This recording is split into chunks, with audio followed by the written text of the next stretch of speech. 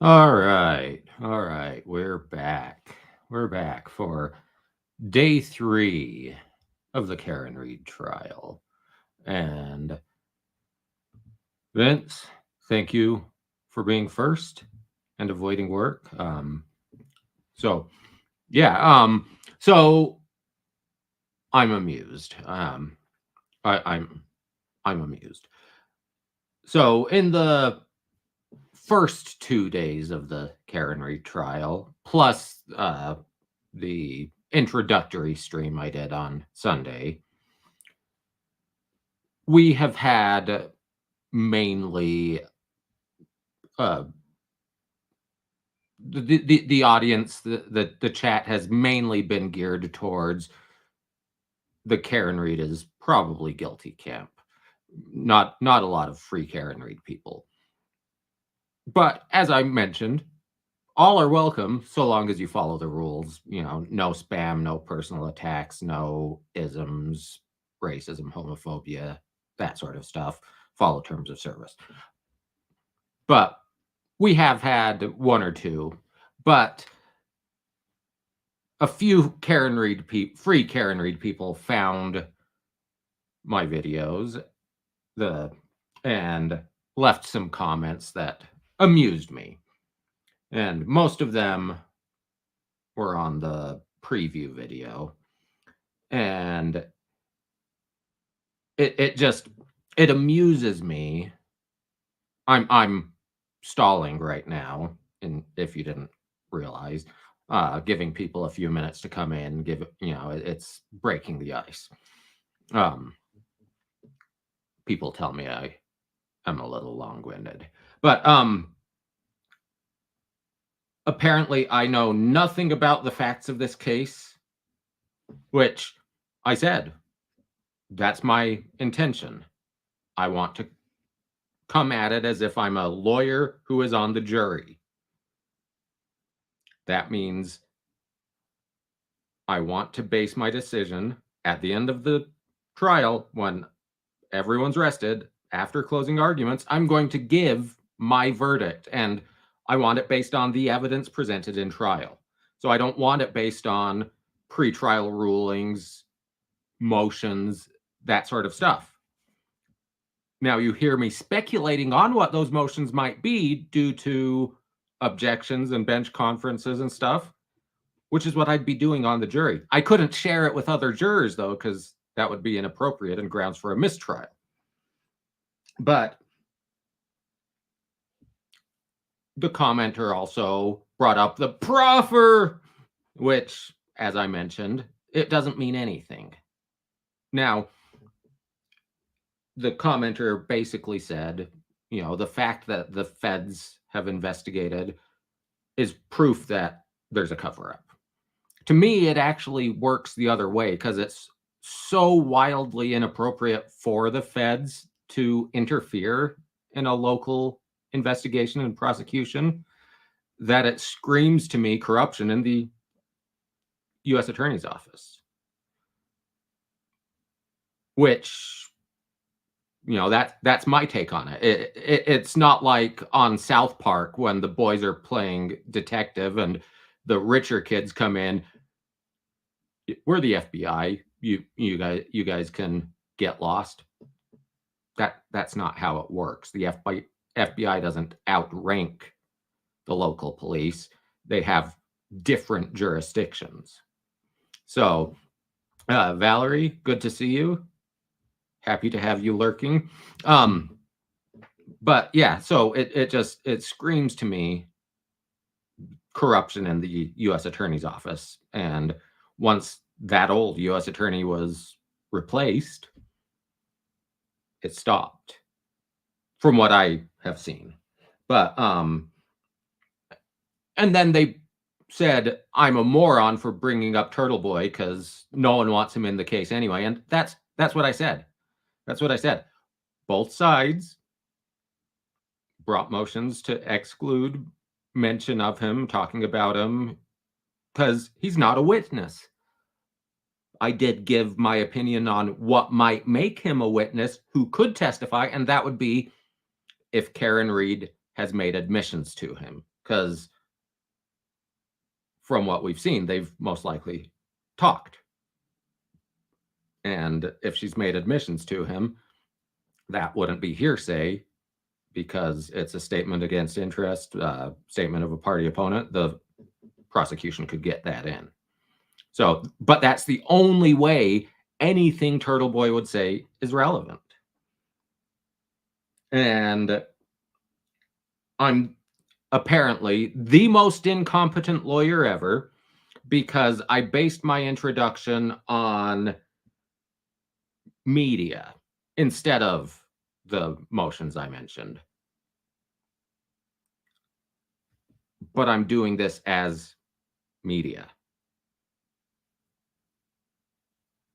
I'm doing this as media. I'm part of the media today. I, you know, if I were defending Karen Reed or prosecuting her, I'd go off of the evidence, but I'd have access to all of the evidence, which what I think the free Karen Reed people don't understand is they don't have all the evidence. They have what the defense has given them through Turtle Boy mostly. So, number one, we don't know that any of that is true. But it's what the defense wants you to hear. So, and then a few others have mentioned, I make excuses for the prosecution and the leaf blower for the snow was ridiculous. So I actually Googled leaf blower for clearing snow, and it works for up to about 6 inches, depending on how wet the snow is. So it's not all that ridiculous, actually. My concern would be if it's blowing away the snow, it blows away evidence as well. But if it's standard practice, I don't know. I'd hope I think it was the lieutenant who was using the leaf blower. I'd hope he'd testify whether it's standard practice or not, because that could be important. But yeah, so basically, as I said, I'm coming at this. My initial thought from what I had seen before, which I intentionally kept limited. My initial thought is she probably hit him. I take no position on whether it was an accident or intentional because I haven't seen evidence. As of right now, a day and a half of testimony from witnesses, nothing has been proven. If I were on the jury and I had to deliberate today, it would be about a 30-second acquittal because they haven't proved anything. But that's 8 weeks of testimony is what we're expecting. So right now, and I realize there has been some criticism of the prosecution. He's presenting the case the way he wants to, whether it's the way other people would, whatever. I understand he's trying to go in a linear fashion, not timey-wimey, wibbly-wobbly. Build a foundation with the first on the scene, introduce us to John O'Keefe. But it's, maybe would have been nice, like in the Darrell Brooks trial, to have heard from the lead investigator first to give us that big outline, give us the big smoking gun right out of the gate instead of little details, maybe the medical examiner before hearing from the EMTs, the firefighters, unless, of course, they needed the firefighters to lay a foundation for the medical examiner. Like I said, I don't know. I have not seen the evidence. But I am coming at this with an open mind. Karen Reed annoys me, mostly because of the Turtle Boy connection. Um, but if I'm on the jury and the defense comes out and says, "Yeah, it wasn't me. I don't know who did it. It was probably some Puerto Rican guy," to quote South Park again. To me, that's easier for me to give weight to that defense than it's a vast conspiracy where dozens and dozens of law enforcement and prosecutors and law enforcement from all levels have conspired to frame Karen Reed, and the defense has no burden of proof. The burden of proof lies on the prosecution. But if you're coming at me as the defense with these wild tales of why it wasn't you, you're to me, you're going to have to show me that the conspiracy exists for me to give that any weight. But that's me. Others, whatever. The actual jury,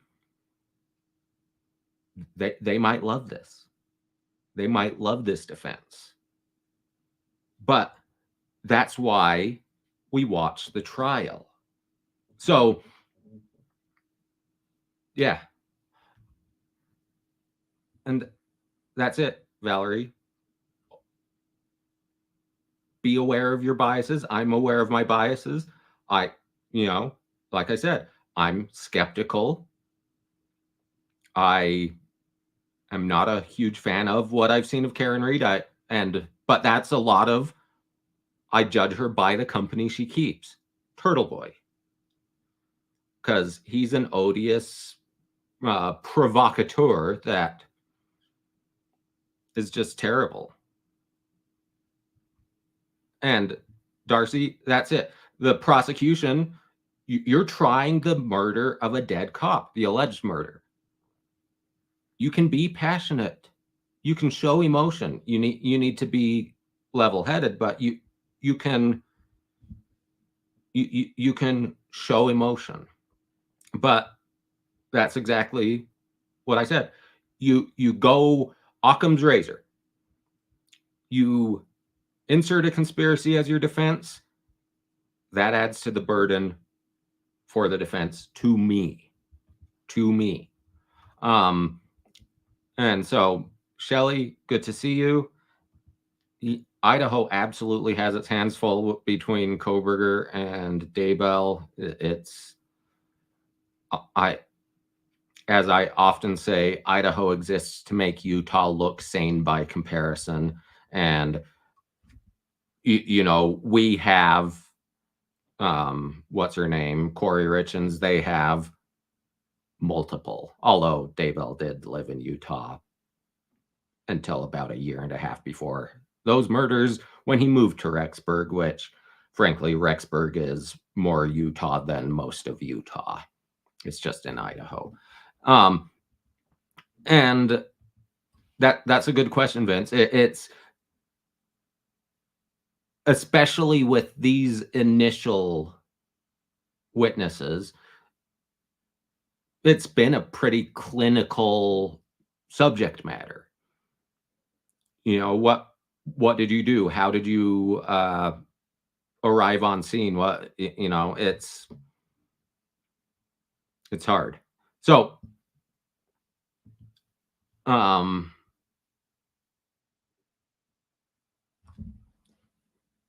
yeah. And then, I've seen a lot of talk about the coat that apparently they're trying to insinuate he didn't have it on at the bar, therefore he couldn't have had it on. I'm just going to say, when I go out, whether it's to a bar, to my friend's house, to family's house, and it's cold, I'm generally wearing my Columbia fleece. So, like John O'Keefe was wearing a hoodie. I leave my heavy coat in the car because I want it for the drive home. I don't want to wear it in the bar or in the friend's house. I don't want to forget it. So I actually leave it in the car. Um, so to me, it makes perfect sense. John left the coat in the car when he was at the Waterfall Bar and Grill because in the bar was warm. He didn't need the coat, and it started snowing at about the time he left the bar, so he would have added an extra layer. So that makes sense to me that it's not a conspiracy. Um, and then as far as the Alberts not coming outside, it was 6 in the morning and they'd been drinking. I assume they were asleep, and, if the bedrooms are at the back of the house, it wouldn't wake me up. I meant to mention, as you all know, my brother lives next door. His garage roof is being replaced today, about 100 feet that way. Hopefully, we don't get distracted by hammers today, but it they got started early. It woke me up once or twice, but that's awfully loud. So if I'm asleep, drunk, I don't drink, but if I'm drunk, asleep, and it's 6 in the morning, unless someone comes in and rouse me, I probably don't wake up. I mentioned I live on a relatively busy street. There's a intersection with a traffic light 3 houses away that we fairly regularly get car accidents. Some of them wake me up, some of them don't. I'm informed later in the evening, yeah, there was a car accident this morning at 5 o'clock. Sometimes you sleep through things. And that's it, Jasmine. Until it comes out in evidence, the prosecution can't give it, and they're trying to build the case. Right now, they're laying the foundation, which, whether this is a foundation of sand or stone, I don't know yet. I have to see all of the evidence, and that's what I will base my non-official verdict on. Like I said, at the moment, nothing has been proved. But we're just at the start. And so a quick recap of what we've had so far. Monday, obviously, we had the opening statements. We heard from Paul O'Keefe and his wife, Erin, so Johnny's brother and sister-in-law, and they gave us an introduction to Johnny, and their experience on the day. So how they were called, their perception of the storm, their going to the hospital, their interactions with Karen Reed at the hospital and also at Johnny's house after. And then we heard from the initial responding officer who, basically he secured the scene is what he did. He didn't investigate. And then the next officer who also basically secured the scene, he's basically a rookie. And then we heard from the direct examination of the one of the lead firefighters, the one that was in charge of the head area during the rescue operation. And then Tuesday, we heard the cross-examination of that firefighter, and then the direct examination of the acting lieutenant firefighter who I can't remember what area he worked, but yeah. So and that is absolutely true, Brandon. But it also, for those of you at work, if you're working office jobs, hey, it's harder to be in the chat, but you can listen as background noise. But yeah, so, and Gia, thanks for the thumbs up. And I absolutely wish they had body cams. I think everyone should have, well, all law enforcement should have body cams. I remember when body cams were first introduced, law enforcement fought against it because, you know, a big part of it was, you know, it would make them look bad, but in reality, it makes them look good. It helps with their investigation. Yeah. And, you know, Canton, to me, you know, part of the maybe poor record keeping, not responding as if it's a homicide. Canton looks like a wealthy suburb. You know, here, Draper, Utah, very wealthy suburb.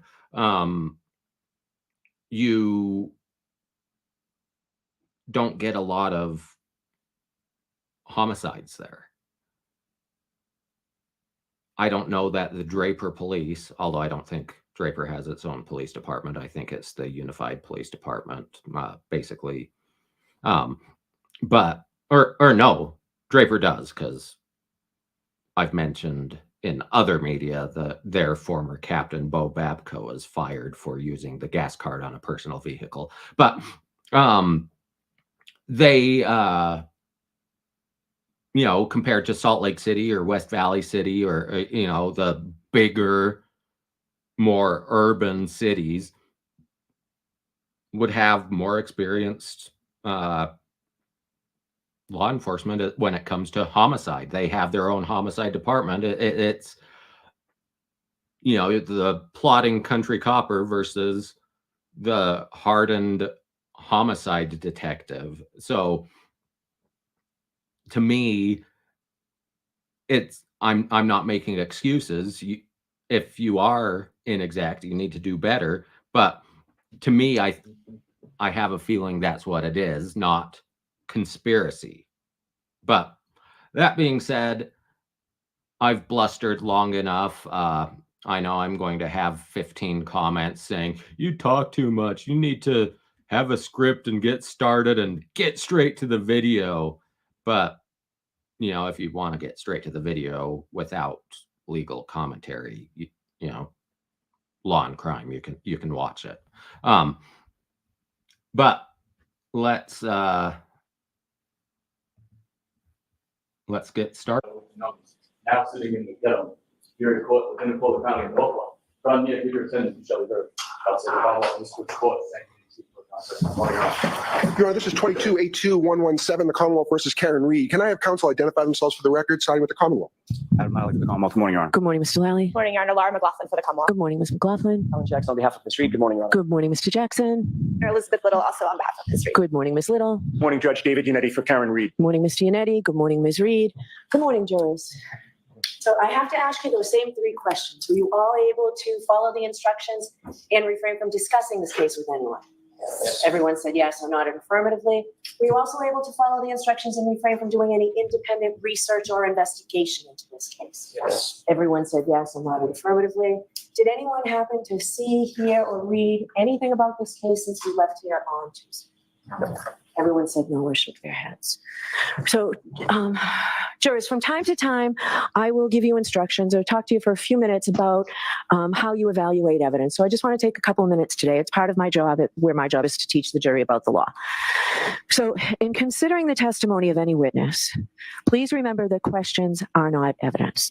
Only the answers, which are in fact the only part of the exchange between the lawyer and the witness that are given under oath, are evidence. So if a witness is asked, isn't it true that after you learned that your uncle left you money in his will, you poisoned him?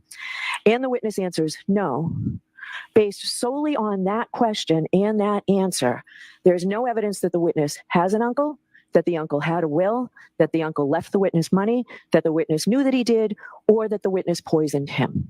So going forward, I want you to consider the evidence in that regard. Also, there were videos shown to you, and I expect that throughout. So I've never heard a judge give that detailed of a instruction to the jury that no is the only part of that is evidence. I've never heard that a judge give a demonstrative question such as that. Generally, I don't think it's needed, but I'm expecting, especially from Mr. Yannetti, I'm expecting Mr. Yannetti to aggressively, let's say when Jen McCabe is on the stand. You covered up the murder, didn't you? You conspired with the Alberts and da da da. So I expect him to aggressively state, you did this. So it's important that the jury knows when she responds no, that's the only part they can consider, really.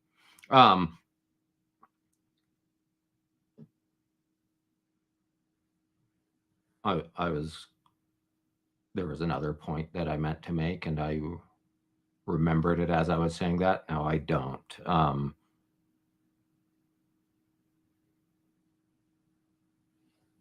So we'll keep going instead. Throughout the course of this trial, there'll be many more videos shown to you. These videos are evidence, and there's audio. Okay, I remembered.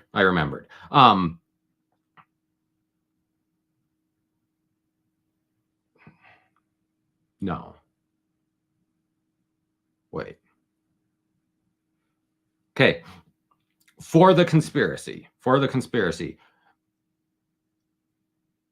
I need, for me to buy into the conspiracy, I need a motive.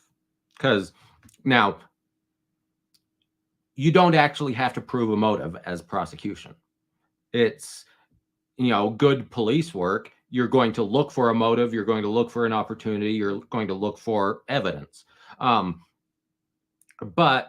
if the defense is going to allege, oh yeah, this is a great conspiracy against my client, well, we've heard a motive already for Karen Reed. Johnny was cheating. She called Aaron O'Keefe hours before. And, there are some days I wish I'd never seen an O'Keefe since 2004. That's motive. Whether it's a good motive or not, the jury gets to wait, but that's motive. I honestly don't know what motive the Alberts or the McCabes or anyone has for killing their friend John O'Keefe. To convince me there's a conspiracy, I need motive. And frankly, and then of course there's the, conspiracy, 40 people. There's no one that I'm conspiring to, help them get away with murder. I might give them legal advice, help them, self-surrender without being arrested. I'm not covering up evidence. I'm not concocting. I'm not tampering with anything. Just the idea that 40 some people would, to me, is wild. And as I mentioned, I've been accused in the comments. Oh, you're biased. You say you have an open mind, but you're biased. You've already made up your mind. And which is funny because there's the whole free Karen Reed crowd that I've seen comments where even if I saw it on video, I wouldn't believe that Karen Reed hit him. And to me, that's bias. I didn't live stream the Depp Heard trial.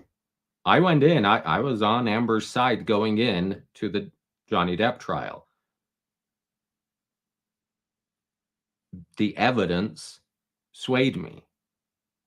I went in, I won't say Team Amber, but I believed her more than him. I came out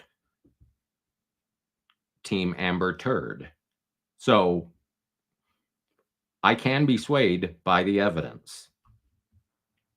And I hope all of you can too, whichever side you're on right now. On these. So what the video shows is for you folks to decide, not me, not any of the lawyers. What an audio recording says is for you to decide, not me, not any of the lawyers, because you find the facts. That's your job. We all have different jobs, but finding the facts in the case is your job.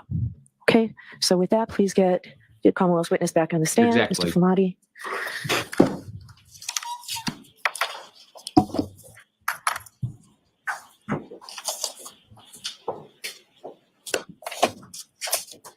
Jim, swear it again, please. Thank you. Please watch yourself up. I see you raise your right hand one more time. You solemnly swear the evidence you give the court and jury the case now and again, should the truth, the whole truth, and nothing but the truth, so help you God. All right, Mr. Lally, whenever you're ready. Before I begin, may I just approach the witness to return exhibit 1? Sure. All right, I forgot. I said we were going to have cross of Mr. Flanetti. The judge abruptly ended because it was a half day, and today is also a half day. So yeah, they abrupt ending. So it wasn't, oh, direct is over, it's a good time to stop. So yeah, little more direct of this witness.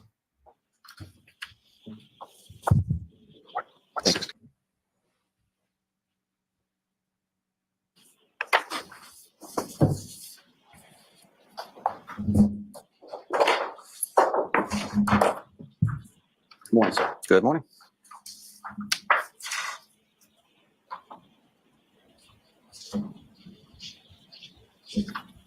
Now, firefighter Flamati, Yes. I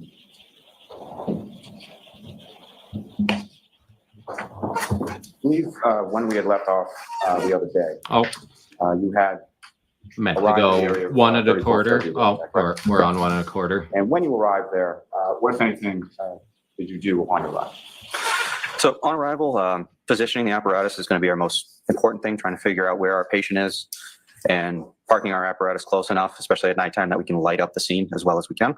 Try and figure out how to approach a scene, because if we have to trek equipment farther distances, it can slow our response down. So we try and make sure our arrival and positioning is as best as we can put it. And as far as positioning in reference to when you first are sort of pulling up on the scene, where are you in the ambulance now?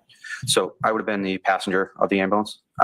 Usually the tech that's leading into the call will sit on the passenger side to try and mentally get ready for what's going on, whether it's reviewing protocols or just trying to assess the information coming across the radio so you can update your treatment plan as much as you can before you even see the victim. And when the ambulance comes to a stop or talk to your physicians, where is, what if anything you see sort of as far as the scene is concerned? So we have our fire apparatus that are helping light up the scene, but we also have 2 female parties going by to the victim on the side of the road, going back and forth between that person and the side of the road. And from the position when you first arrived, are you able to see the person on the side of the road? You can see a shape of a person, so we know that's where the patient is, because we reported that there was a party on the side of the road. So seeing a body shape, that clued us that was where we were headed. In addition to the ambulance that you're in, how many other vehicles are on scene when you get there? When I get there, I believe it is engine 3 and car 5.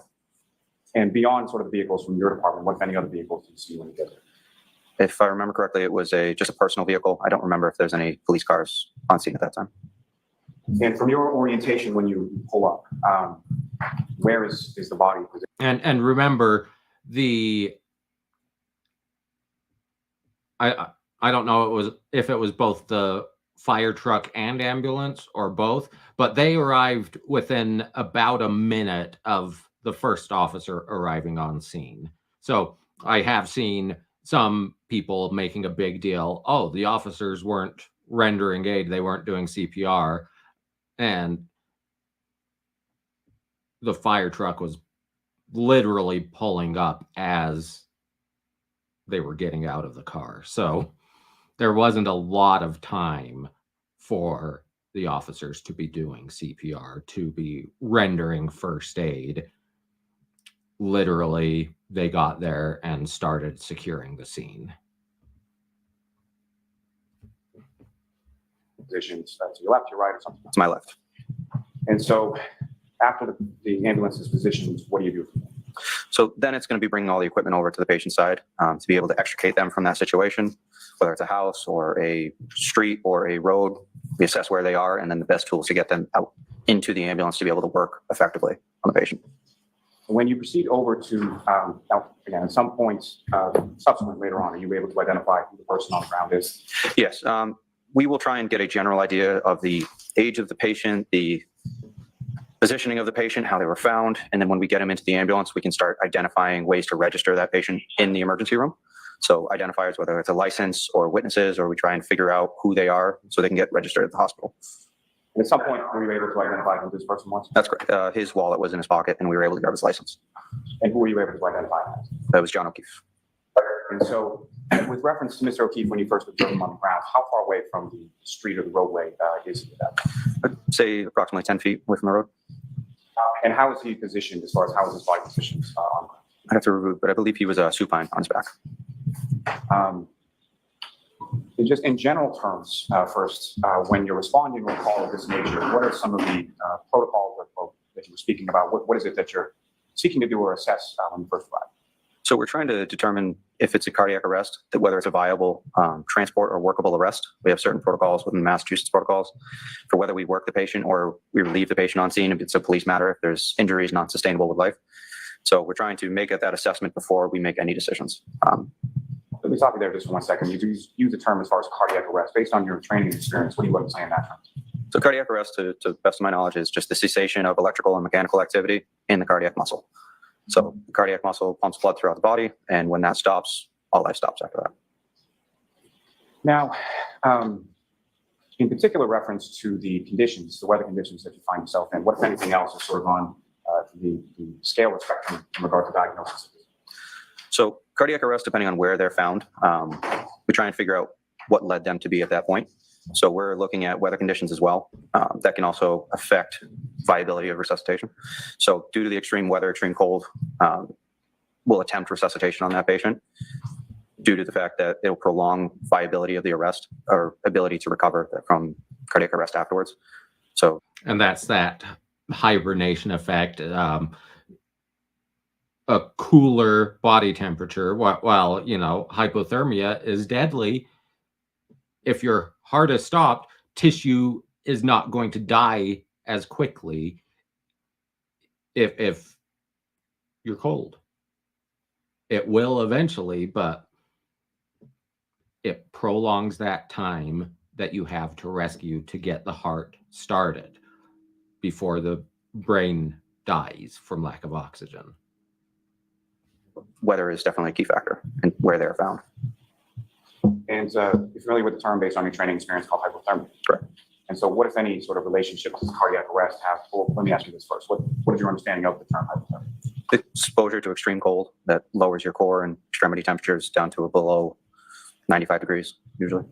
And what, if any, interplay is there between hypothermia and cardiac arrest? So like I said before, it'll prolong how long they'll preserve the body after arrest. So if somebody's found in like a cold water situation, there's been multiple reports of patients recovering after being drowned in cold water for up to an hour. So viability is definitely improved by the cold weather. As far as viability is concerned, you talk about in your assessment. What are sort of the steps that go into your assessment? So we're looking at obvious signs of death. So we're looking at exposure of brain matter. We're looking at traumatic injuries, decapitation, things that would basically be non-life sustainable. We're looking at signs. Funny enough, decapitation is what I was thinking. Well, obviously, if his head is removed from his body, he's not going to survive that. Signs of lividity and rigor to basically show us how long the patient has been down for. And the age of a particular patient, what, if any, relationship does that have to your assessment?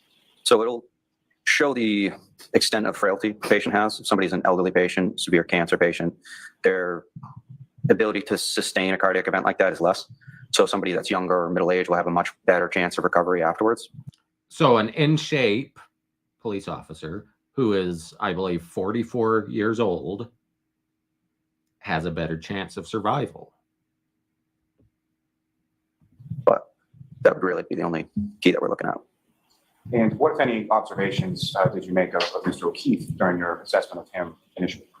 Just that he was a middle-aged male, and that was all we had. And as far as the other things that you're talking about, as far as viability or resuscitation, what, if anything, did you observe with reference to Mr. O'Keefe in regard to that? So with viability, we were looking at any rigidity or rigor in the body, or lividity or separation of blood. You would have a pooling of blood or bruising, it would look like, at the lower parts of the body, depending on how the person's positioned. Basically, if they're supine, you'd have positioning or pooling underneath the body, and then you would have stiffness of the arms, legs, jaw, neck to be able to move the body. We're looking to, if they don't have those things present, it's another check mark of saying this is viable, we can work this. That's a And good one. specifically Great. as it applies to your assessment of Mr. O'Keefe, what, if anything, do you recall in regard to that initial assessment as far as viability? So his limbs were able to be moved, jaw was able to be moved. The posterior of his body was red, so not the indicative of lividity that we're looking for. So he termed it to be a viable arrest and continued to work. So if you're red, there are a number of things that can make you red, and cold is one of them. But swelling, bruising, blood flow, internal bleeding. But if you're overly hypothermic, you're no longer red, you're white, because it's cut off blood flow. So his back, his torso being red would indicate maybe there's been blood flow recently, at least to me. So it indicates it's worth attempting to rescue, even though when they arrived, he was in cardiac arrest. There was no heartbeat. But it's cold. He's not warm and dead. So it's still worth attempting to rescue. And Raven Darkstar, good to see you. You mentioned as far as sort of gathering your equipment, bringing it over to Mr. O'Keefe, what, if any, equipment did you gather? So equipment initially is going to be our scoop stretcher to be able to pick the patient up, break apart, put it underneath him. We have a first in bag, an airway bag, cardiac monitor. We'll bring all that over to the patient's side to be able to do as much as we can in that situation. But due to the weather, we wanted to get him out of the weather, because that was one of the things that was hurting him at that point, is getting him into the warmer ambulance and beginning the warming process. So getting to an area where we assess the patient thoroughly with good lighting, and to be able to expose the patient, begin the warming process. And when you go to where Mr. O'Keefe is, about 10 feet off the roadway, who, if anyone, from your department goes along with? So I have Matt Kelly with me and Tim Nuttall. I also have Frank Walsh, Katie McLaughlin, and Greg Woodbury, and Captain Robbery. And as far as this sort of initial assessments on the ground with Mr. O'Keefe, what, if anything, were sort of each of those respective people doing with regards to Mr. O'Keefe? I'd have to review specific interventions as far as who did what when, but that's why we document things immediately afterwards, so it's all fresh. So CPR was initiated by me, and ALS assessment as well. So I can go over individual interventions if you'd like, but it's really a call. And ALS would be advanced life-saving measures, I believe, not Lou Gehrig's disease. The record, sir, you're looking at exhibit number 160, and what page of that are you looking at? It says 205 of my EMS report, but there's also the NFIRS report on top as well.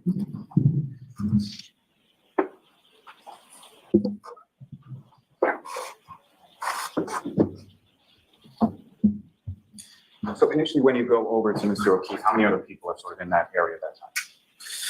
So in the area, we have the first responders, and then we have the two female parties on scene. Where were the two females in relation to Mr. O'Keefe? So as we're approaching the scene, they were kind of in between us and the patient. So we tried to gather as much information as we could from them. No, there were, as we know, 3 female individuals on the scene, but it could be at this time because Karen Reed was placed in the troopers or the police officer's car for a time. So, and that happened pretty quickly. So this officer or this firefighter, Flinetti, may not have seen her on the scene, or, you know, they were moving about. So she might have been blocked from his view by the cruiser or whatever. So, and Raven, so he's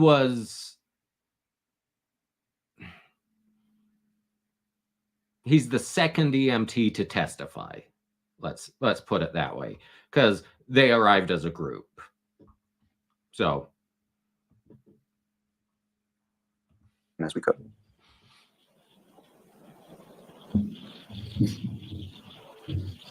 So once you make that determination as far as viability of resuscitative efforts, sort of specifically, what are you and the other firefighters doing in regard to those efforts with Ms. Wilkie? So we're beginning CPR. We're trying to establish good quality CPR, get the patient onto our stretcher, begin an IO, start medication, start ventilating the patient. All of the conditions that the body has, we're trying to remedy through intervention. So we're Grey Duck, he is a paramedic. He's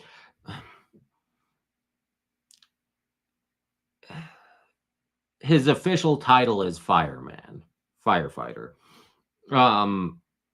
which, you know, he's basically he's an advanced paramedic. He's been to the advanced first responder courses, whatever they're called. I can't remember. They talked about it yesterday, well, 2 days ago. It was the start of his direct examination, was going over his qualifications, his training experience, how long he's been on the job. He's an acting lieutenant, so he's, you know, top banana. We're trying to breathe for the patient. We're starting to press on his chest to do CPR to cause his cardiac muscle to compress and spread blood through the heart, cardiac muscle, cerebral brain. And we're trying to reverse what's happening in the body. Now, as far as when Mr. O'Keefe, you observed him on the ground, what, if any, snow did you observe on or around him in that area? So the snow was probably up to the mid-axillary point. So we're looking at probably halfway up his rib point. Top of his body was clear. So 3, 4, 5 inches. Probably not 5, but. And do you know about how much snow was covering his body up to the mid-axillary? I'd say probably about 4 inches, 4 to 6 inches. Now, as far as your observations, Mr. O'Keefe, when he's on the ground, what, if any, observations did you make as far as how he was dressed? For the exposure, I'd say he was pretty underdressed. Long sleeve t-shirt, jeans, nothing really substantial to be out in that type of weather. And at this point, or any subsequent point, what, if any, Okay, that's different than what the initial firefighter testified. Long sleeve t-shirt. Officer or firefighter Nuttall, there was a jacket, there was a hoodie or fleece or, you know, sweater. So that's inconsistent. observations did you make of Mr. O'Keefe's footwear? By the time so our first priority is obviously going to be treating the patient. His clothes do matter, but it's on the list of priorities, not huge. So by the time we figured out he was missing one of his shoes, we were already at the hospital at that point. And do you recall which of his shoes he was missing? I don't. And as far as that missing shoe, was that something that you or any of the other firefighters, paramedics would have needed to have removed on scene pursuant to any sort of treatment? Nothing would have been done through the feet. It would have been just exposure of the patient to see possibly the extent of frostbite, if it had started affecting his extremities, fingers, nose, that type of thing, of hypothermic reaction there. Would that be something that would have been, And you'd expect them to test the fingers before the toes, because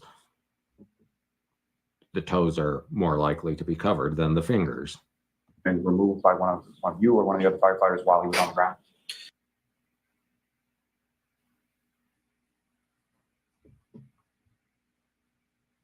Circle of doom.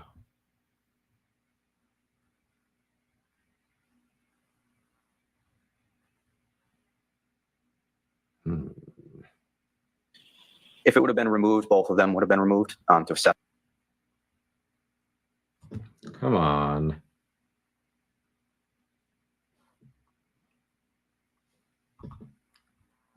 And Raven Darkstar, that's, you know, winters here in Salt Lake, at least at my house, have been less extreme than when I was a kid. But yeah, 30 degrees. I'm going out, you know, just in my regular fleece, you know, sweater. I'm not wearing a coat. I'm not bundling up. It's, you know, you're getting more into the 15, 20 before I'm serious about it.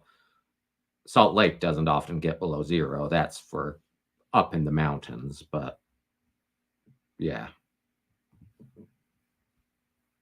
That it wouldn't do much good to just remove one and leave it there on scene.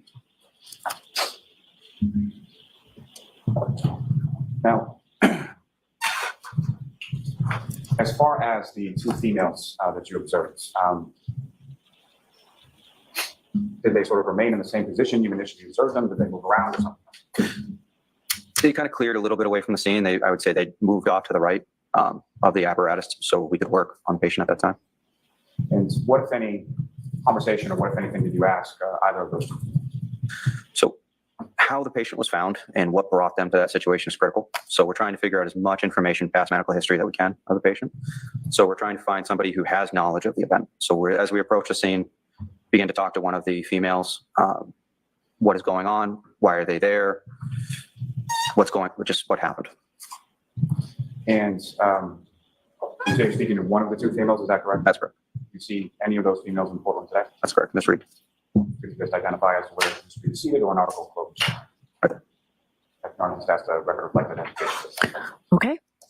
Now, with regard to one of the two females that you were talking to, was that Ms. Reed or was that somebody else? That was Ms. Reed. And why, if at all, were you talking to her versus one of the other females that you observed? She seemed to be the one that was most personally affected by it, so figured she had the most information about why the person was there. So she was the one that was in hysterics. She, you know, Jen McCabe was calmer, more collected, but, you know, it wasn't her boyfriend. She presumably didn't hit him. You know, but then people respond to stress, to trauma, to adversity in different ways. So. And what, if any, observations did you make of her in regard to your conclusion that she was the one who seemed the most personally affected by it? She was the most distressed on scene, obviously upset.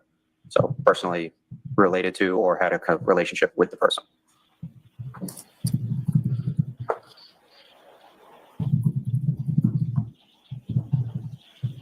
Before we get to the conversations, what, if anything, did you observe Ms. Reed or any of the females doing with reference to Mr. O'Keefe's body when you first started to come up to this? So I would characterize it as an attempted resuscitation. She was attempting to do CPR, but due to the erratic behavior, she was running back and forth between the other female on scene and the body, back and forth, trying to press on his chest, wake him up. Yeah, CPR is kind of a continuous thing. And it's unlikely to restart your heart. CPR is to keep the blood flowing until the professionals are there and are able to restart with, frankly, it's usually going to be electrical means that, you know, because chest compressions. It's not like push starting a car. But if you're doing a few compressions or a few puffs of air and then running around, that's not CPR, that's hysteria. And that's it. She was still drunk. And that's a good point, Valerie. That's another reason I'm less inclined to give her the benefit of the doubt, because we already know she drove drunk that night. She drove home. She was drunk. She drove drunk. That, to me, number one, is a scumbag move. But number two, if you're driving drunk, I'm less inclined to give you the benefit of the doubt if you drive drunk and someone, is found with injuries that may or may not be consistent with being hit by a car. I'm saving that until I hear from the medical examiner. Like I said, I'm basing my opinion on the evidence presented in court, admissible evidence, not speculation, not conjecture, not conspeculation. So, but you drive drunk, I give you less benefit of the doubt. It's that easy. Talk to him, just to no avail. Wow. That's And impressive. as far as your conversation with Ms. Reed, what any questions asked in regard to the demographics or anything else? Adrenaline. So do you have any information of who this is? How are they here? Try to get any type of information we could from her at that time, but with no luck. When you say with no luck, what if any response did you receive from Ms. Reed in regard to your question? So the only response that I was personally given was just, I hit him. Oh my God, I hit him. And when she's saying I hit him. So that's two firefighters testifying to Karen Reed saying, I hit him. Oh my God, I hit him. So. Oh my God, I hit him. How loudly is she saying? So she was within 2 feet of me, but very loud. Any type of follow-up questioning, did you hit him with your hand? Did you kick him? What happened? She just repeated the phrase over and over again, I hit him.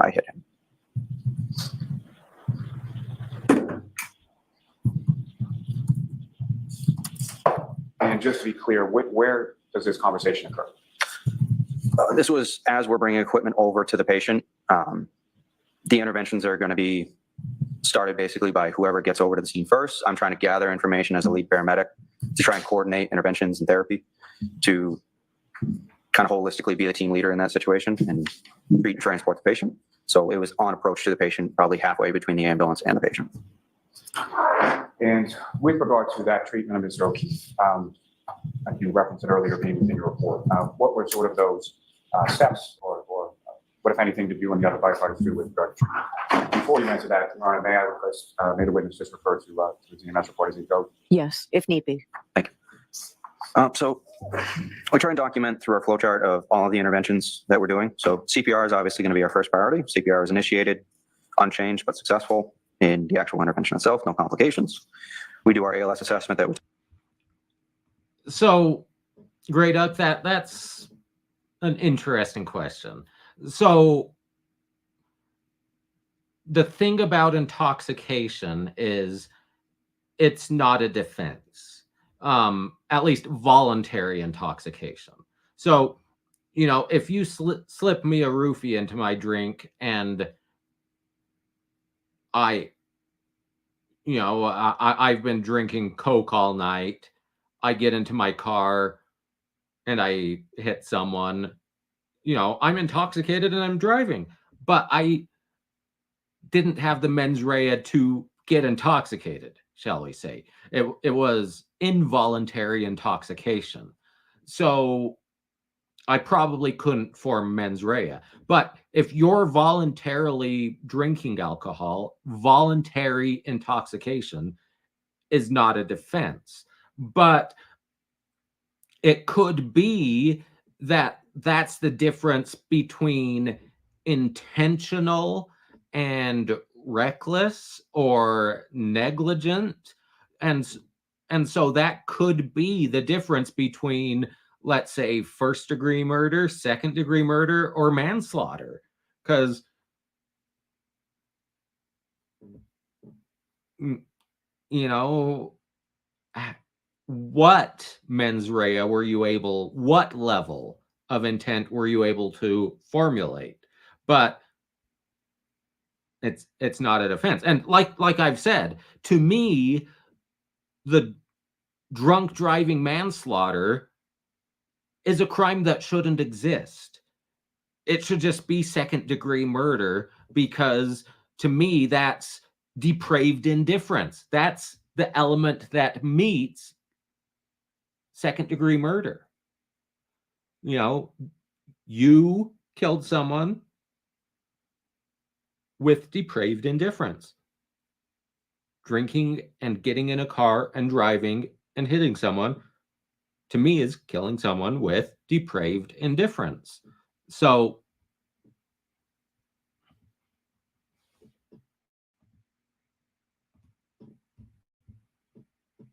Talked about any further indications of this is not a viable arrest. We determined it was a viable arrest, and we move on. Then we're going to start, we refer to it as a bag valve mask at 15 liters per minute on oxygen. The patient's not breathing on their own, so we're trying to assist ventilating that with high flow oxygen as well. And easy IO, which is a needle we put into the bone of the tibia of the patient. That was on that right tibia was the first one we put in. And that to me just, well, I mean, he's unconscious, maybe dead, but the inserting the needle into the bone, into the interosseous cavity, there are medications that, you know, that's the quickest way for the body to absorb the medication. I can't tell you which ones they are, but, you know, that's why they're jamming a needle into the interosseous area of his tibia, which, and that high flow oxygen, I don't like it. It makes me queasy. When I woke up from my amputation, I woke up fighting, trying to rip that off my face because it was making me sick. It's weird. We're going to be putting in warm fluid. We have a warmer in the back to be able to bring up the core temperature.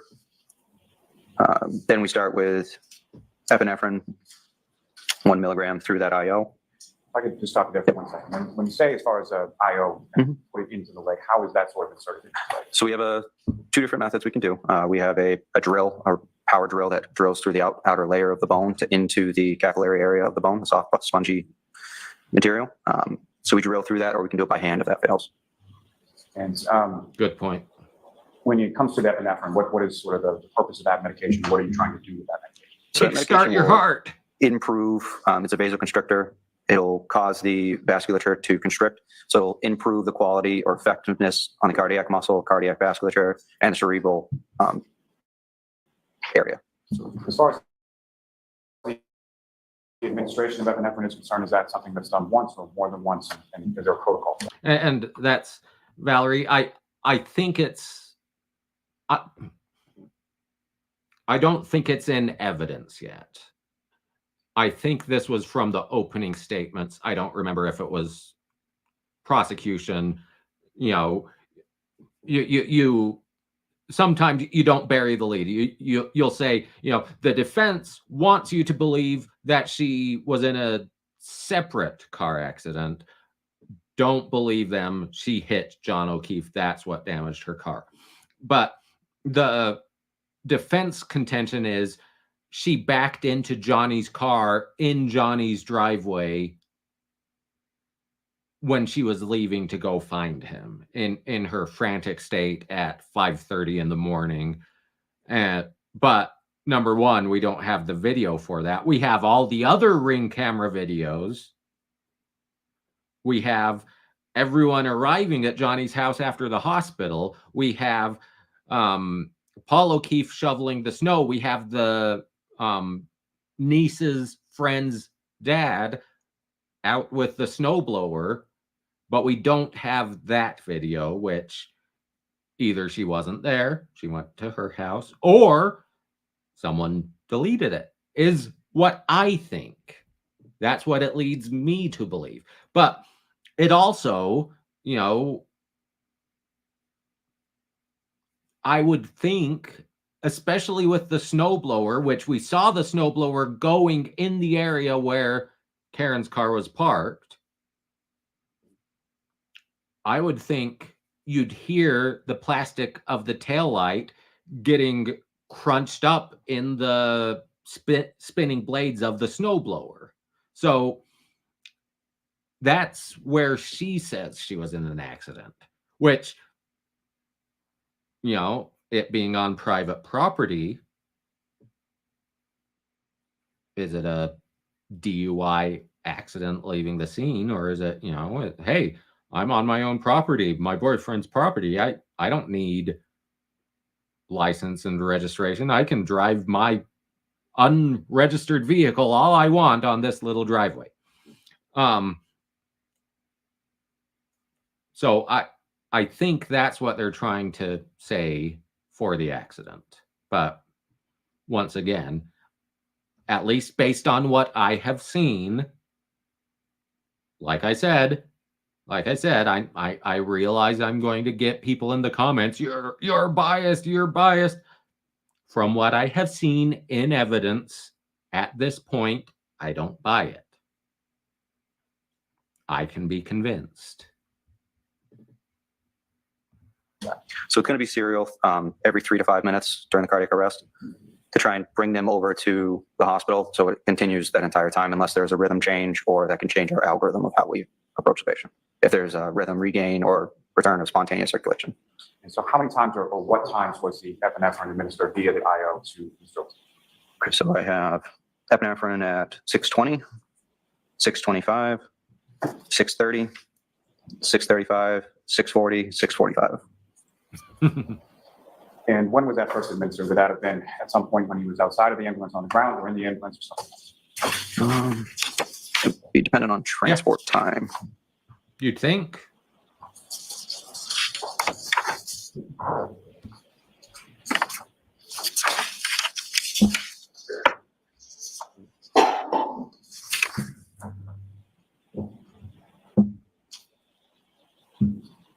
So first, we're at patient side at 6:15, transport 6:27. So best estimation would have been inside the ambulance at that point.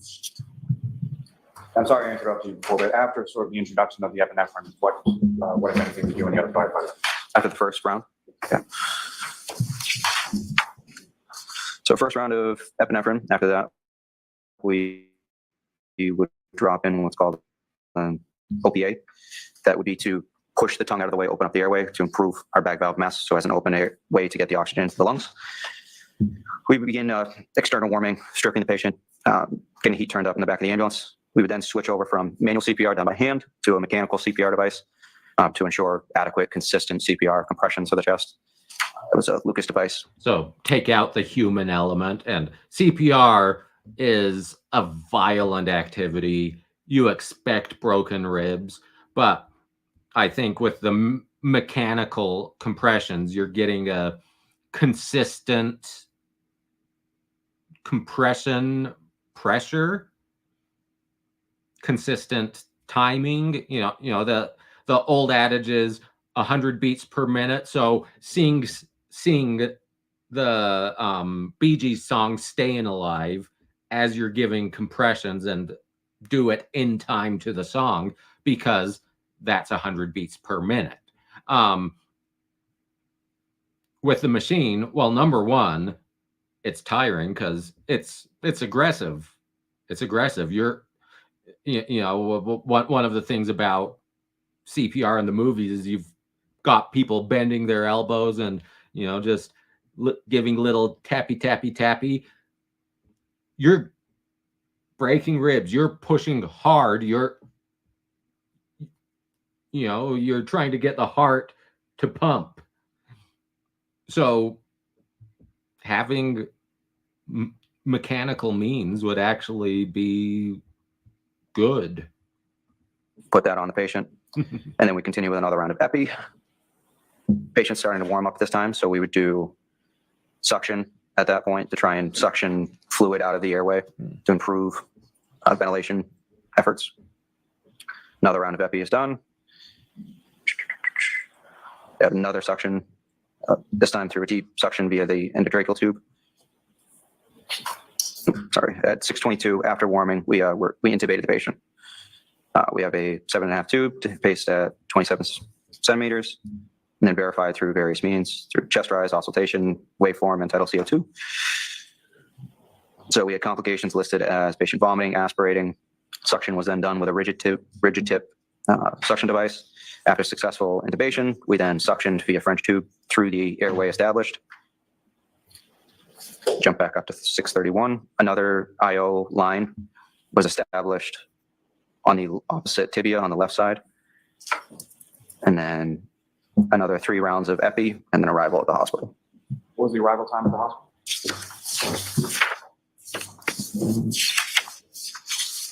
Well, I would have died earlier with these firefighters. I only have one tibia for them to jam needles into. So I wonder on me if, you know, where they cut the femur in half, if it makes sense to just jam the needle right into the end where, you know, obviously some healing would take place, but I wonder if, or if, you know, have the femur having been bisected, it doesn't have the proper qualities to receive the adrenaline and stuff. At destination was 6:45. What hospital was that again? I'm sorry. Good Samaritan Medical Center. That's part of why they do that song. Reports, called, and I'll probably butcher this, but asystole, is that correct? Yeah, asystole is going to be a cardiac rhythm where there's no electrical activity in the heart and is referred to as flatline. What, if any, observations did you make in your treatment diagnosis in regards to Mr. O'Keefe as far as asystole? So that was a rhythm he was found in. From initial rhythm, I have on the EKG at 6:32 as asystole. So we basically observe that for any changes, whether it's increase of electrical activity, regain of adequate pulses, all of that can kind of be hinted at with the cardiac rhythm. And then we would change our algorithm based on whether we go down the ROSC protocol or we continue down the cardiac arrest protocol. And whether it's on scene or it's in the ambulance, is there sort of a division of tasks or division of different skill that's being employed in patient care? So patient care will have to do with level of training and also proximity on the patient. Where you get into the ambulance is just logistically, if you have the training, it's not a huge open ER, it's a small environment. So we try and not have people jump over each other as best as we can. And if you recall, who was sort of doing what in relation to treatment of this patient? So in the back of the ambulance specifically? Yes. Okay, in the back of the ambulance, Tim Nuttall was managing the airway. I was the team lead that was kind of coordinating all of the interventions. Oh, come on.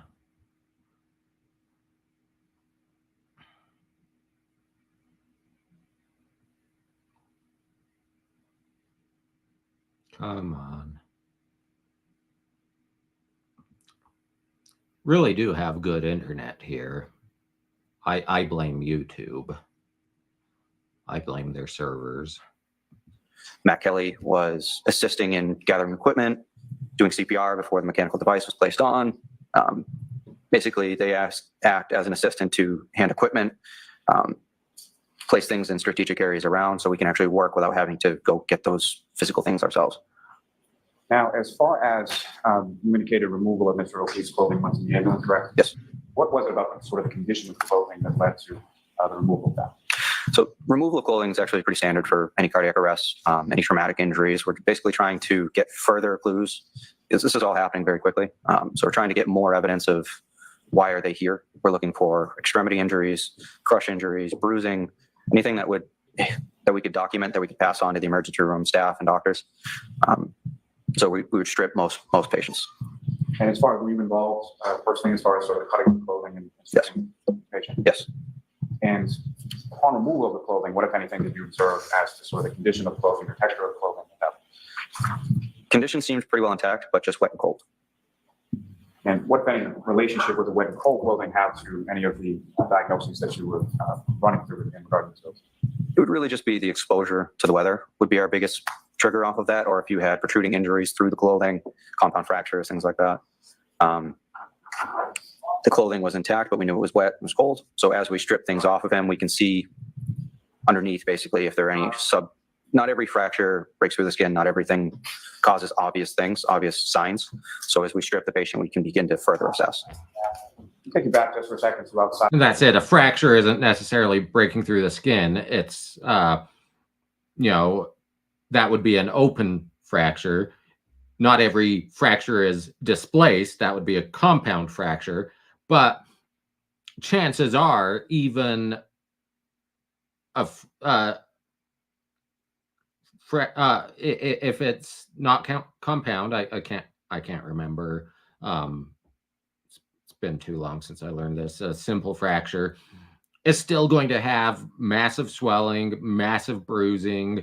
It's going to look ugly, at least eventually. So you're going to have outward signs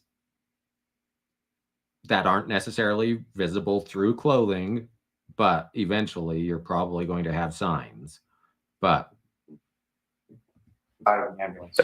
What, if anything, specifically were you able to observe with reference to any injuries Mr. O'Keefe has sustained? Injuries are pretty tough to see outside of the ambulance just due to the weather, due to the lighting. We have seen lighting on the ambulance as well, but let me ask you, Yeah. as far as what, if any, difference did you know between the lighting in the back of the ambulance versus when you were with Mr. O'Keefe on the ground? so he was still out in the weather at that point, so bleeding wasn't really obvious at that point. As soon as we get him into the back of the ambulance, then we start noticing hemorrhage from different areas of his body. And when you say hemorrhage from different areas, which areas? So mostly from his mouth, his eyes, nose. and those could be indicative of head trauma, but it also could be indicative of internal torso trauma, because, you know, if you're coughing up blood, the indication of it, the evidence of it is going to be the mouth. But it's traveling up from your stomach, from your lungs, so they're looking for clues, basically.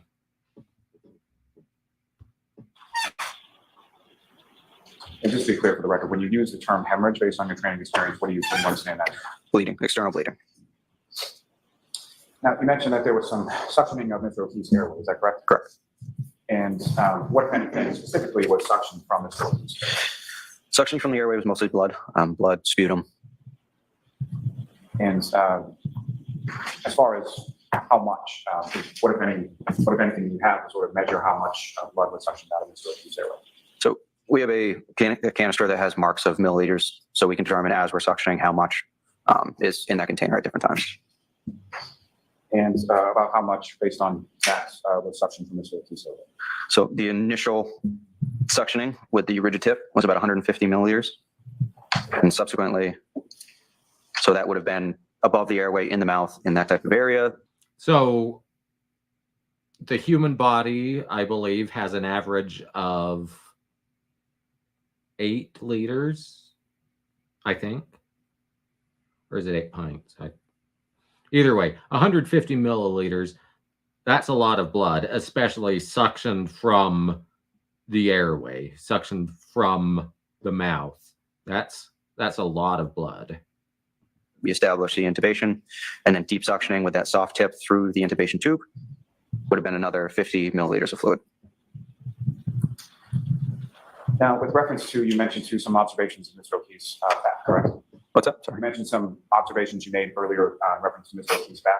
Yes. And what were those again? So that would have been redness of the skin on the posterior of the body. What, if any, significance does that have to you as far as your observation? So redness from the skin, if it's general or across the body, can mean certain things. If it's just a particular area, and due to the fact that it was cold outside, that would have been the initial stages of frostbite or exposure to cold. And as far as the remainder of Mr. O'Keefe's body, what, if any, other observations did you make, and which areas did you make those observations to with regard to the initial state? So for as far as the cold exposure, the cold exposure, we're looking at the most exterior parts. Extreme cold exposure can lead to frost nip and frostbite in different areas. The first affected areas are going to be your fingers, Okay. your ears, your nose, your toes, that type of. So that was a cold, waxy, pale, stark white substance, basically, or condition of his skin. And on each of those areas that you just described? Yes.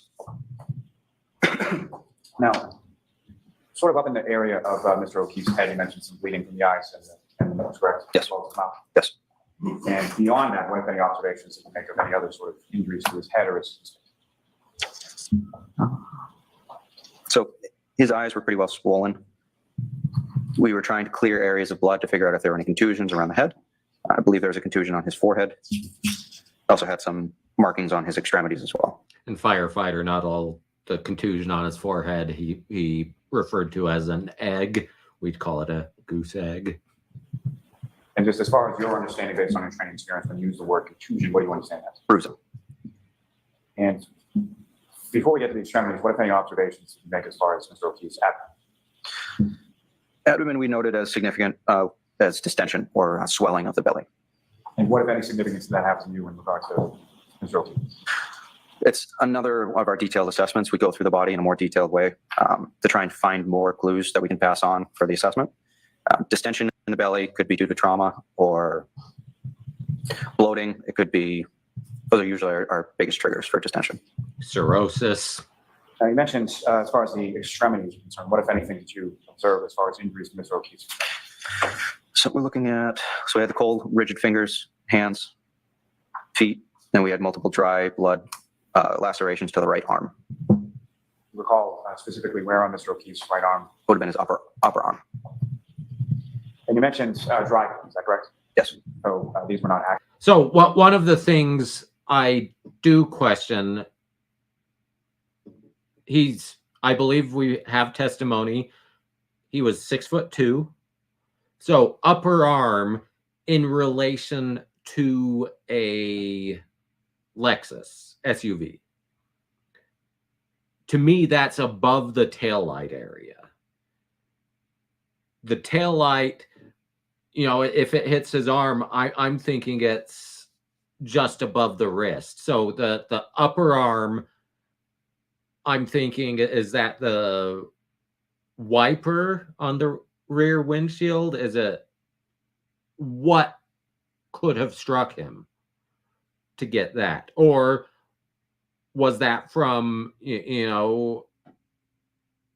once he's on the ground, he's struck a little more, the tire hits him, or what?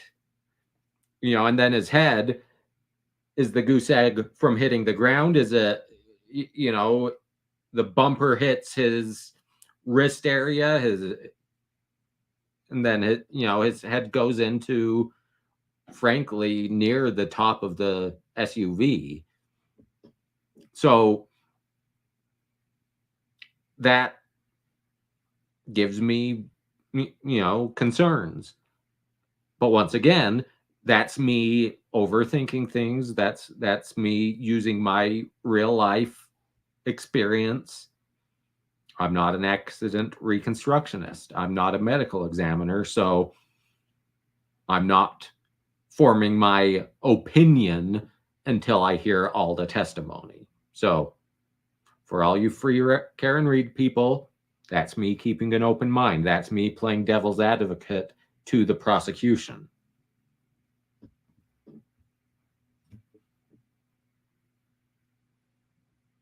Actively bleeding at the time that you observed him? No. Now, as far as being dry blood versus actively bleeding, what, if anything, does that indicate to you as far as sort of time? So we had active bleeding from other areas in the body. So the fact that it had already stopped and clotted, I would assume that would have been several hours before the incident that led him to be there, but I would guess earlier in the evening.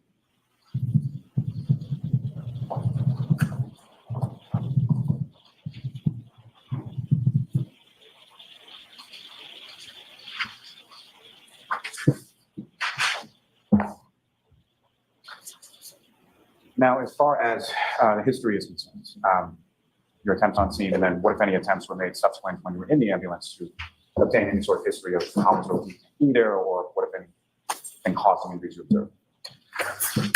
Once we get the patient into the ambulance, there was no family, no bystanders in the back of the ambulance, so then it's going to be solely based on physical assessment. And within sort of the team of firefighters that you had, who, if anyone, did you direct to try and obtain that information while you went back? So that would have been Katie McLaughlin. And what did you ask Mrs. McLaughlin? So Katie was one of our senior paramedics at the time. So we had enough skilled hands working on the patient at that time. So to direct her, I wasn't able to get as much information and still had a skill to do, or still had a task to do, to run the cardiac arrest. So I directed Miss Reed over to Katie to try and gather more information. So that's a good point, Valerie. We're assuming at 6'2", he's standing up straight. But what was he bent over? Was he tying his shoe? Now, I don't know if he's tying his shoe. Would that put him into the supine position on his back? I don't know. But, you know, that could go into, you know, if he was bent over, if he was kneeling down, it might have been an accident. She might not have seen him. So we don't know the mechanics of this, the biomechanics, the accident mechanics.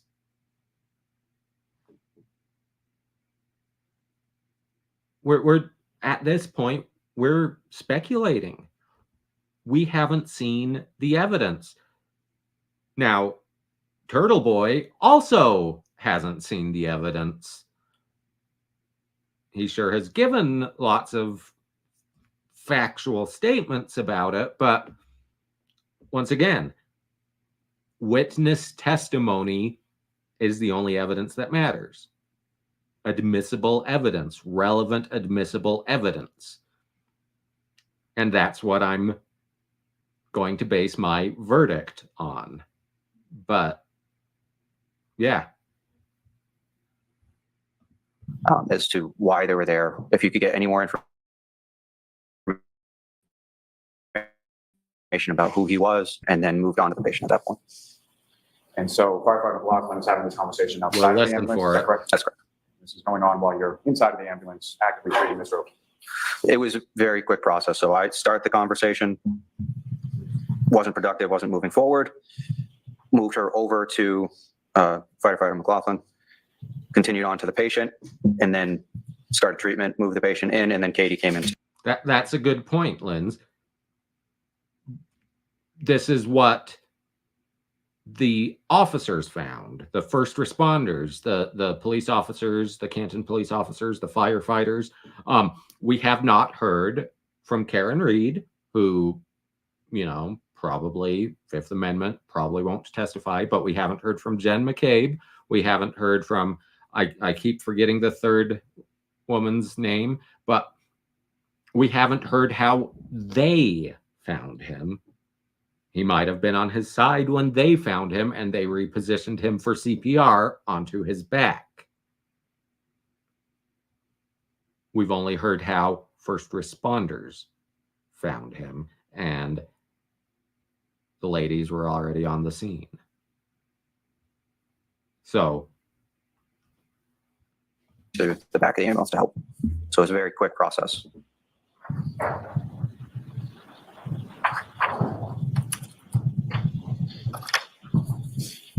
Now, as far as Mr. O'Keefe's eyes were concerned, what, if any, observations further did you make as far as Mr. O'Keefe's eyes? So both eyes were swollen and bleeding. What, if any, observations were you able to make of his pupils? I'm sorry, what? Pupils? Pupils. So I've documented as 4 millimeters and non-reactive. What, if any, significance is those observations as far as the 4 millimeters non-reactive? So we're looking for equality between the two. So signs of bleeding can be demonstrated by unequal pupils, or if they were restricted, could lead us to believe it was as a result of an opioid interaction, but we're looking at whether they react to light as well. If there's brain activity, if there's still something causing the body to react, you'll have some type of pupillary response. So we shine light, there was no response, so it's fixed and at 4 millimeters. Now, at some point, you leave the scene en route to Good Samaritan, is that correct? That's correct. And who is continuing treatment of Ms. O'Keefe in the back of the ambulance during transport? So back to the ambulance and transport would have been Firefighter Kelly, Firefighter Nuttall, and myself. And so if anyone was driving the ambulance between Fairview and Good Samaritan? So that'll be determined by basically just positioning on the engine. So the step driver for that position would then drive as the detailed person over to the ambulance, and that was Firefighter McLaughlin. Now, during the transport from Fairview to Good Samaritan, what, if anything, are you and the other firefighters in the back of the ambulance doing as far as continuing treatment? So we started transport at 6:27. So between 6:27 and 6:45, treatments included epinephrine, additional suctioning, managing the airway, placing another intraosseous line, and then 3 additional rounds of epinephrine while the mechanical CPR is continuing CPR. And during the course of the transport, what, if any, changes in Mr. O'Keefe's status as far as the cardiac arrest or the breathing occurs during the transport? No changes. Now, that time that it took to get from Fairview to Good Samaritan, is that sort of a typical transport time? Not normally. Due to the weather, it was pretty slow driving. Even though the ambulance is a smaller vehicle than the engine, slow transport compared to normal. And during the course of the transport, what, if any, communication? I think the standard ambulance is also, the big box American ambulance, they're rear wheel drive. Of course, most of them are dualies. They have 4 rear wheels. My uncle's a plumber. He actually bought an ambulance, called me up one night when I was about 20, 21 and said, "Hey, Joe, we're driving to Albuquerque tomorrow to pick up my ambulance. Let's go." And so, yeah, he had an ambulance. I've only ridden in an ambulance once as a patient. I've ridden in an ambulance as a plumber's helper, when he's needed help lugging water heaters out of basements and stuff like that. Often. Are you having with Good Samaritan in regard to Mr. O'Keefe and his eventual arrival? Every medical that goes on, we try to give the hospital staff a heads up, basically, of what's coming in. We'll have different alerts that we would give them, whether it's cardiac arrest, a stroke, a STEMI, to have the certain appropriate teams come in and be ready, whether it's a trauma alert. There's different specialties within the hospital that'll treat those different particular cases. So we call them 5 to 10 minutes prior to give that team time to get down into the emergency room to get ready to work. When you arrived at Good Samaritan, with anyone were you met by, and sort of what happened with regard to Mr. O'Keefe's death? So we're continuing interventions from the ambulance through the bay into their cold room. We're then met by registration, a registered nurse, and the doctor that took care of the patient, as well as a team of other assistants and CNAs. And where do you sort of physically go with Mr. O'Keefe, or how does that work? Yep, so that's referred to as a transfer of care. So there's different people, like I said, it's a team base where different people are in charge of different things. We'll have the nurse in charge that's in charge of documenting our interventions that have been done so far, time of down, the patient was down, and then she starts documenting all the different interventions that were done by the hospital staff as well. You also give a report to the doctor, who's then taking over as lead for the cardiac arrest. They're going to start issuing orders for the patient and treatment. And then you have registration that will get the information to register the patient that they can tie all of their interventions to. And during that sort of process of exchange of information, things of that nature, what, if anything, did you learn in regard to the sort of core body temperature of Mr. O'Keefe? So to add that assessment, I believe it was a core body temperature of 80 degrees. What, if any, significance does that have in regard to sort of the typical core body temperature? Core body temperature of 80 degrees Fahrenheit. He was a popsicle.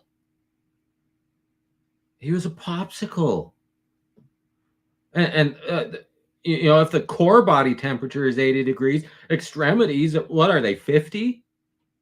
Because his fingertips are going to be a lot colder than his abdomen.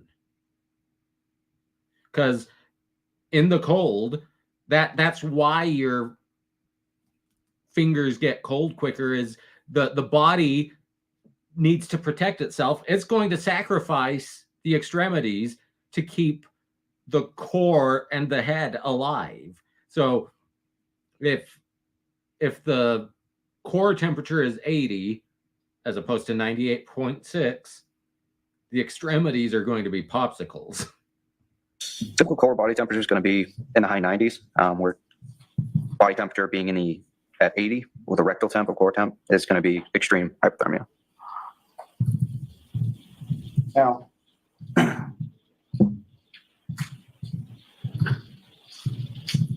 you're at Good Samaritan for a certain amount of time, correct, before you quit? And at that point in time, while you were at Good Samaritan, that initial time, what, if anything, did you learn as far as sort of status or what happened? So as we talked about before with the hypothermia and the extreme cold, they're going to work that for an extended period of time.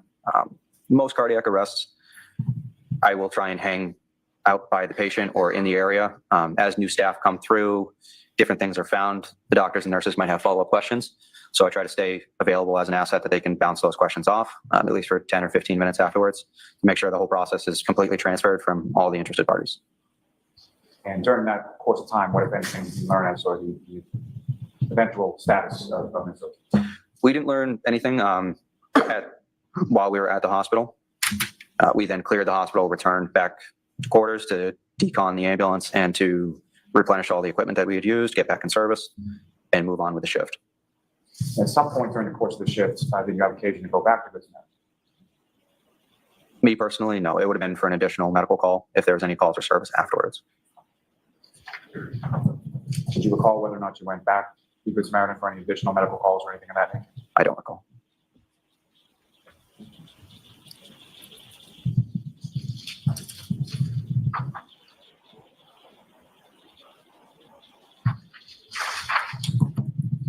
So if I could direct your attention to the screen just over there.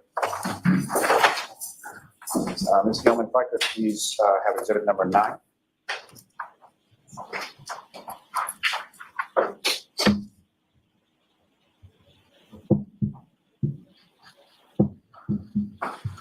And so directing your attention to what's been previously marked as exhibit number 9 up on the screen, you recognize what's in that photograph? The house. Is that the house that you responded to? Is that correct? Correct. And Ms. Gilman, if I could have exhibit number.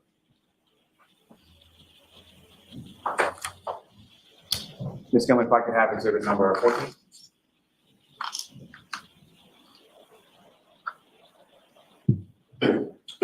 Again, sir, what's up on the screen? Do you recognize what that is? I see blood, snow, general area, not sure. And lastly, Ms. Gilman, if I could have exhibit number 18.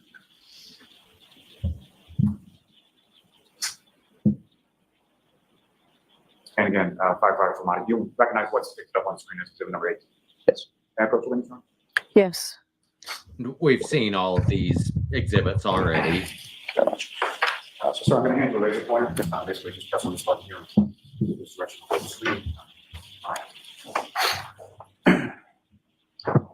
So, firefighter Flamati, within this photograph up on the screen is exhibit 18. Do you see the area in which you observed Mr. O'Keefe supine on the ground when you first arrived? Yes. And using that laser pointer, could you direct the jury's attention to where in this photograph you observed Mr. O'Keefe initially arrived? Initially arrived would have been in this area here. Thanks. And just one moment here. Yes. See if you could turn. Thank you. I couldn't see the laser pointer. Nothing further for this witness at this time, though. All right. Cross-examination.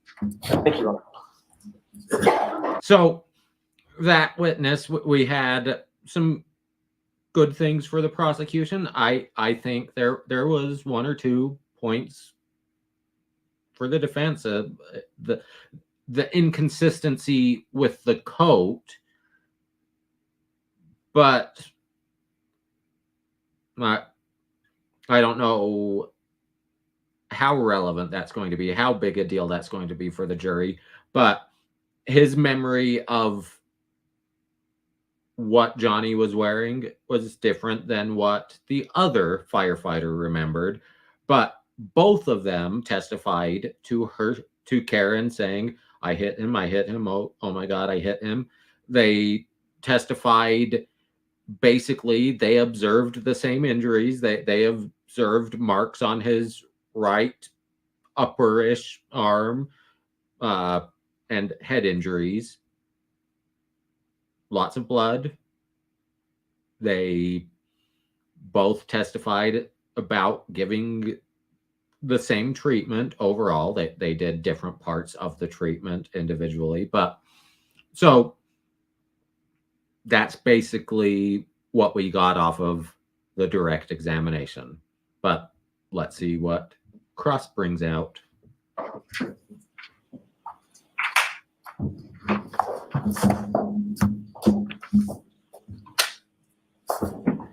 Good morning. Good morning. I'd like to start sort of at the beginning. When you first arrived Yes. at the location, you indicated that you could in fact see the body from your perspective, correct? I can see a body, yes. And I think you indicated the shape of the body. Yeah. Couldn't tell if it was female or male. No. But obviously looked like a human figure. Yes. Okay. That drew your attention to the left side of the ambulance as you were approaching, correct? Yes. And you're sitting on the right side, which means you're sort of the furthest away from that figure from the perspective of the ambulance. In the ambulance, yes. And you had no problem making out that figure in the snow. So figure in the snow, we had a good distance between the ambulance and the engine, so yes. Okay. And you indicated that the figure in the snow was on top of the snow, if you will, with some snow accumulating up the body of the individual. Yes. But he was not covered in snow. No. There wasn't like a mound of snow over this figure. There were mounds of snow in the area, but not over the patient. Due to the wind, there were snow drifts in the area. And his clothes were dark as compared to the white snow. Yes. So I think the reason he's bringing that up, he wasn't covered and his clothes were dark. Snow is white. People passing should have seen, I think, is where he's going with that. Of course, you know, in the suburbs during a snowstorm, if you're not looking for it, how many people are going to pass other than the people leaving the Albert residence? But once again, leaving the Albert residence, you go out the front door and the opposite direction. So if you're not looking for him, you're not going to see him necessarily. But, you know, in this kind of storm, even, you know, here in Salt Lake, we get big storms. I've had to shovel 3 feet of snow from one storm overnight at my house multiple times. It's been a while. Like I said, our winters are not as severe as they used to be, but I've had to shovel 3+ feet. I think the most we've ever had at my house in one night, 40 inches. That's in the city. That's, you know, downtown Salt Lake is 4,300 feet elevation. My house is 4,600 feet elevation. For reference, Park City base is 7,000 feet. Alta, well, Snowbird is just above 7,000 feet, but that's in the canyon, and, you know, but, you know, if it's snowing at night, people hunker down, you know, outside of rush hour, people coming home. I look out, like I said, I'm on a fairly busy street. I'm not on Fairview Road in Canton, Massachusetts. 10 o'clock at night, not to mention midnight or 6 o'clock on a Saturday morning, I look out and, you know, I'll see one car every 5 minutes during a inch-an-hour snowstorm. Whereas at 10 o'clock at night, because, you know, busy-ish road, in good weather, I might see, you know, a car every 20, 30 seconds late at night, as opposed to one every 2, 3, 5, 10 minutes. So the point is, people hunker down in a storm, especially between midnight and 6 a.m. You're not going to have a lot of people noticing a dark clothed figure laying in the snow.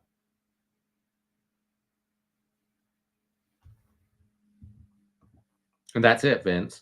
I'm not watching YouTube, but if I am driving in an inch-an-hour snowstorm Well, number one, my visibility is limited in the car. You know, at that rate of flow, I have my wipers on full and they have a hard time keeping up. But as I said, in perfect conditions, I'm looking all over the place. The worse the weather gets, the more tunnel vision I get to what's right in front of me. But that's me. That's me. And that's it. In, you know, the worse the weather, the more I'm bundled up.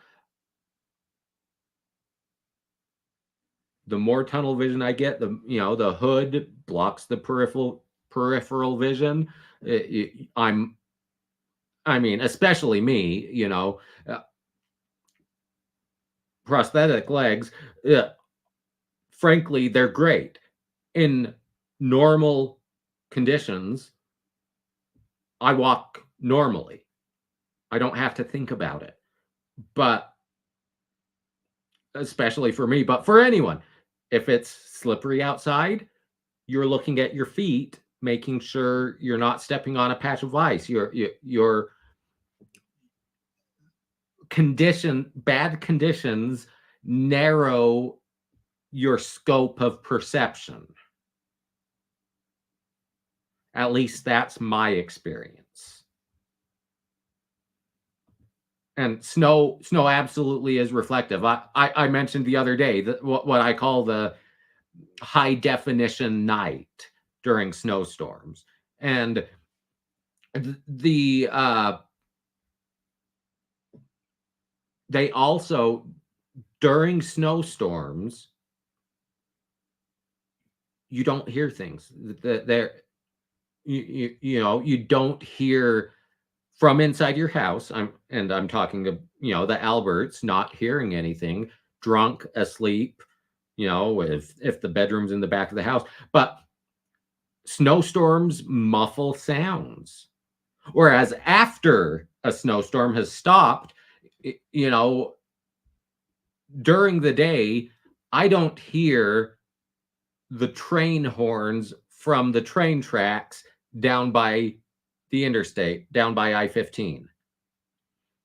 I'm far enough away, I don't hear that. Late at night, because the city quiets down at night, I hear the train horns. Late at night, after a snowstorm, not during the snowstorm, I don't hear it, but after the snowstorm, the train horns are really loud. So it just, weather, like I said, it changes perceptions. It changes what you might see and hear because it blocks your vision. It muffles sounds, but it also narrows your focus, is my experience. And that's it. The wind is loud. And with loud wind, it carries voices away. So from in the house, you might not hear the voices, even shouting. You might not hear the commotion outside. You might hear the sirens of the cars arriving, but they turn the sirens off, so you might assume, hey, it passed by. If it woke you up at all, but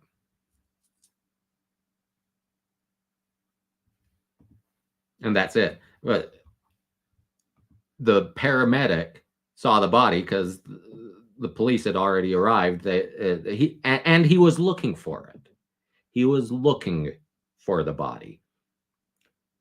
The defense is going to say the snowplow driver was very attentive, saw everything, and didn't see a body. Therefore, it was not there when the snowplow driver went by at 2 a.m. or whenever. But once again, if he's not looking for the body, he might not see it. That doesn't mean it's not there. But we'll see. Like I said, we'll wait for the evidence to play out. As of now, she is presumed innocent. She is not guilty. I want to ask you a couple of quick questions about some of the last conversation you had with Mr. Lowry about the injuries. You did note that Mr. O'Keefe had a laceration over his right eye, correct? No, over his right eye. Over his right eye. There's a contusion over the eye. Okay, and your definition of a contusion is, Bruising. was it also swollen? There was swelling around the eyes and a little bit of contusion and bruising around. Did you see an actively bleeding laceration over his right eye? I don't recall. You don't remember that? What about his left eye? Both eyes were pretty well swollen shut. What about not from the nostrils, but on the skin on the nose? Did you know the laceration or multiple lacerations on the nose? So due to the bleeding that was coming from the orifices, trying to clean the area and find exactly where it's from is sometimes difficult. So we can just say it was bleeding in that area. Okay, so you can't define, as you sit here, you don't remember if it was bleeding from the nostril or from a laceration on the nose? I believe it was the nostrils. Okay. Are you saying that there was no laceration on the skin of the nose, or you just don't recall it? Yeah. On the top of the nose? No, I don't know. And that's it. And if I have any prejudice against Karen Reed, it was formed by Turtle Boy. It's, the guilt by association. You utilize a known piece of shit liar as your mouthpiece. It's going to lessen my desire to give you the benefit of the doubt. And it's, it built into a 3-ring circus, but why? And like I've said, to me, I still question, why her? If it's a vast conspiracy to frame her, why?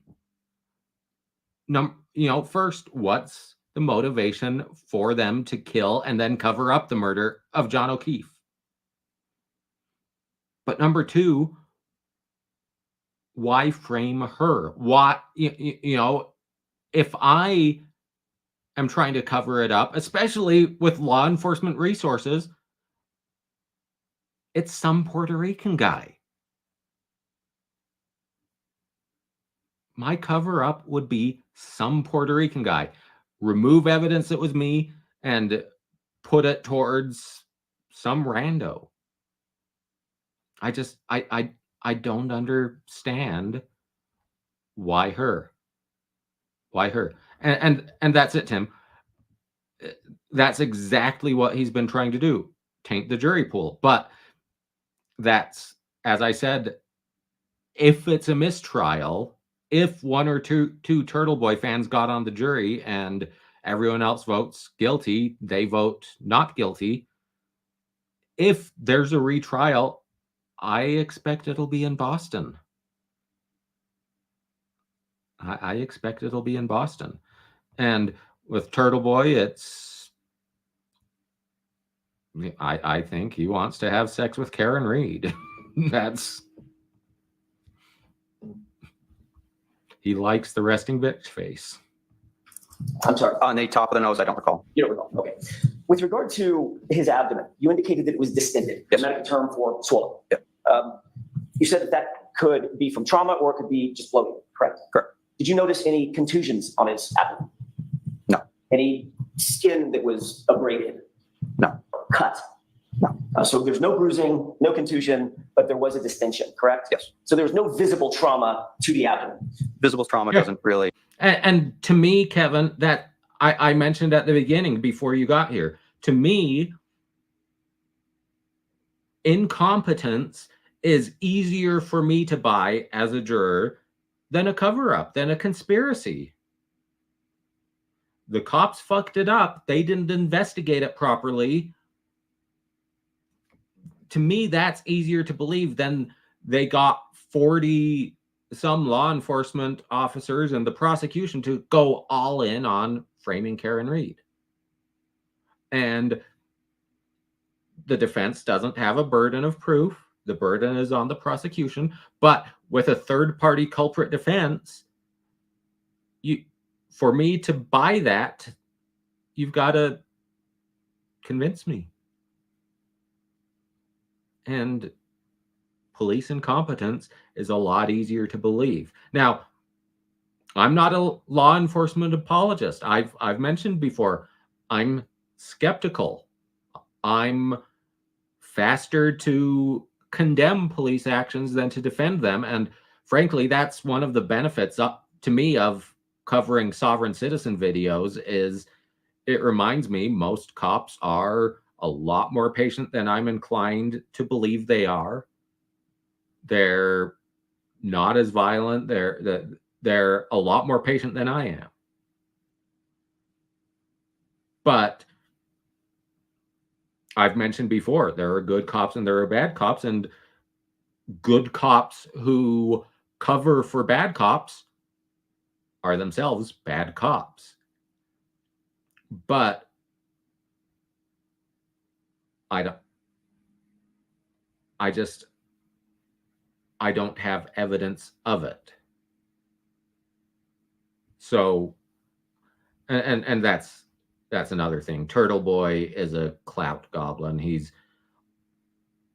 in everyone's live feed. I'm surprised he hasn't been in mine, as small as I am. But They matter to internal trauma. It's not always indicative one way or the other. So my question was, did you see any visible trauma on his abdomen? No. Okay. But you did note that it was bloated. That was distended. Yeah. Okay.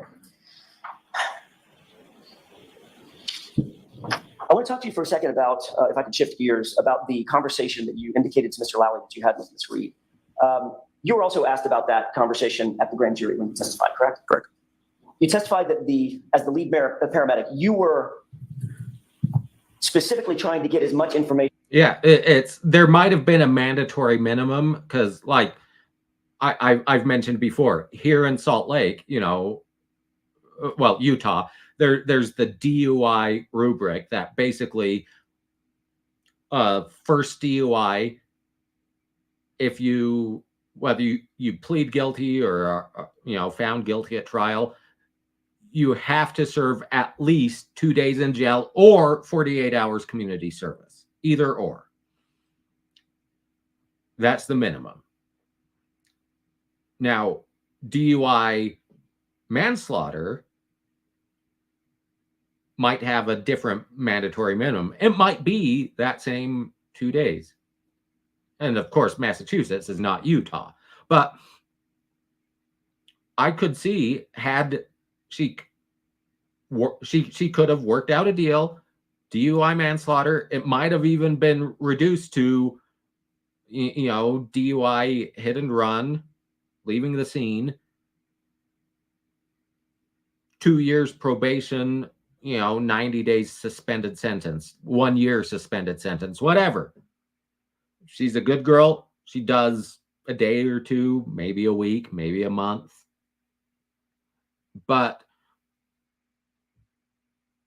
if you did it, you're really rolling the dice going to trial. But, and as someone mentioned, for Anne, yeah, I've said multiple times, this is $1 million trial. Her 3 attorneys for 8 weeks, that's $1 million in legal fees just for the trial. A retrial, that's another $1 million. Lawyers are expensive. From my client, Ms. Reed, as you possibly could, concerning the victim and how the victim ended up being there, correct? Correct. You indicated, It's possible. in no particular order, that you asked questions like, how do you know him, correct? Correct. How did he get here? Correct. What happened? Correct. Is there any additional information you can give me about what happened to this person? Correct. Okay, so that was a conversation that you were personally engaged in with my client in order to gather as much data, if you will, about what you were dealing with, correct? Correct. But your focus. That's why I always say, shut the fuck up. Plead the fifth. Shut the fuck up. Don't self-snitch. Was when you first arrived, your focus is, I need to attend to the patient, correct? Correct. Like conversations notwithstanding, I need to deal with what's in front of me, which is an unconscious man in the snow. Correct. Dressed inappropriately. Correct. And possibly freezing to death. Correct.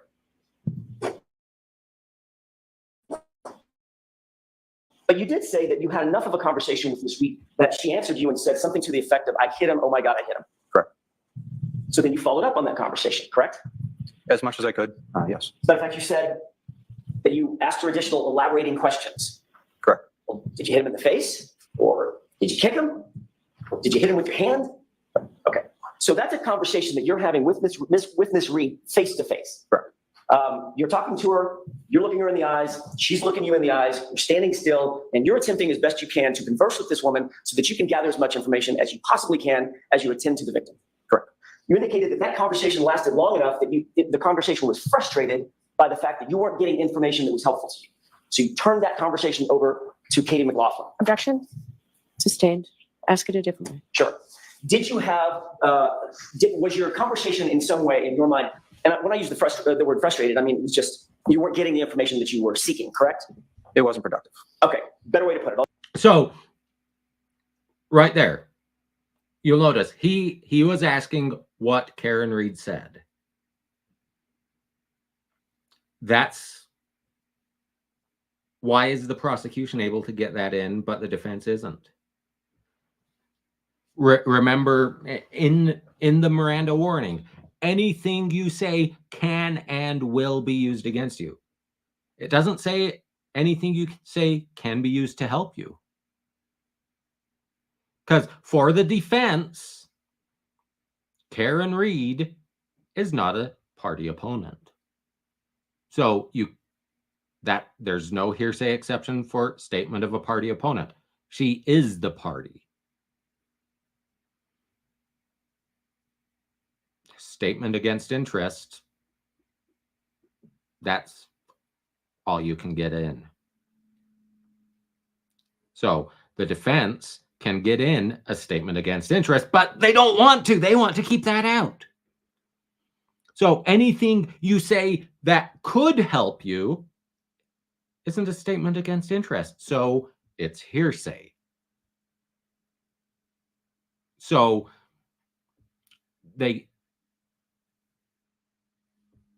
that's why it's anything you say can and will be used against you. But so that's why that objection was sustained. I'll use your word.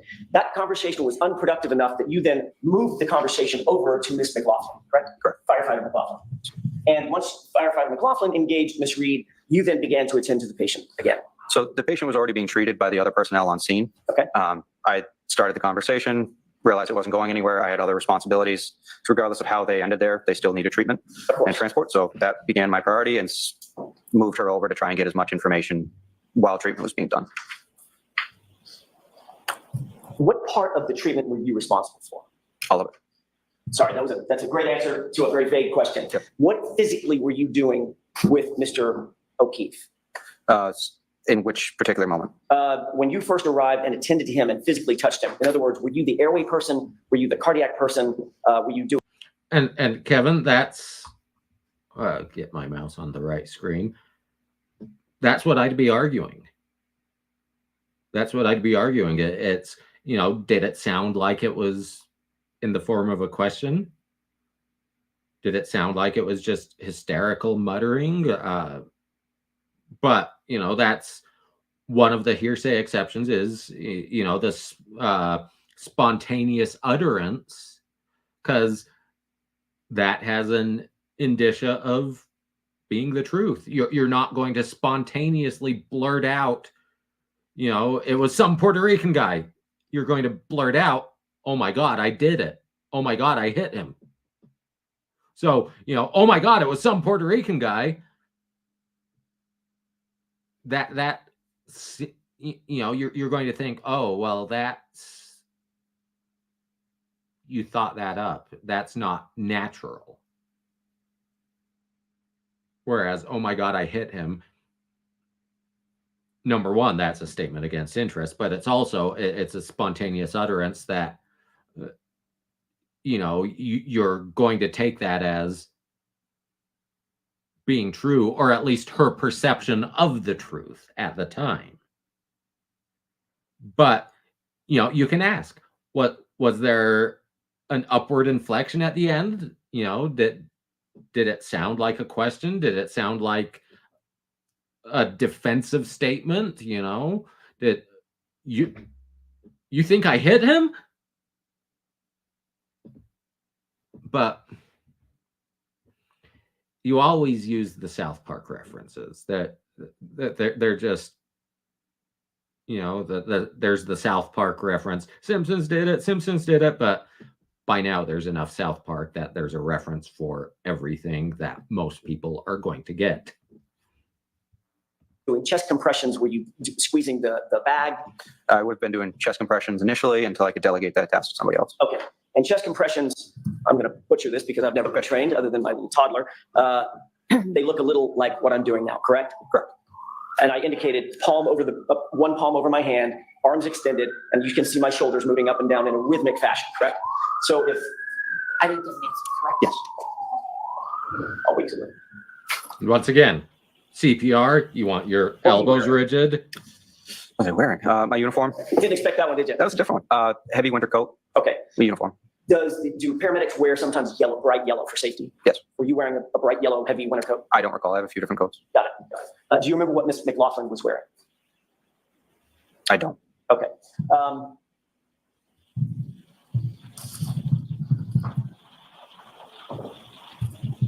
That conversation that you had with Ms. Reed at the scene, that had to have lasted, I'm not guessing it was very long, but it had to have lasted a minute At most, yeah. at most. Once you finished your conversation with Ms. Reed, did you then start attending specifically to the chest compressions and the high-level CPR that we've heard so much about from your colleague? Yes. As you're doing the CPR on the scene, that high-level CPR, high-quality CPR, was Mr. O'Keefe then moved to the scoop, which would then facilitate getting him on a gurney. Correct. That gurney was then moved between a couple of patrol cars, cruisers, and into the ambulance, correct? Correct. Once you were in the ambulance, the first priority is to get this person warm. Is that right?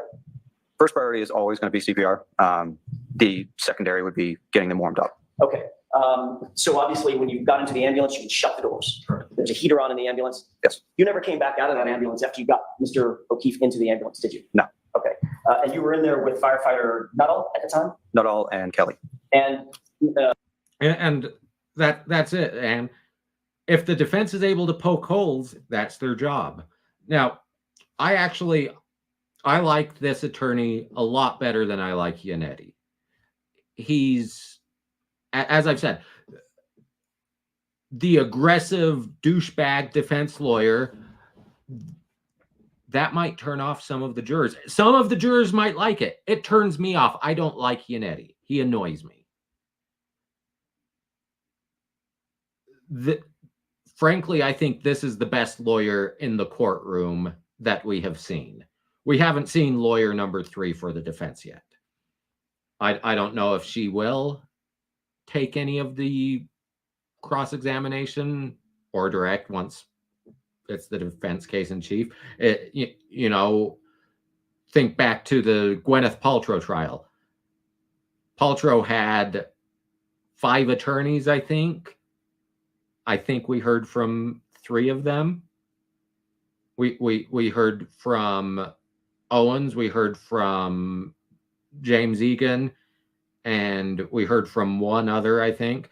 But there were 2 younger associates sitting behind, the man bun and the young Middle Eastern looking woman. They were there the entire trial, but they didn't take any of the cross. They were there, as support. So I don't know if the 3rd attorney will be support or not, but this is the best attorney in the room, at least as far as cross-examination, direct examination that we've seen so far. Mr. Yannetti might be the best at writing motions. He turns me off. So and that's it. To me, a lot of the holes that have been poked aren't, they're not coming through. To me, the biggest inconsistency so far is jacket, no jacket between the two of them. I don't know how significant that is in my analysis. We're only, 2 days in. But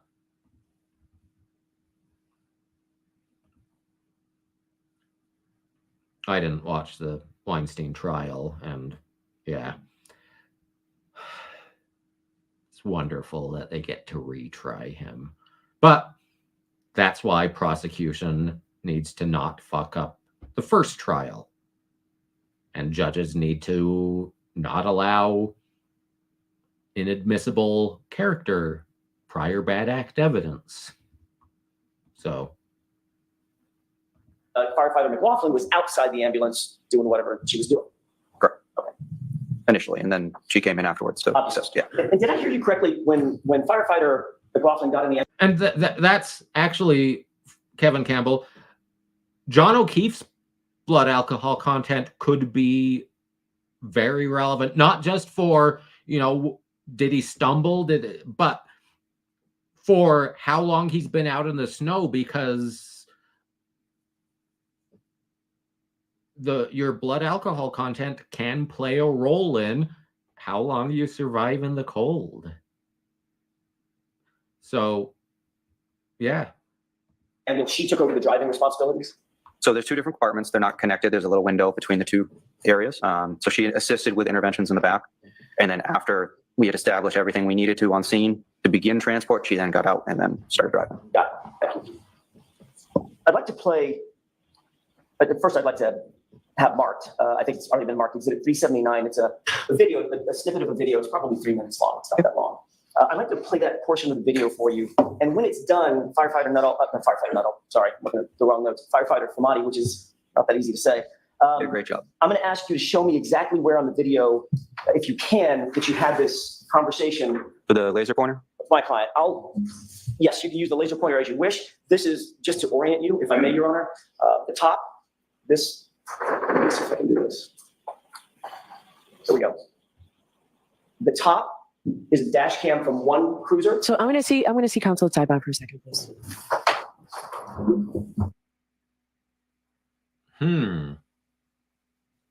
Don't know what this issue is. It could be he's not on the scene at this point. You'll see in the video, the ambulance isn't here yet. So it could be, hey, what are you playing at? He can't testify about this. He wasn't there. But yeah, and it's not lawyer 4-head, it's lawyer 5-head. My opa went bald at a very early age. He said, I'm not bald, I just have a big forehead.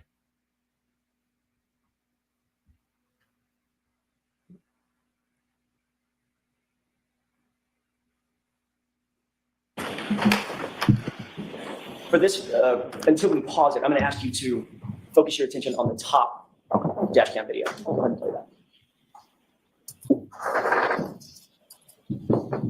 Can you pause it? Actually, I need to see counsel at sidebar again. And once again, I'm assuming there's a pretrial ruling about this. I have not read the pretrial rulings. That's intentional. The person who commented on that, it's intentional. I don't want to know what they are because I want to treat this as if I'm a juror. But being a lawyer, if I'm on the jury, my brain is going, why was this suppressed? Why can't he testify about this? Especially, why can't he testify about it? Because these exhibits are already admitted. These are already admitted. So why can't he testify about it? That's what I'm thinking if I'm a juror. Because like I said, if I'm a juror, I'm a lawyer. Juror. I can't tell my fellow jurors, oh yeah, that hearsay objection was sustained because this reason. I can't tell them that. I can use my personal knowledge. I know why.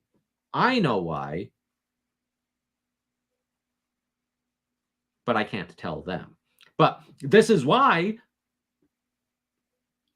lawyers usually don't make it onto juries, because they don't want jurors thinking about, oh, what was the pretrial ruling? Why was this suppressed?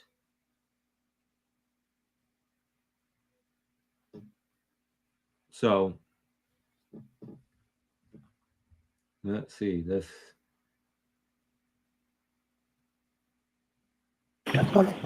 Folks, we'll take a 15-minute recess. All right. Well, that means we will fast forward. Jesse Weber, yeah, support law and crime through Truth Finder.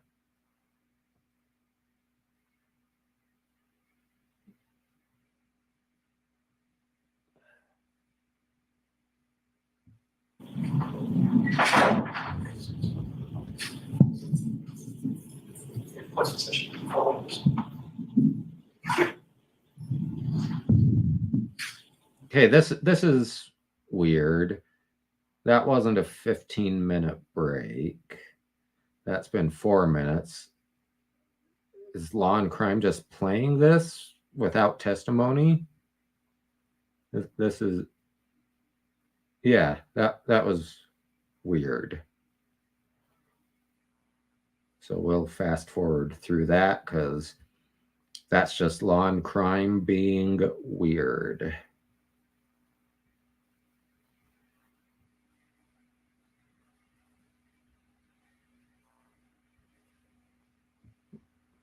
We'll go there.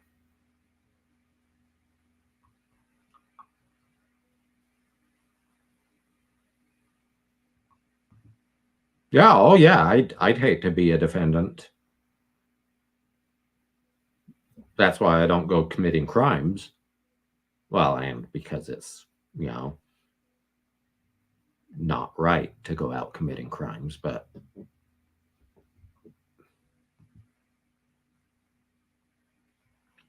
and that's it, Kevin. Often when the other jurors find out that there's a lawyer, that they'll make them the jury foreman, that they'll add additional weight to the lawyer's deliberations. And so you want everyone on an equal footing. You don't want a dominant juror whose opinion carries extra weight. So, all right, there we go.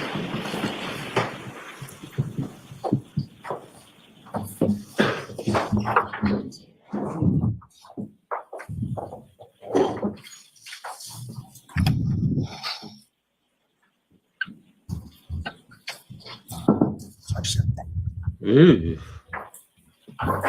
Sure. I'd say Michael Aline needs a refund on from his law school.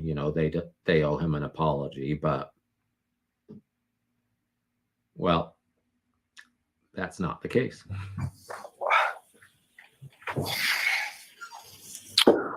Okay.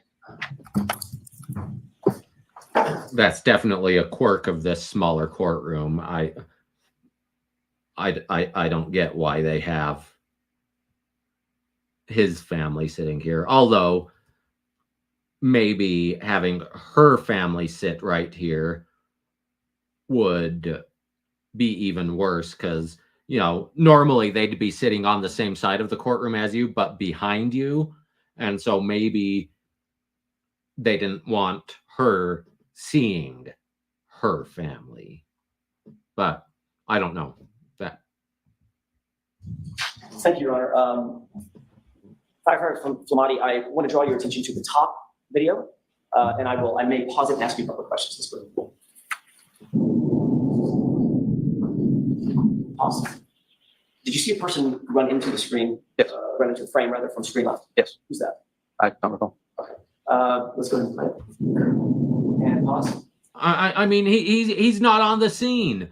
It's not amazing video quality. He wouldn't recall because he's not a witness to this. How would he recall? I want to draw your attention to the left side of the top video. Did you see somebody wearing a bright yellow jacket? If you could rewind it, I'd look at that Why area. don't I play it forward Okay. and see if you see that?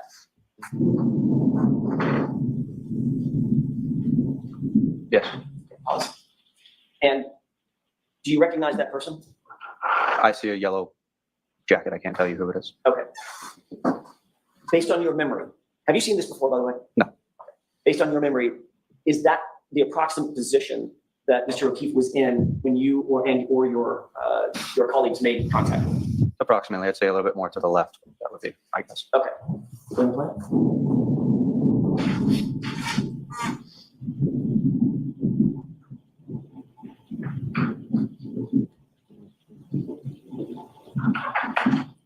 Great, pause it. You see the person enter from screen left into the frame. It looks like a different person, yes. That person right there. Looks like a long-haired female? Yeah. Does that appear to be my client? From this angle, I can tell you. Go ahead and play it. Pause. You see a person wearing yellow right there, on the left side of the screen. If you're telling me that's a person, sure, yes. No, he's not telling you. So ask the question. If you don't see it, you don't see it. If you do, you do. Well, that's it. I can see a clump of 15 yellow pixels there. I can't tell if that's a person.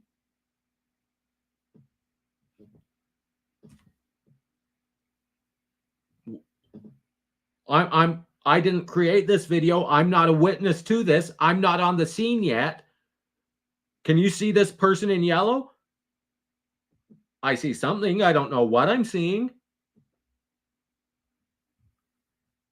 Can't tell what that shape is. Okay. Can you take a look, keep your eyes focused on that and tell me if you see that figure doing anything? Go ahead. Pause it. Okay. Do you recognize that figure now? I can't recognize the figure, but it looks like an up and down rhythmic motion Okay. that would indicate CPR. Would that be you? I couldn't tell you. Is the time accurate? There's 6:13. I'm just asking you what you recognize on video.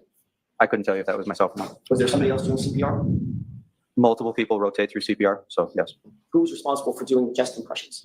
Whoever's closest to that area, we're all trained for that skill. Okay, I'm asking in this particular case, Yep. I know everybody's trained. Mhm. Did you testify earlier that you were the one doing the chest compressions? I said I was one of them. Yes. Okay. Does that appear to be you doing the chest compressions? It could be, I'm not sure. Okay, let's go and play. Okay, stop it. Do you see the person basically in the middle of the screen there? Yes, Does that appear to be my client? Can you tell? I can tell. Go ahead and play. Now it does. I mean, when he initially stopped it, she was a blob. When they played it and she moved, she faced the camera, and then we got a profile view, and it's like, yeah, that looks like her now.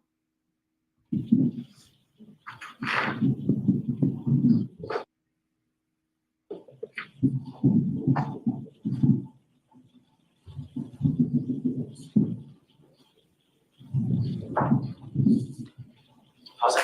You see individuals entering from screen right. Yes. Who does that appear to be in the yellow jacket? That build would have been probably, it could have been Firefighter Kelly or it could have been McLaughlin. Okay, and who's the person trailing the gurney? Right. I can't tell. Okay, let's go ahead and play. It's Pixel Face McGee. Pause it. The person in the hood just obscured that figure. Did you see that figure standing on the other side of the person's hood? No. Okay, go ahead and play.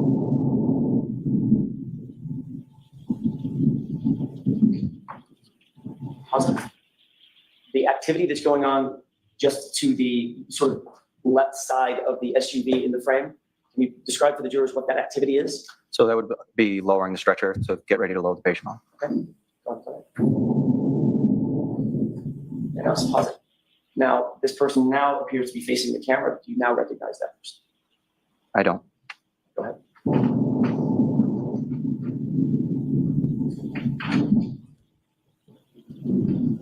Awesome. Can you focus your attention on that individual in the yellow jacket? Yes. What does that person seem to be doing? CPR. Which part of the CPR? Chest compressions. Sorry, I didn't mean to talk over you. It's okay. Chest compressions. I want to make sure that Nancy can get down what we're both saying. So which part of the CPR? Chest compressions. Thank you. Is that you? I don't know. Okay. At this point, you have no idea whether or not you don't remember whether you were the one doing chest compressions when he was moved from the ground to the gurney? I don't recall. But you did earlier testify you were doing chest compressions. I did at some point during this call, yes. Okay. In the entire length of this video, did you see anybody else trade off from that person doing chest compressions from the time the person was on the ground to the gurney? Or is that the same person? It could be the same person. I'm not sure. Okay. Would you say that's probably you? Objection, Your Honor. Sustained. Okay, go ahead. Jurors disregard that. Calls for speculation. He already said he didn't know. You know, he said, I did compressions. I'm not sure if that's me at that specific moment. So, number one, that's asked and answered. But it's speculation. Do you think that's you? I don't know. It could have been. I did compressions. I trade off because it's tiring. But once again, what holes are he, is he trying to poke? There might be something. I don't know. But I'm not seeing it, at least at this point.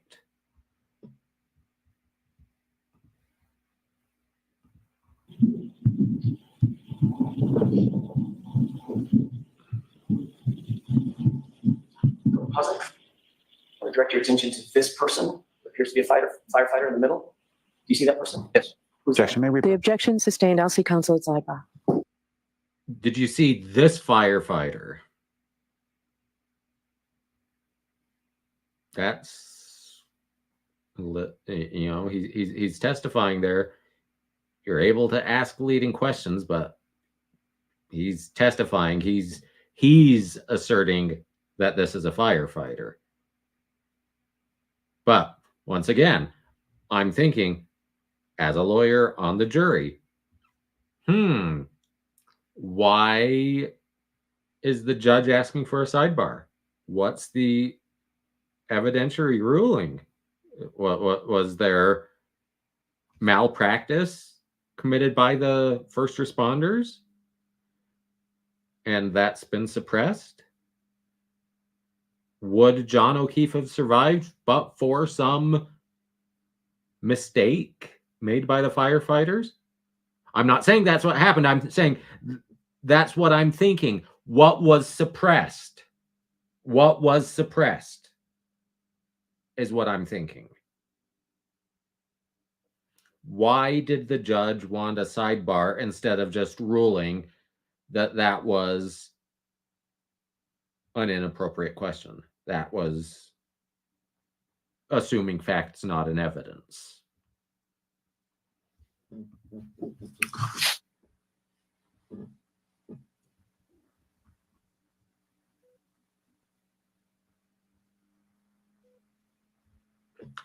Looks like it's a short sidebar, so I'm not going to fast forward through it because,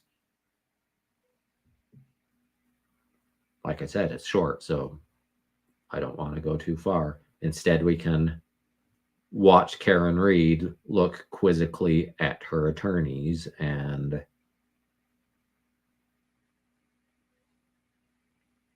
I mean, like I said, I judge her on the company she keeps, and when you keep Turtle Boy as company,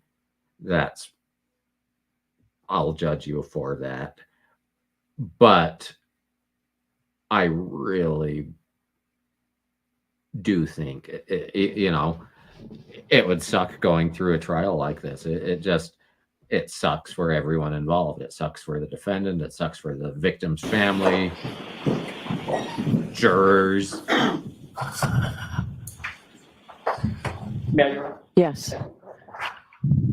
take a look at the person, or the yellow in the middle of the screen. Do you recognize that?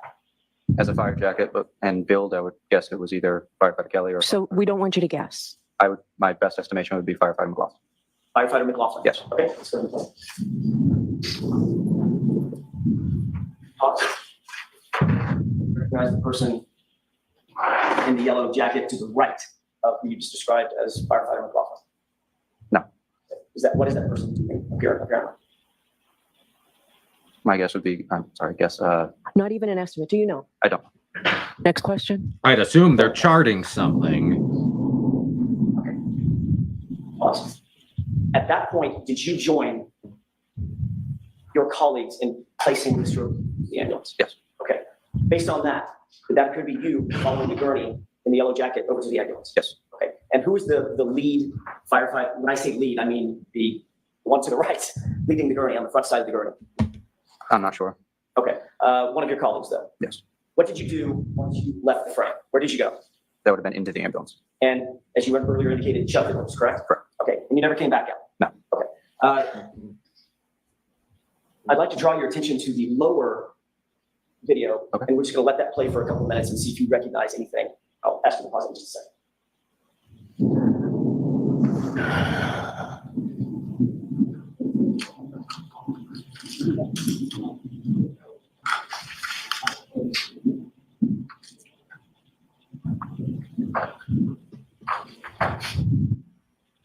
And it's important to note, Officer Seraph, the top video here, is the first officer on scene. He's the first responder. Officer Good, who is still in transit to the scene, we have not heard from. He has not arrived on the scene yet. So he arrives after, and I'm assuming Officer Good has not arrived on the scene as of the time they're loading Johnny into the ambulance. So I'm not sure why we have Officer Good's body cam or dash cam playing simultaneous to Officer Seraph's. My guess, this is speculation, my guess is that we may see the ambulance leaving from Officer Good's dash cam. Why that's relevant, I don't know yet. But I'm guessing that's why we have them playing simultaneously like this. But I don't know. I don't know. And that's it, Linz. That's what I'd be attacking the most with the firefighters. You know, who is where while they're loading him onto the scoop and into the ambulance. That's really not my biggest concern. My biggest concern is, do you see yourself in this dash cam near Karen Reed? Is that when you claim she told you she hit him? What was her voice? Was there an upward inflection? Did it sound like a question? That's what I want from them. I don't know what holes they're poking here. But I don't know the evidence in the case. And that's intentional. That's intentional. I don't know the evidence because I want to have the admissible evidence, what's testified in court as a juror. So, and Kevin, it's hard to tell if the emergency lights are flashing. It's possible because they're individually controllable. So it could be they only have the blue lights on, which in the snow, it could, it looks like it could be, but it's hard to say. But once again, that doesn't necessarily matter. And that's another good point, Anne. Like I said, at this point, I would have liked to have heard from the lead investigator first, build the case for the prosecution. But, the defense is arguing, hey, he's best friends with the Alberts. He's corrupt. He's tainted. He can't do this. If as the prosecution I'm worried about him, well, number one, I don't want the defense to have to call him. The jury, if the defense calls the lead investigator, but the prosecution doesn't, that looks bad to the jury. That looks extremely bad. But if I'm worried about his testimony, if I'm worried about having to rehabilitate him, if I'm worried about his cross-examination, I'm burying him in the middle. If I am doing 4 weeks of direct examination, if my case in chief I expect to take 4 weeks, I'm putting him week 2 in the middle. Don't start with him, because that's going to be memorable. Don't end with him. Bury him. Bury him in the middle. But like I said, I understand what the prosecution is doing here. It's not necessarily what I would have done, but they're building the foundation. They're going chronologically. That is how Mr. Lawley seems to want to build his foundation, build the case. The defense, right now, it seems they're blindly poking holes, or attempting to poke holes. From what we've seen so far, I don't see the relevance, at least as far as the firefighters go. 6 weeks from now, we might think back to this and say, oh, that makes sense why they did that, now that we have all this additional evidence. But at this point, I'm not seeing it. Raven, good to see you back. So,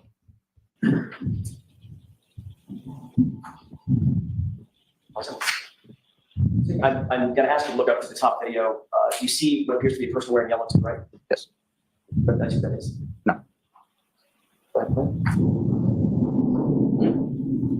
okay, now you can see good, probably approaching, because there's bright lights. I'd assume the bright lights, it looks like a flame, so that tells me it's flashing lights, emergency lights, and there you are, fire truck, ambulance. Look at the lower video. Do you see what appears to be a vehicle in the middle of the screen? Yes. What is that? That is an ambulance. Does that appear to be the ambulance that you arrived in? Yes. And that's the ambulance that you took Mr. O'Keefe to? Yes. Doors are closed? Yes. Are you in the ambulance at this point? I'm not sure. Well, this was, let me just ask it a different way. This was running continuously. Yeah. No pauses. You've already taken Mr. O'Keefe to the ambulance. Would you have gotten in the ambulance? I don't recall. Well, I mean, you're not standing outside the ambulance. So if you know the answer. I don't know. Next question. Well, he's not standing outside in Officer Good's dash cam. We don't see him. But we don't see, at this point, we don't see that John has been loaded into the ambulance. We have seen from Officer Nuttall's, or not Nuttall, Serif's dash cam, that they have scooped him, they've moved him, assuming the timestamps on the video are correct and running simultaneous. We see they've scooped him, they've put him on the stretcher, they've moved him. We don't see that they've loaded and everyone is in the ambulance. We're speculating. We're assuming He's loaded up. If the video shows the ambulance pull off, then firefighter, I can't remember his name, Flinetti, will obviously be on that. But from what we have seen from the video so far, we don't know for sure he's in. Not that it matters at this moment from what we've seen. Now, they may be making a point, you know, this is the only point you hear Karen Reed speaking, and you're already in the ambulance, so how can you have heard her? But I don't know. We don't know. Question. I have no idea whether you're in the ambulance or not at this point. At this point, no. Would you have gone anyplace else when you left the frame? Could have been to gather equipment, but for certain, I don't know. Where would Mr. O'Keefe have been? Been in the ambulance? Again, don't know for certain. Could have been or was in the ambulance? At this time, I don't know. Okay, so that's fine. Stop. Okay, taking a look at both screens, you see the group of people, including the individual with the yellow jacket at the bottom screen? Yes. That appear to be the same from a different angle, same group of people, including the person with the yellow jacket on the top screen. Yes. Who was the person that was directed to get the medical history from my client? McLaughlin? You believe that's Ms. McLaughlin? No. You don't think that's her? I'd have to rewind to know where she went. Well, let me ask you a couple of other questions. In the bottom screen, you see a police officer? Yes. You see a woman with long hair standing next to the police officer? That appeared to be my client? Yes. An individual with a fire jacket on, right? Yes. And Ms. McLaughlin was directed to get medical history and interview my client, correct? Yes. That appear to be what she's doing right there? Objection, Your Honor. Sustained. He's testified that he doesn't think that's McLaughlin. And the lawyer just said, well, does it look like McLaughlin? That's assuming facts, not in evidence, because he testified he doesn't think that's firefighter McLaughlin. Now, McLaughlin was instructed to get a medical history. That doesn't mean that's what's happening right now. She might already be in the ambulance. We don't know. That might be a firefighter that came on the fire truck, cleaning up loose ends. We don't know. We don't know, because that would be assuming facts, not in evidence.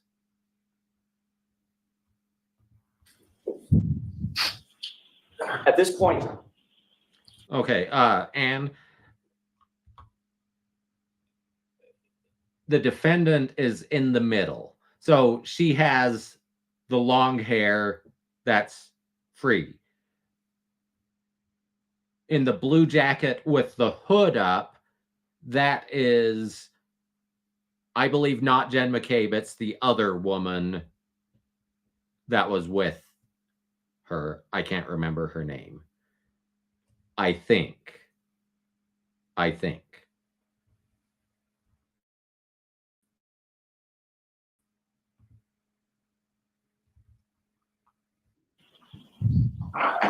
where do you believe you were now? I don't remember. Think you might have been in the ambulance? I don't remember. You testified earlier, and this has been a continuously running video on the top, testified earlier that when you left the screen with that gurney, you got in the ambulance, correct? We headed that way, yes. So Firefighter Flamati, it's not a trick question. Where did you go when you left the screen? It would have been to either gather equipment or put the patient in the ambulance. Okay. When did what equipment did you need to gather? It would have been anything that was left by the patient's side, whether it was a first-in bag, airway bag, any other equipment. Basically, You were doing chest compressions. I didn't state that. You didn't say that? I said I. He said he did chest compressions. He didn't say he was the one doing chest compressions as they moved him. He said he couldn't remember the order they did it in. They alternated. It's tiring. They take turns.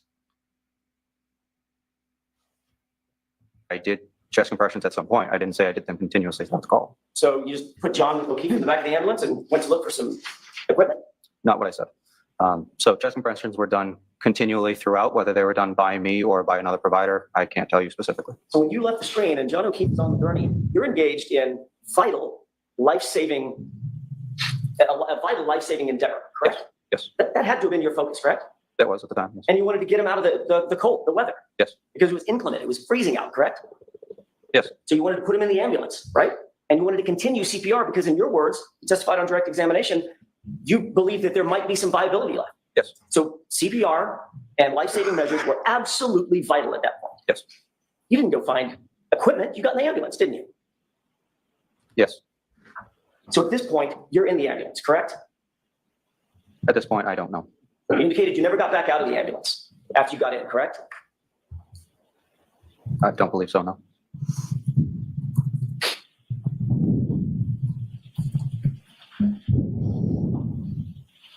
Did you see any place in that video where you had any sort of detailed conversation with my client? No.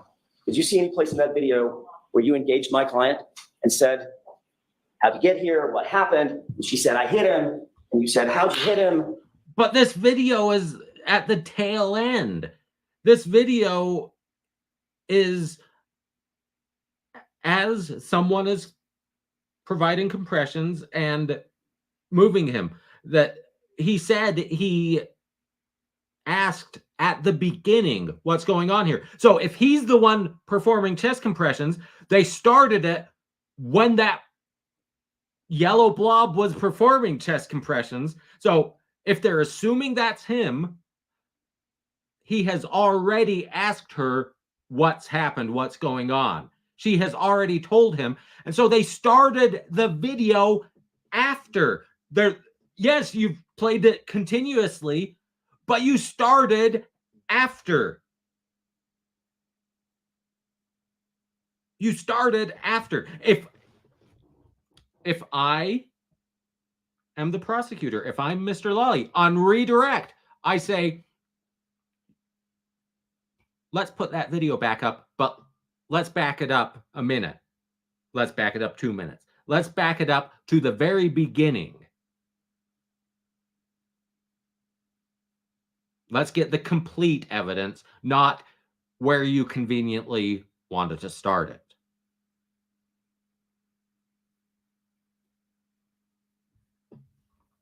So, yes, you've played it continuously. Yes, from what you've played, the person performing chest compressions hasn't been near Karen Reed.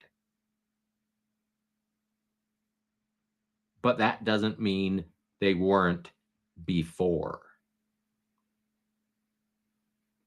Because you started the video with them already on scene, with them already performing chest compressions. Play the video of them approaching Johnny. Don't start in the middle. Don't start when they're already rendering aid. Start it from the beginning. Start it from the beginning. All the stuff that you testified earlier to. I didn't see that in the video, no. You indicated in a police report during an interview that you had with Yuri Pupnik on February 8th.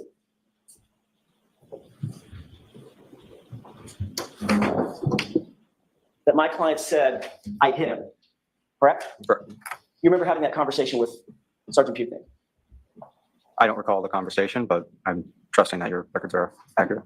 Is it true that during that conversation, you indicated to Sergeant Pupnik that, quote, Katie spoke with Karen Reed. Katie is Katie who? McLaughlin.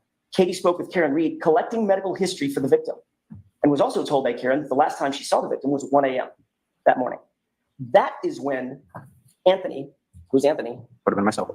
That is when Anthony heard Karen say, I hit him, I hit him. Is that what you told Sergeant Pupnik? I don't recall. Does it appear that this is the time, firefighter Fumati, that Katie McLaughlin is getting a medical history for my client, or attempting to? I can't tell from the video, no. You do know, however, that during this time, you're in an ambulance, probably 30 or 40 feet away, with the doors closed. I don't know. Well, you certainly don't see yourself in that frame, do you? Doesn't appear to be, no.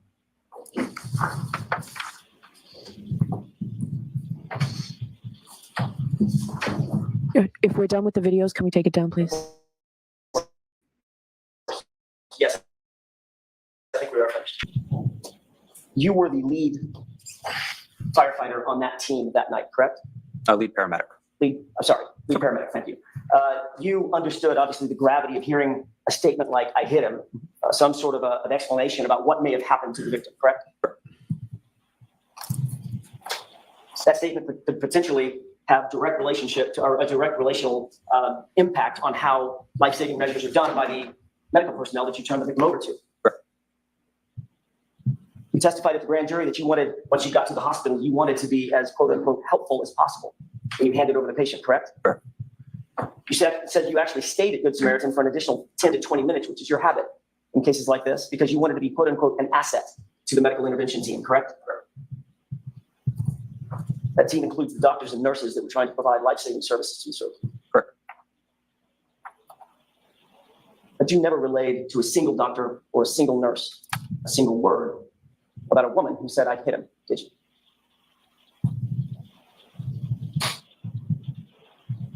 So documentation for us ends at transfer of patient care. As far as my memory, I do remember relaying that information to the doctors and nurses.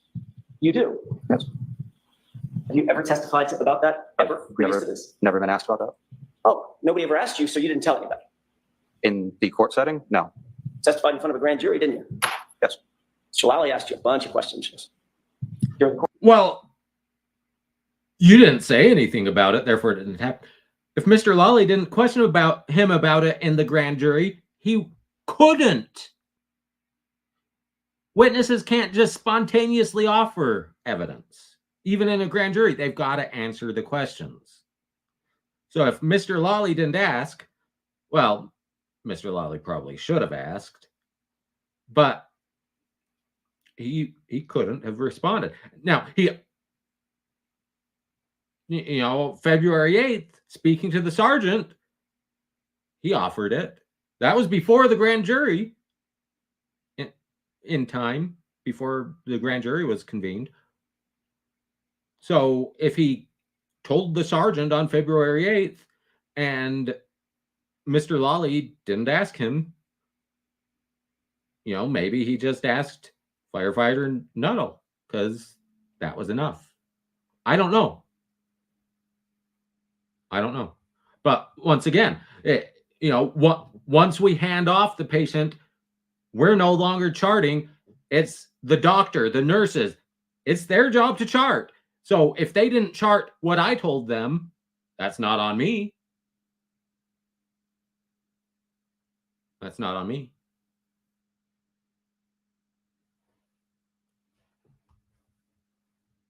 Of course, of that conversation that was under oath, did you ever disclose that you told the doctors and the nurses that you heard a woman say, I hit him? I recall telling the doctors and nurses that there's a question of that the patient was hit by a vehicle or we don't know. Is what I directly said to the doctors and nurses. Well, and that's it. I hit him. That's vague. Did you punch him? Did you slap him? Did you was it playful? Was it malicious? Was it with a car? Was it with a baseball bat? Hit is vague. Hit is vague. So he communicated, he not necessarily he was hit by a car, just someone says hit him. You directly told the doctors and nurses that there was a question about whether or not he was hit by a vehicle, right? Yes. Have you ever said that in any context, either to the police or in a grand jury before today? I don't recall. You were asked a bunch of questions yesterday, the day before yesterday, and this morning by Mr. Lally. Yes. Did you say it on your direct examination? I wasn't asked that question. So since Mr. Lally didn't ask you, you just left it out that you told the doctors, the medical professionals, that in fact. Well, I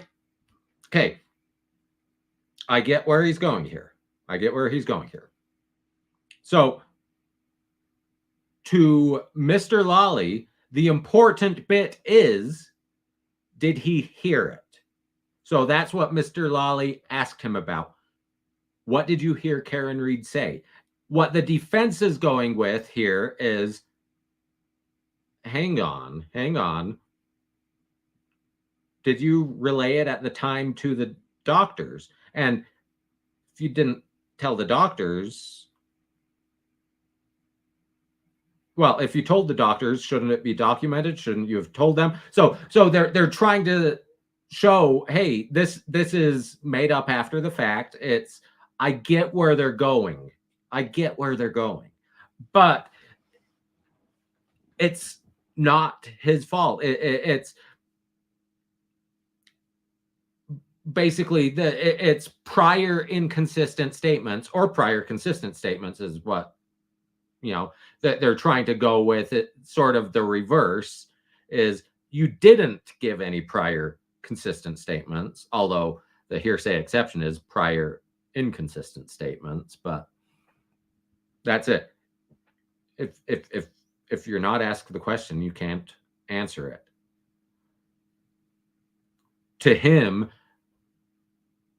the relevant bit is what he heard, not what he relayed. So You described that this patient was likely hit by a car. Objection, Your Honor. Sustained. he didn't say this patient was likely hit by a car. He said there is information that he might have been. Those are different. You're putting facts that are not in evidence. That's why that objection was sustained. He's mischaracterizing the testimony. You wrote a report as well, correct? Yes. We talked a little bit about that report. There's an area in the report for a narrative. Yes. About your observations, your experiences with this patient, correct? Correct. Your job as a lead paramedic is to be as detailed as possible, correct? Correct. You want to provide and impart the most detail you possibly can about an incident to assist in medical intervention, correct? Correct. Take a look at page 3 of 5 of your report. Yes. You see that narrative area? I do. Can you point to that portion of your report where you indicate that my client said the words, "I hit him"? It doesn't say that. Can you point to the report, the portion of your report where you indicate that you told the doctors and nurses that she said, "I hit him"? It doesn't say that. Can you point to that portion of your report where you indicate that your concern for the patient was that he had been hit by a car? Doesn't say that.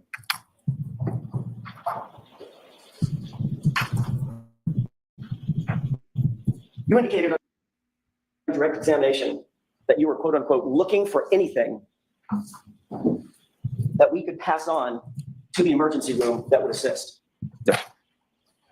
I think it might have been. And to me, that's, once again, I'm not a firefighter. I'm not a doctor, not a paramedic. To me, the pertinent information that I'm putting in the report, that I'm telling the doctor, is my observations of the patient's condition, the conditions he was found in, any medical history I've gathered, and that he may or may not have been hit. I may not hold a ton of weight for that. It's maybe worth mentioning, but is it going to change the treatment that he receives? May have been hit. She didn't, he didn't testify that she said, "I hit him with my car." So, "Oh my God, I hit him," doesn't give a lot of clues as to what treatment he needs. Because once again, his primary focus is what injuries has he observed, what treatment has been rendered so far, what were the conditions he was found in, what medical history. Those are the big things if I'm rendering aid, want to know. And they're the most important things I document.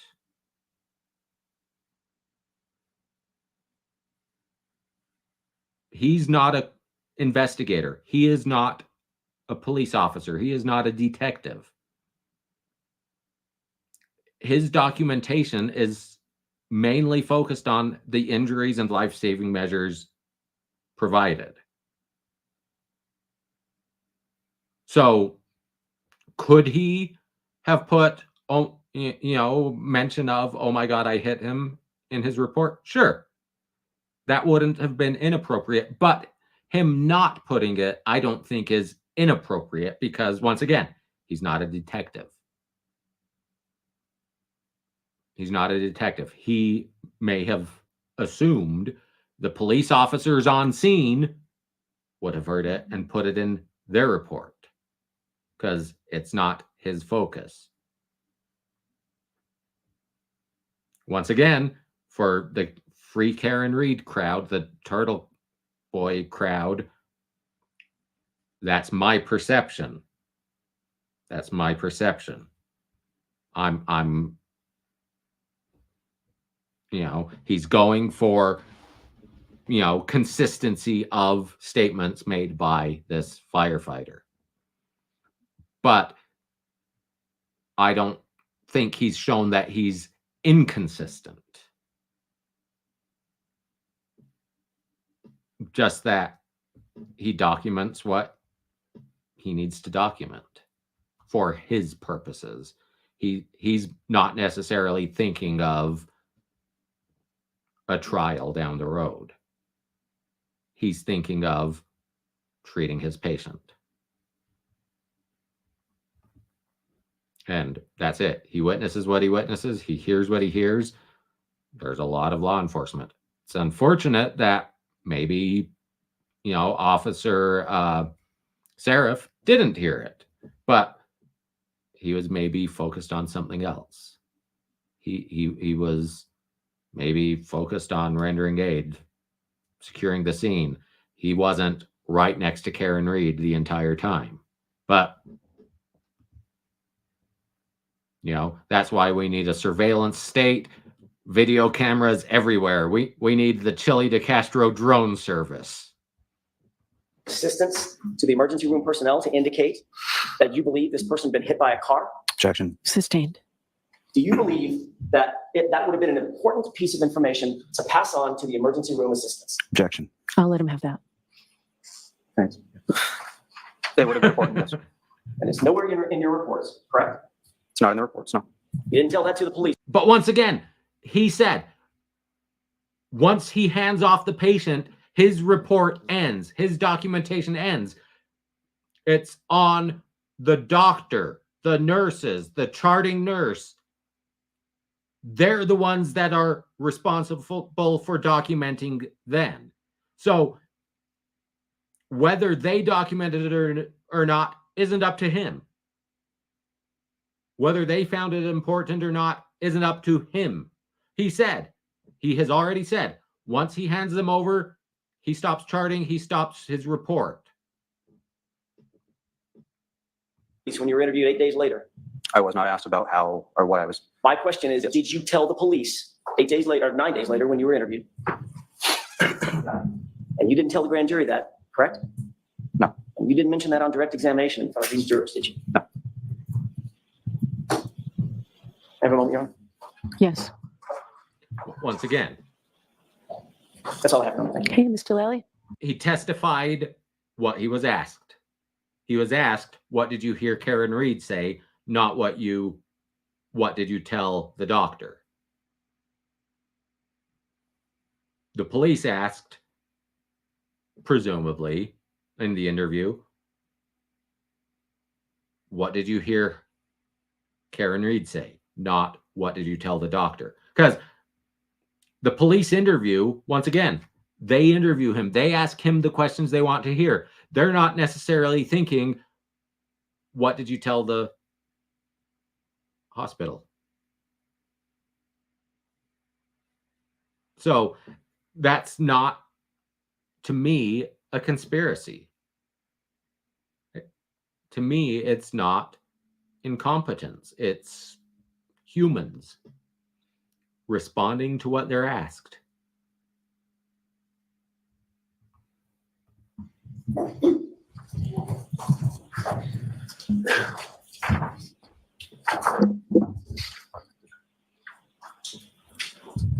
Firefighter Fulani, you had been asked some questions about the observation you made of Mr. O'Keefe's abdomen being distended. And absent any external observation of injuries, that could be from an internal injury cause. Is that correct? Correct. Now, the conversation that you were talking about, in which the defendant indicated to you repeatedly that you hit him, or I hit, that occurred on your sort of way to the body, correct? Correct.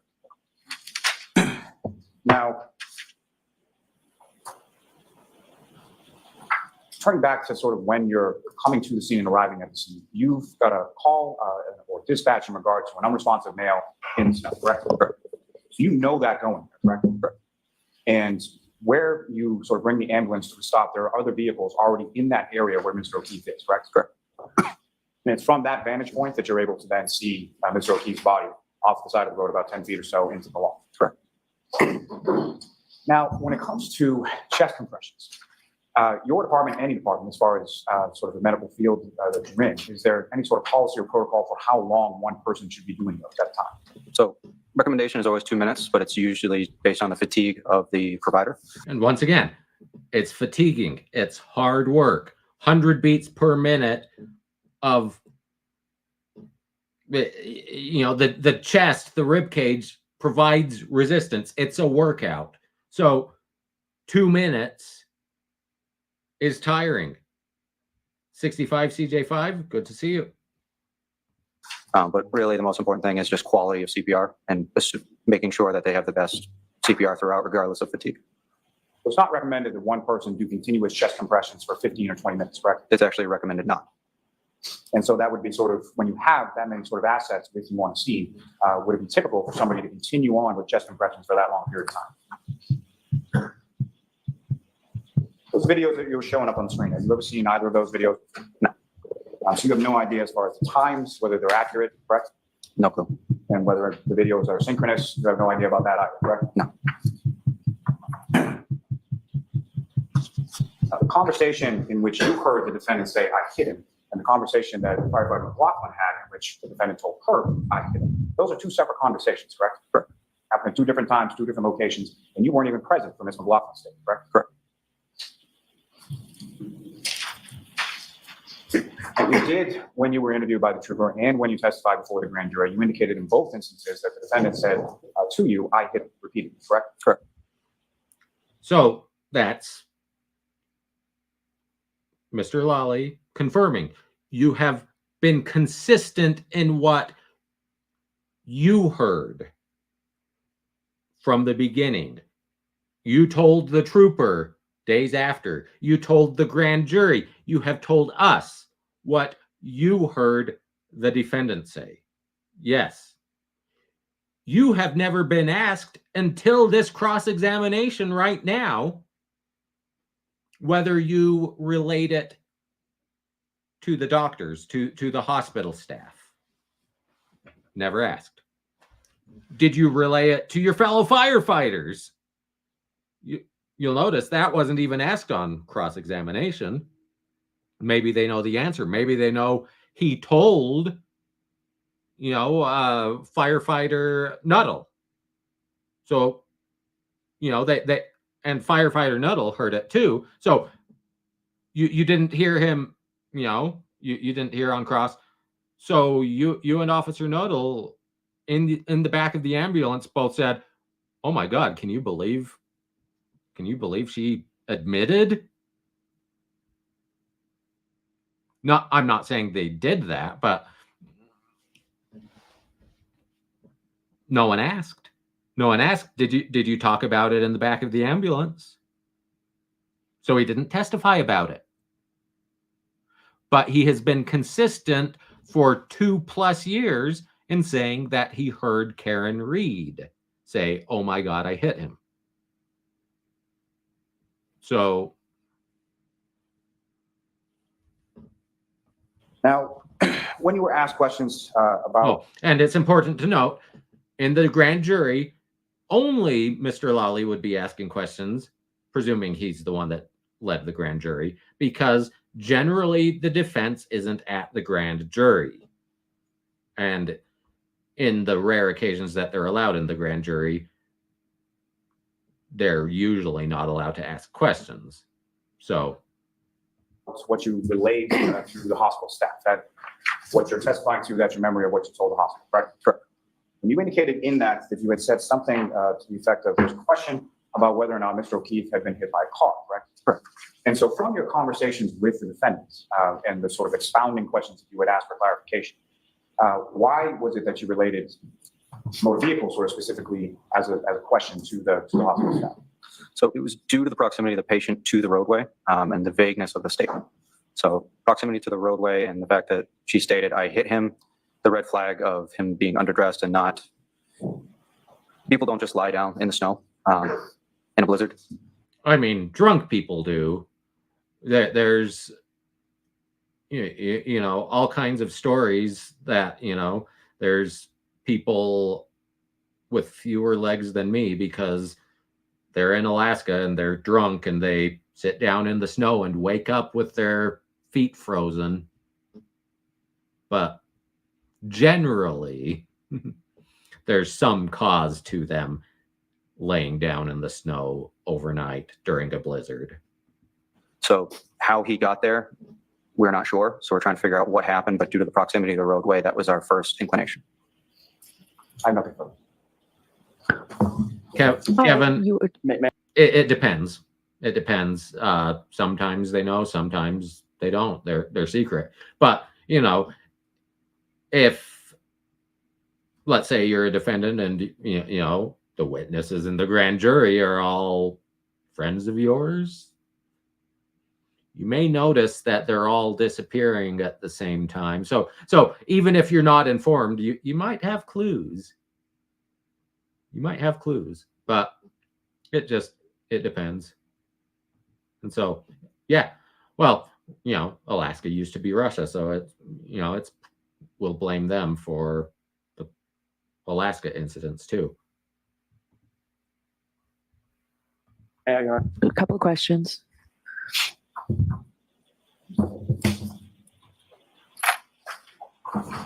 You indicated that it's not recommended that someone do chest compressions for 15 or 20 minutes. Sure. You saw the video. It was on screen. That video was about 3 minutes. Yes. It appeared that the same person that was doing chest compressions at the beginning of the video continued doing chest compressions all the way through. I don't know. We just watched the video. I can't tell you for certain which personnel. We all have yellow coats, so I can't tell you if somebody swapped. I don't know. Did it appear to you in watching that video that the person that started on the chest compressions on the left side of the screen continued all the way through, up to the scoop, up to the gurney, and off screen doing chest compressions? Objection. Sustained.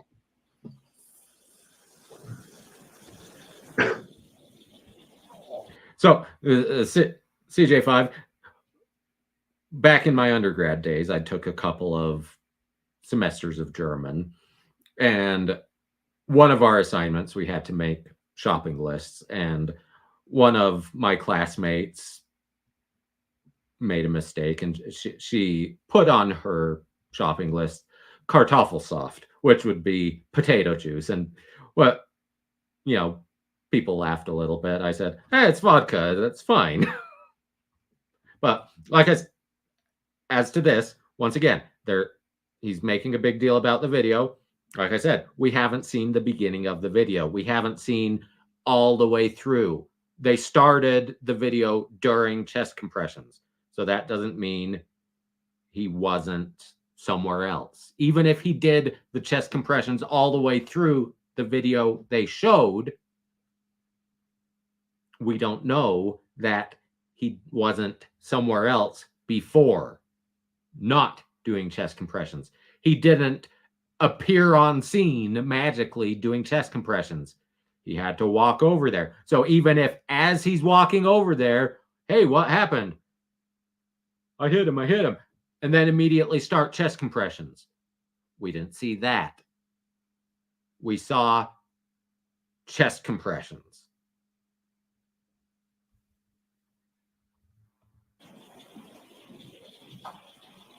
You indicated that when you heard this phrase, I hit him, that your response was, did you hit him with your hand, right? Yes. Did you kick him? Yes. Did you punch him? Yes. That's what you previously testified to, correct? Yes. Nowhere in that conversation did you ever suggest, did you hit him with your car?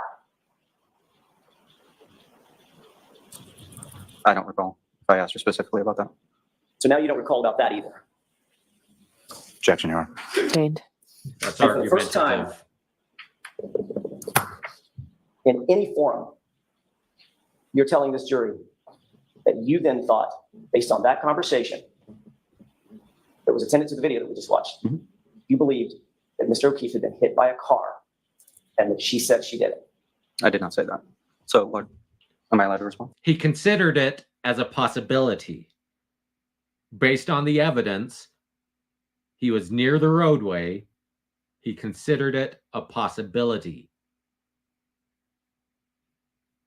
He didn't testify that he concluded she said he hit him with a car. He said he considered it. Based on everything he saw, he considered it. Yes. So I left it open-ended to the staff of the hospital that these are both possibilities of what happened to the patient. And of course, if you had said that to the staff of the hospital, the staff of the hospital would certainly put it in some of the medical reports, correct? That, They don't have speculation. to. It's really up to them. Speculation. None of those. He didn't document. He's not the hospital staff. Whether they documented or not, whether they found it relevant or not, that's speculation. He doesn't know. He is not them. He is not the doctor on scene. He can testify about what he relayed to them, not whether or not they would find it relevant, whether or not they thought they should document it.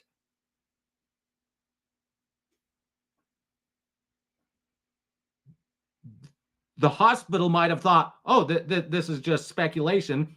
We don't need to chart it because we don't know. We'll go off of what we absolutely do know. But you see, that's me speculating, which is what firefighter Flinetti can't do. He's not supposed to speculate. That question called for speculation. Have that statement. I'm not aware. All set? All right, you are all set, firefighter Flamati, or paramedic Flamati. Thank you. Who is your next witness, Mr. Lally? Yes, Your Honor. The Commonwealth will call Mr. Matthew Kelly. Okay. I, on my phone, skipped ahead to see how many witnesses there were today. This one, Matthew Kelly, I'm assuming he's also a firefighter. He looks just like Flinetti, but without the goatee.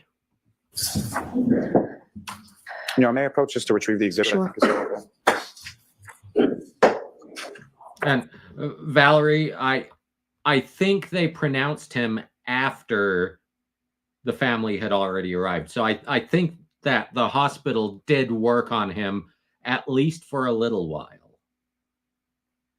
At least for a little while. That's my understanding from the testimony I have heard. I don't know for sure, but that's what I think. That's what I think. I'm assuming we will hear from the treating physician. I assume. And that treating physician will either confirm or deny my suspicion. That's me speculating.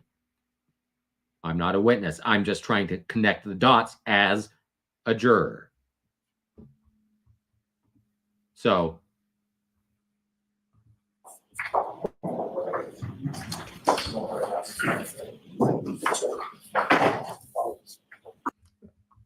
that's it. There's commotion. What if the nurse heard, but it's the doctor charting? It's, commotion. Sometimes, I mentioned at the beginning, Occam's razor. Occam's razor. The simplest solution is generally right. Not always, but, with doctors. If you hear hoof sounds, think horses, not zebras. Unless you're on the savannah of Africa. Then it might be zebras. There's a pretty good chance. But You know, to me, Occam's razor says, hey, there's commotion. One person, you know, a non-charting person might have been the ones that heard it. He might have been facing them. The doctor might have been running the chart. It might have been a chart nurse, and the chart nurse didn't hear because there's commotion. To me, I'm more likely to believe Occam's razor. The simplest solution is there's commotion. It's a fluid situation. There's commotion. That's what makes more sense to me than a vast cover-up conspiracy. But once again, show me evidence. Show me evidence that there's a conspiracy, and I might change my mind. Like I said, I was ambivalent, but you know, leaned toward believing Amber Heard. I came out. I still don't think Johnny Depp is perfect. I think he's a flawed individual, but I don't believe he's a spouse beater. They changed my mind with evidence. So,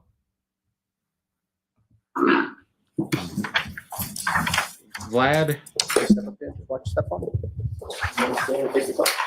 You solemnly swear the evidence you give the court and jury in the case now and hearing to the truth, the whole truth, and nothing but the truth, so help you God. I do. Morning. So you consider stand however you're comfortable. Just bring, perfect. Thank you. All right, Mr. Lally, whenever you're ready. Thank you. Good morning, sir. Good morning. Could you please state your name and spell your last name for the record? Sure. Matthew Kelly, Kelly. And what is it that you do? see what I mean? Doesn't he look a lot like Flinetti, just without the facial hair? For work, sir. I'm a firefighter paramedic for Canton Fire. And how long have you been a firefighter paramedic with Canton Fire? Approximately 2.5 years. And prior to working for the Canton Fire Department, what, if any, other employment did you have within that sort of field? I worked for a private ambulance, first ambulance service for approximately 5 months. And sort of geographically, where was that located? Boston area. Now, prior to you working as an EMT or a paramedic, you worked as an EMT before working as a paramedic? Correct.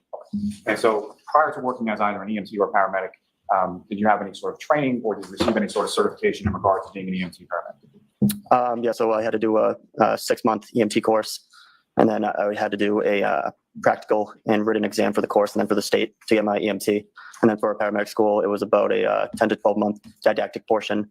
And then I did I believe it was 200 hours clinical in the hospitals. And then I did 300 hours ride time. And then I had to do a practical and written exam for the course and also for the state. And now with Canton Fire, I'm getting precepted as a paramedic. And when you use that term as far as precepted, what exactly does that term mean within your? It just means that you get trained by an experienced paramedic for an extended period of time. It's the on-the-job training, the internship, if you will. Until they say that you can do the job on your own. And with regard to being a EMT and a paramedic, you receive a certification in regard to working within that field? So basically, Brandon, the big bit is we just finished with firefighter Flinetti. On cross, they try to show he was inconsistent because he's on cross. They asked him, did you tell the hospital staff when you transferred Johnny, did you tell them that Karen Reed said, I hit him? And he said yes. And they said, you never testified about that before. He says, I was never asked. You didn't testify in the grand jury. I wasn't asked. You didn't tell the detective back in February of 22, so 9 days later, you didn't tell him. I wasn't asked. But in each of those, in the detective interview, in the grand jury, and on direct examination, he always testified that he heard her say it, just not that he relayed it to the police or to the hospital. So that was basically the big bit of cross-examination. They were trying to, through video, show you never could have heard Karen Reed say that because you were performing chest compressions the whole time and then got in the ambulance. But they started the video when someone was already giving chest compressions. So he said he heard it before that he quickly asked what's going on. And she said, I hit him. And then he started rendering aid. So I don't see that it's inconsistent because they started the video when someone was already giving chest compressions. So based on his testimony, they started the video after he had asked her. So at least that's what I've heard. That's my interpretation. The Free Karen Reed crowd is going to say I'm biased because of it, but that's what I heard. That's what I observed. So. Can you say that again? With regard to being an EMT and a paramedic, to receive some sort of certification, either from the state or some other body in regard to working in that field. Yes. You have certification in regard to both. Yes. And is that certification up to date? Yes, it is. Sir, if I can turn your attention to January 28th, the evening of that into January 29th, 2022. You were working with the Canton Fire Department that day? Yes, I was. Recall what kind of shift you were working on that day? 24-hour shift on the ambulance. And which station house were you assigned to on that day? Station 1, And that's located where within the town of Canton? 99 Revere Street. And you were assigned to the ambulance, is that correct? Correct. And who, if anyone else in your department, was assigned to the ambulance along with you? Paramedic Anthony Fulmati. And on that morning of January 29th, do you recall about what time that you woke up on that day? I believe it was about 4:45 a.m. And when you woke up, what, if anything, is it that you did with regard to your duties and responsibilities around fire station? How far? So we woke up a little bit early to shovel off the apron, shovel off the parking lot, and just prepare for the new shift coming in. And just briefly, sir, so when you go outside to shovel, what, if anything, do you recall about sort of the weather conditions and what they were at that point? There was snow on the ground. It was snowing, high winds, low visibility, still dark out. Hey, low visibility. So are you going to see a body you're not looking for in low visibility? I wouldn't, but. Recall being dispatched to a call shortly after 6 a.m.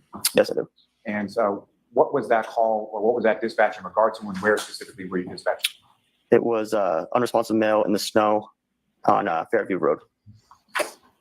And that area of Fairview Road, through your work with Kent Fire Department, are you familiar with that specific area? Yes. And you respond in the ambulance, is that correct? Correct. Who, if anyone, goes along in the ambulance with you? Fulmati was in the passenger seat, and then paramedic Tim Nuttall was in the back. Who was driving? I was driving. And in addition to the ambulance, ambulance 1 that you were in, what, if any, other sort of vehicles or apparatus responded from your station to Fairview Road? We also had an engine and our shift commander SUV. If you recall, who was the shift commander in the SUV? Shift commander was Captain Wendell Robery at the time. And Captain Robery is now the chief of the Canton Fire, is that correct? Correct. And as Well, Brandon, this is direct. So right now they're looking for consistencies, but yeah. far as the engine was concerned, who, if anyone, was assigned to the engine and responded to the call as well? It was Lieutenant Greg Woodbury, firefighter paramedic Katie McLaughlin, and firefighter paramedic Frank Walsh. And as you're driving from the station house to Fairview, what, if anything, do you recall about weather conditions, visibility, anything like that along the way? Just heavy snow and wind, real low visibility. Good amount of snow on the ground, so I was just trying to take it slow so we didn't spin out or drift or anything like that. And can you describe for the jury sort of the route that you took from the station on Revere Street to Fairview Road that morning? Yep, we took a right onto Revere Street, left onto Sherman Street, right onto Chapman Street, and then a left onto Fairview. And as you're driving down Fairview, what, if anything, can you tell the jury about sort of the elevation of that roadway as you go from Chapman down to where you stopped? It was a pretty steep, long road downhill. It was probably downhill for half of the way through Fairview. And because of that, I was just trying to go real slow, so we didn't drift down the hill. And one last question about driving, but as you're driving along, what, if anything, else did you observe as far as sort of other vehicular traffic on the roadway, any other cars, trucks, anything like that? Nothing until I saw the police cruiser at the scene. And so as you're approaching the scene, in your drawing and where you stop? So it was just real low visibility, but we could see blue lights at the time. So just kept going towards the blue lights and knew that it would be in that area. So, just as an aside, due to the undiagnosed ADD, as I'm listening up to this, I'm looking up Canton on Wikipedia, looking for demographics and stuff. But we've heard 3 times that the fire station 1, is 99 Revere Street. Now, Paul Revere, obviously, greatly associated with Boston, Massachusetts, Revolutionary War. But it says Paul Revere built the nation's first copper rolling mill in Canton in 1801. So Paul Revere, they didn't just name a street after him because he was a, Revolutionary War hero, but hey, he actually conducted commerce in Canton. So there's your history lesson. But also, average household income of $135,000 a year. So, as I said, it's a wealthy suburb. Now, where do you stop in relation to the cruiser? I believe they were facing towards us, so we would be in front of them. And at some point, you're being dispatched for an unresponsive mail part, correct? Correct. And so when you're pulling up to the scene, you see the cruiser. Are you able to also see any sort of unresponsive mail part? Not when I'm in the truck. I had to get out of the truck to see. And when was it, and how far away from it were you at the first time that you observed the unresponsive mail? Once I got out of the truck, I was probably had to be about like 5 feet away until I could see the victim. And at this time, when you're arriving, So very low visibility, very poor conditions. If you're driving by, focused on plowing snow, you're not necessarily going to see him. I'm shortly after 6 a.m. Is it light out, dark out, or something? It's dark. And just so we can stop saying unresponsive mail, at some point you identified who the patient was that you eventually treated and transported. And who did you identify? Mr. O'Keefe. That would be John O'Keefe, is that correct? Correct.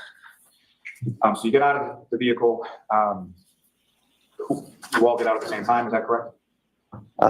Relatively, yeah.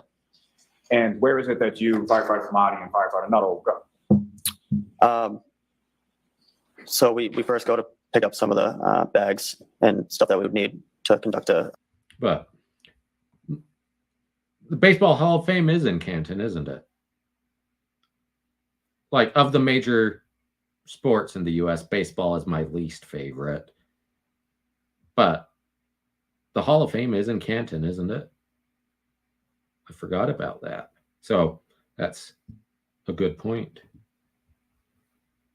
arrest, and then we just go straight over to the body and some people that were around there. And with regard to the bags that you retrieved, what kind of bags are we talking? We'd take like a first-in bag that has miscellaneous stuff. We'd take an airway bag, and we would take a cardiac monitor.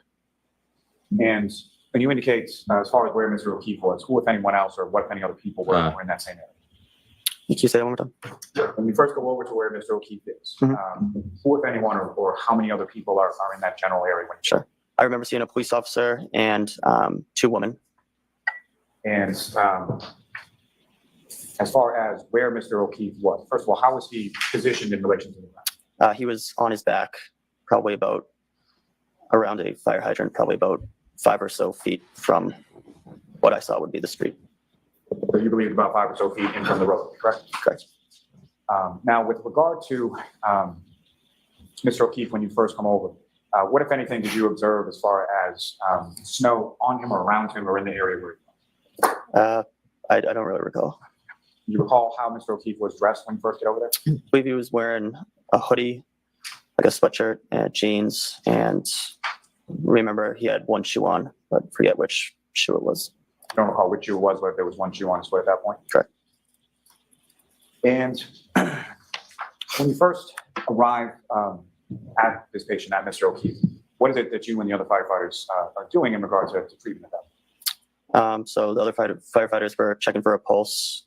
And then after that, while I was getting some of the supplies, and then we would start compressions and start moving them into the ambulance so we could get a better look at them and what we were doing. When you say start compressions, what kind of compressions are you referring to? CPR. Chest compressions, Yes. correct. And based on your training experience, is there some sort of protocol as to how long one individual should be doing chest compressions? So we want early and continuous chest compressions for as long as the person is pulseless. We will take breaks in order to. So that's a vague question. It's how long do you perform CPR? Until we're fucking done. Or how long does one person perform compressions before handing it off? Oh, about 2 minutes. But he asked, how long do you perform compressions? Until we're fucking done. Until he's revived or he's been pronounced dead. But check for a pulse and check for any rhythm changes. And so when breaks are taken, is that one person that's doing those same compressions the entire time, or is it switched off or something else? We try to switch off every few minutes. better question. Now, when you first approach where Mr. O'Keefe is on the ground, what, if any, sort of injuries, if at all, did you observe on Mr. O'Keefe at that time? On the ground, I didn't observe any injuries or recall seeing any injuries at the time. It wasn't until got him in the ambulance that I saw some injuries. And so from that sort of initial assessment and initial sort of treatment of the patients, what exactly does that sort of assessment and treatment consist of when Mr. O'Keefe is on the ground? Basically just checking for breathing and if he has a pulse. It was pretty dark and very low visibility. So kind of further assess him. And from your sort of initial assessment, did he have a pulse? Little unexpected Sarah Boone there, Vince. Was it? No. And so want to get him out of the conditions, and how was that accomplished? I believe we used a scoop board or a scoop stretcher. It's just a backboard that breaks into two pieces. They can slide underneath the victim or the patient. We used that, and then we had picked him up and put him onto our actual EMS stretcher, and then just put the stretcher into the ambulance. And where was the stretcher sort of placed in regard to where, or in relation to where Mr. O'Keefe was 5 feet off the road? I don't recall. Now, once you get to the ambulance, what, if any, difference did you notice between sort of the lighting in the ambulance versus the lighting outside on the lawn? It was brighter. So there was very low visibility outside. There was great visibility inside with the lighting all around the back of the ambulance. And so once you're in the back of the ambulance, what, if anything, did you observe or know at that point in regard to any injuries you observed in Mr. O'Keefe? He had like a swollen black and blue right eye, and he had some blood around his mouth. Now, as far as Mr. O'Keefe was concerned, during treatment, you're touching or making contact with Mr. O'Keefe's body, correct? Correct. And during the course of that, what, if any, observations or what, if anything, you note in regard to sort of tactile observations of Mr. O'Keefe? He was very cold to touch, very stiff, almost frozen-like. Yes. Now, at some point during the course of your treatment in the back of the ambulance, are his clothes removed? Yes. Is that why? Is that? It's just so we can try to examine his full body for any other injuries. And there's some concern for cardiac arrest, correct? Correct. Can you explain, are you familiar with that term? Yes. Can you explain to the jury what your understanding based on your training experience is as what is cardiac arrest? Sure. It would be when a person has a lethal cardiac rhythm where they no longer have a pulse. Now, once the clothes, as far as being removed, how are they physically, sort of how are they? I believe they were probably cut off with trauma shears. And once the clothes are removed with trauma shears, what, if any, additional observations you can make of injuries to Mr. O'Keefe's body? There's some lacerations on his right upper extremity.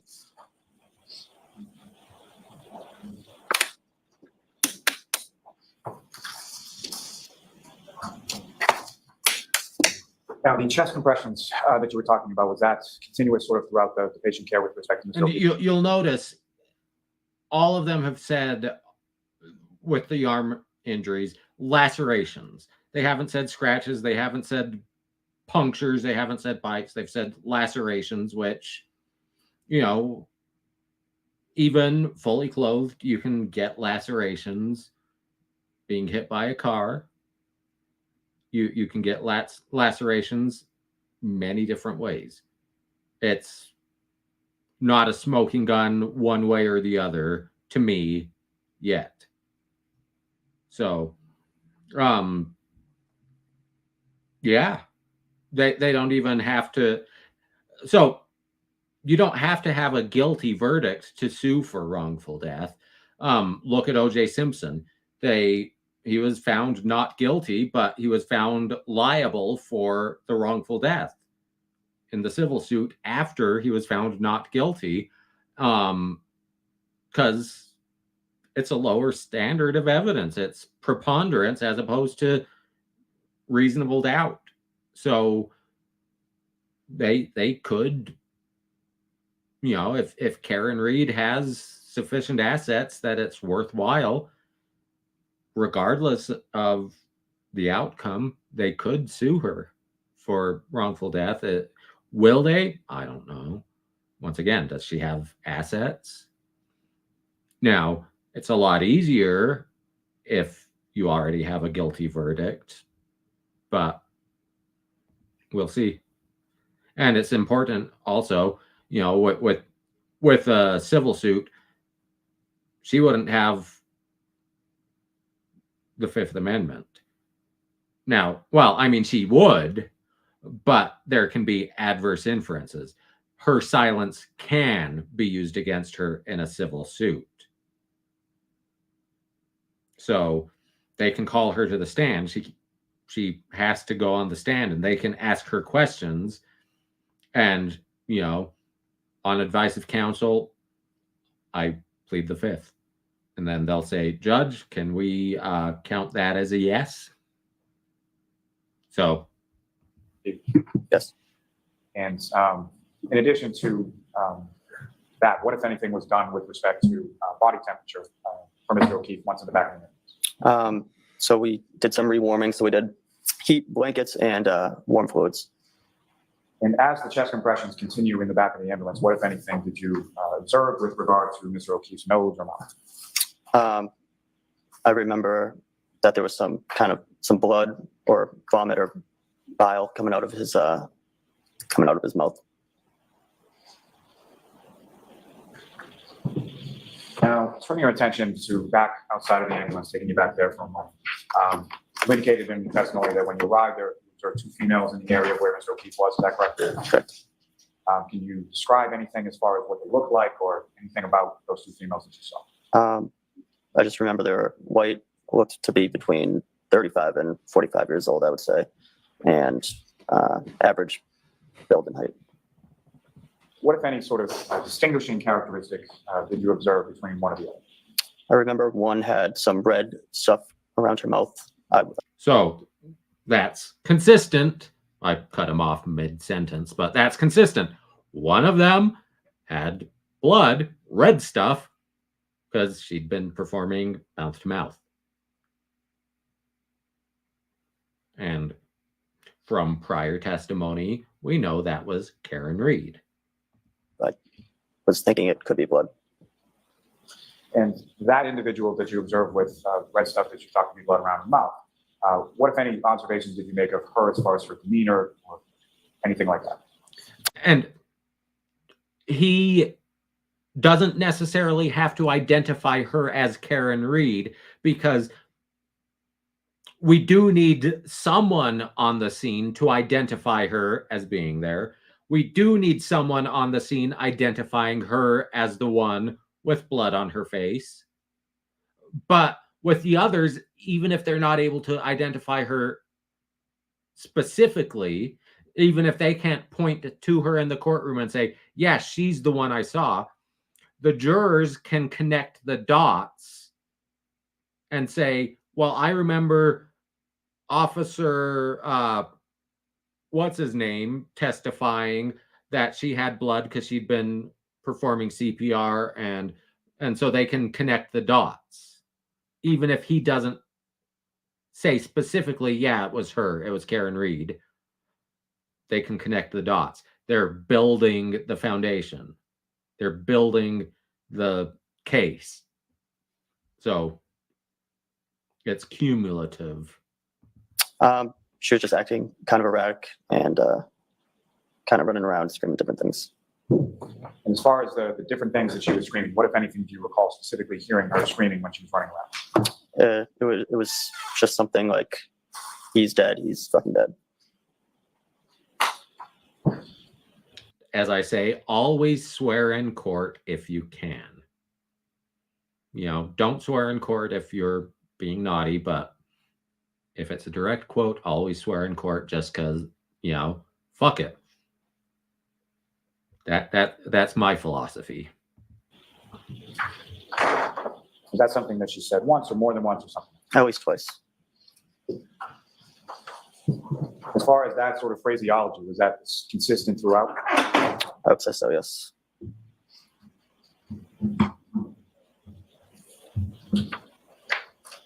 Now, And CJ5, to me, that's neither incriminating nor, you know, exonerating. It's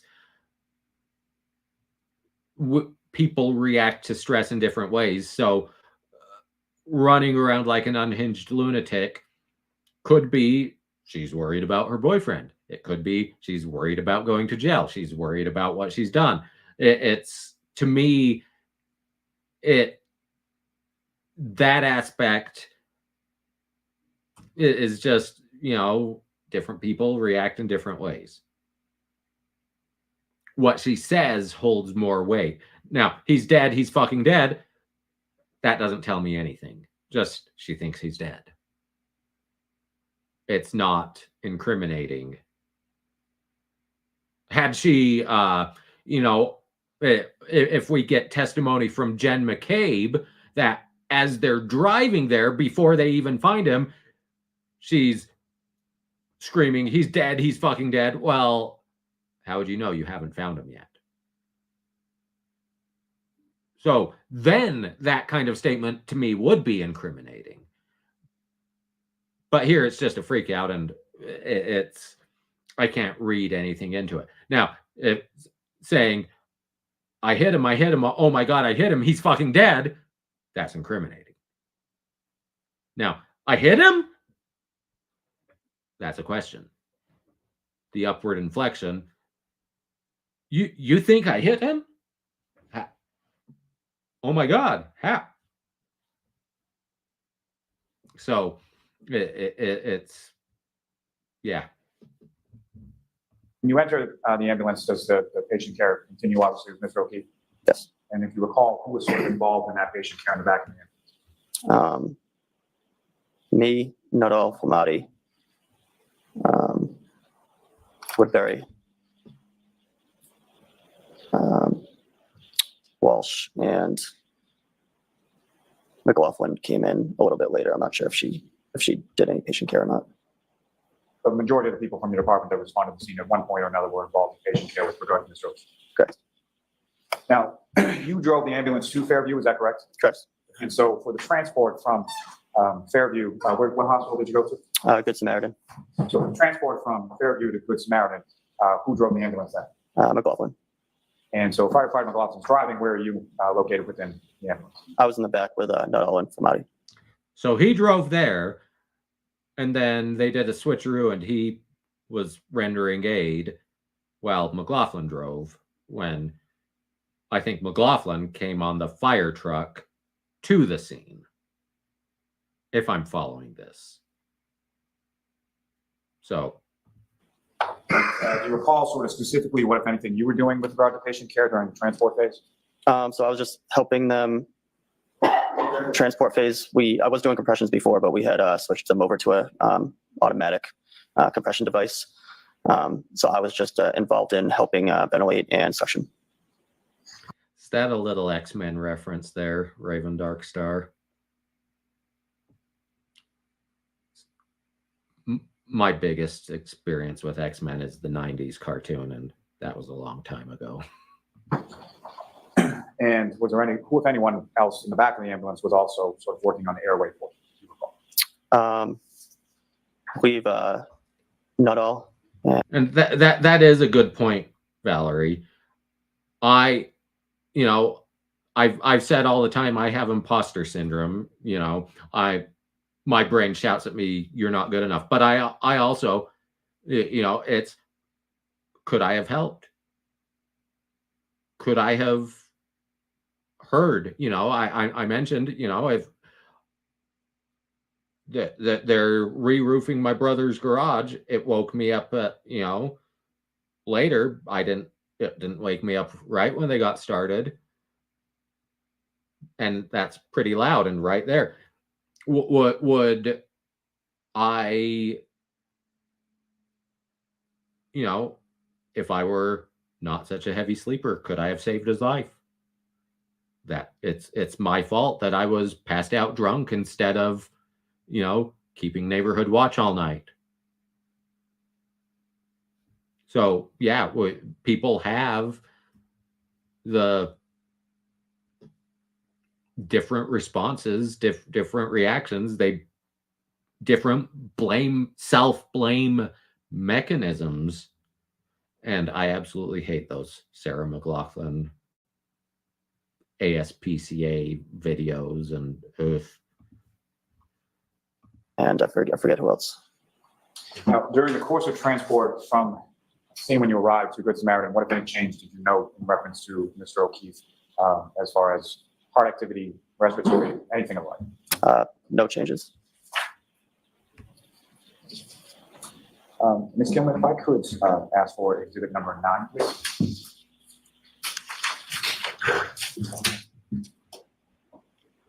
Never into comic books, Raven. Kelly, just directing your attention to the screen. What's been marked as Although there are some Star Wars ones I kind of think I want to get, but superhero comics I never got into.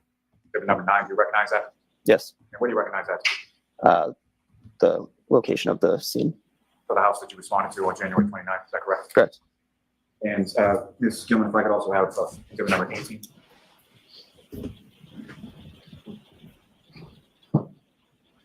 And again, sir, just directing your attention to the screen, do you recognize the photograph that's up on the screen? Yes. What's depicted in that photograph? The location of the scene again. Sort of a different view of the same home, is that correct? Correct. Can I approach the witness, John? Yes. This is a laser pointer, basically, there's a button there, just press on that. Okay.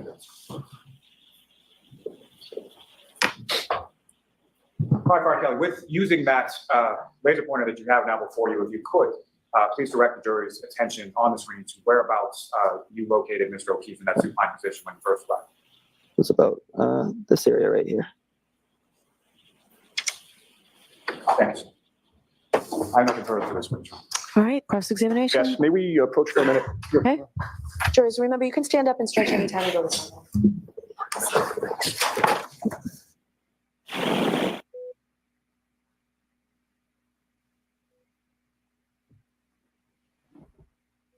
Grant's got a stretch too.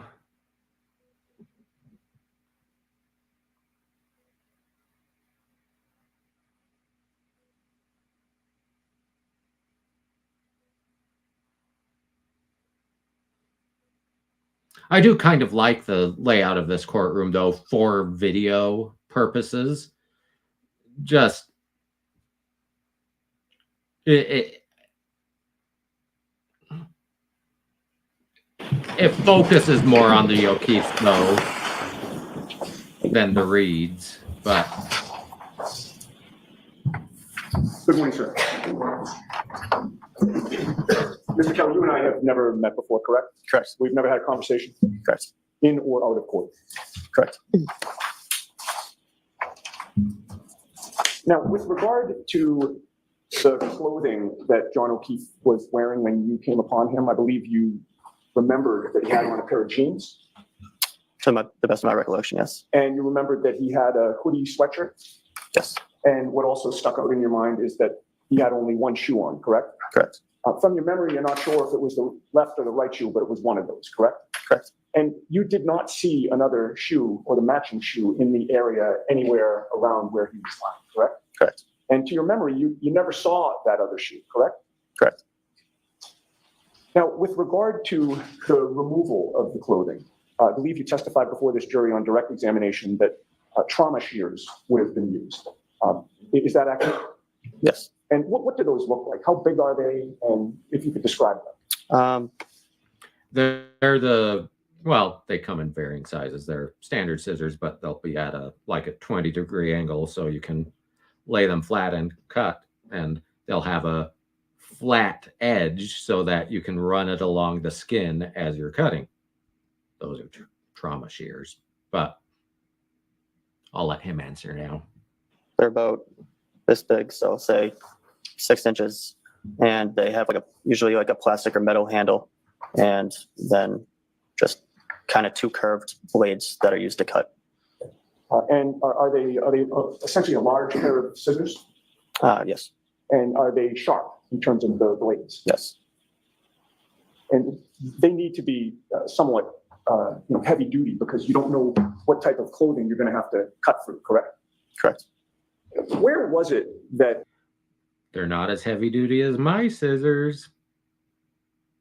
They're on a video on a different channel I have, but I come from a family of upholsterers, and upholstery shears are brutal.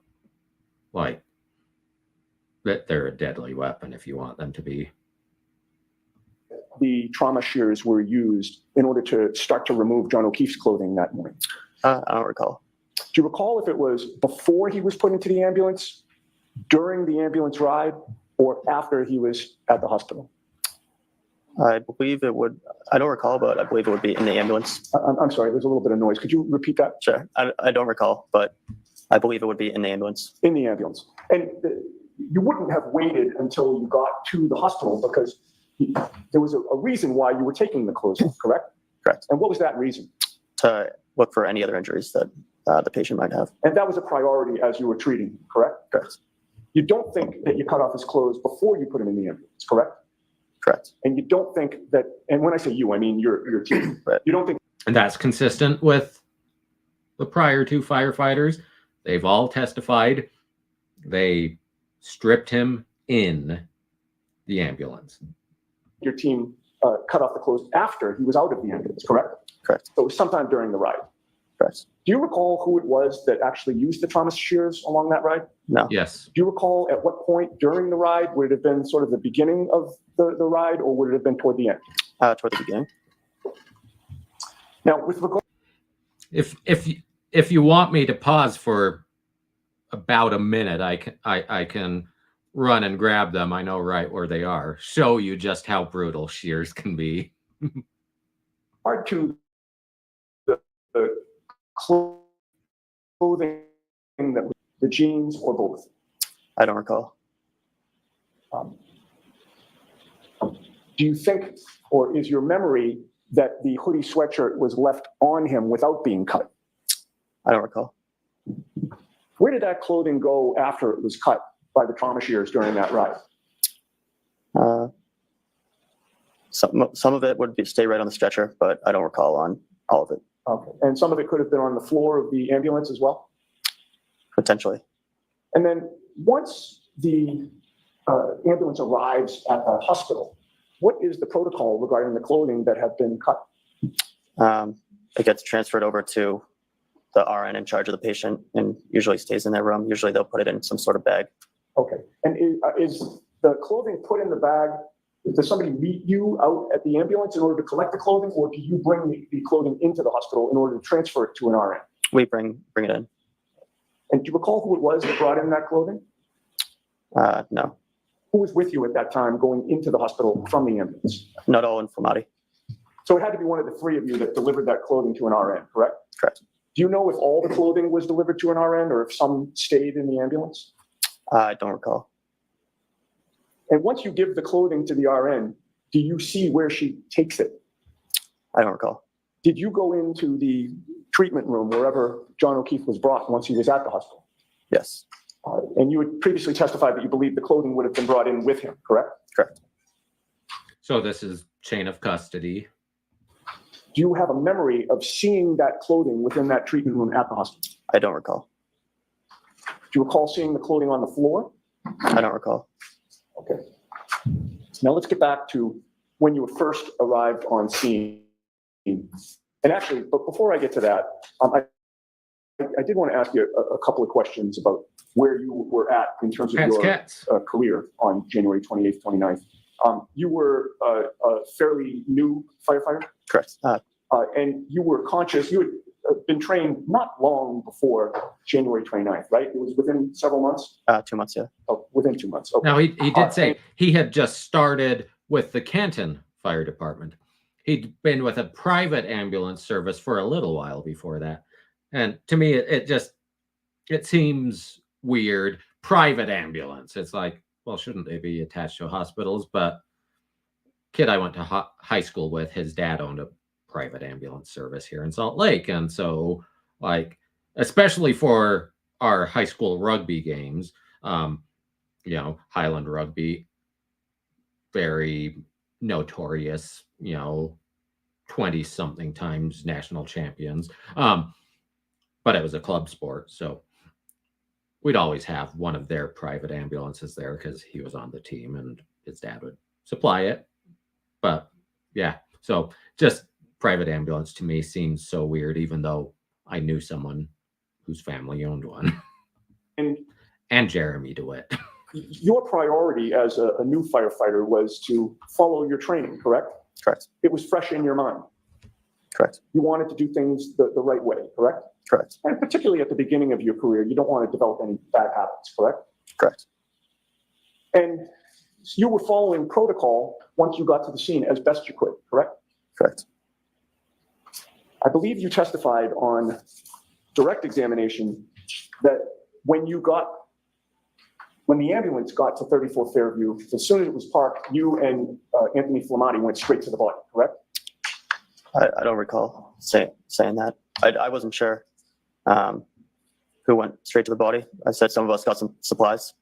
Okay.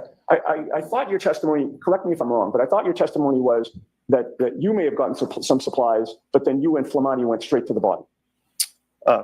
Yeah, so we did, me and Nuttall. Got supplies? So they got supplies and then they went to the body. Me and Nuttall went to the body. All right, where was But we didn't go straight there. We got supplies first and then went to the body. Or I got supplies first and then went to the body. Okay. How long did it take you to get supplies? Probably within a minute, I would say. Okay. And where was Flamati when you were getting supplies? I don't recall. And that's it. That's what I think they're going for, Valerie. But the only firefighter Nuttall has mentioned the jacket. The Flanati mentioned a long sleeve t-shirt. This one, can't remember his name, Williams, mentioned a hoodie or sweater. So we've only heard about the jacket from one. And if they don't say jacket, it's a suit, it's hard to ask them about it. But they, in closing, they'll be able to say, hey, only one of the firefighters mentioned the jacket. Everyone else, he was underdressed in the weather, and that means he was dumped, not out there organically. But then, of course, if he was out there, intending to just go from the car to the house and was hit in the meantime, him being underdressed for a quick dash from the car to the house is also consistent. Like I said, if I'm going out in bad weather, I will wear my heavy coat in the car, and then I will leave it in the car, make the dash to the house, because I don't want to wear it in the house because I'll overheat. I don't want to risk leaving it in the house.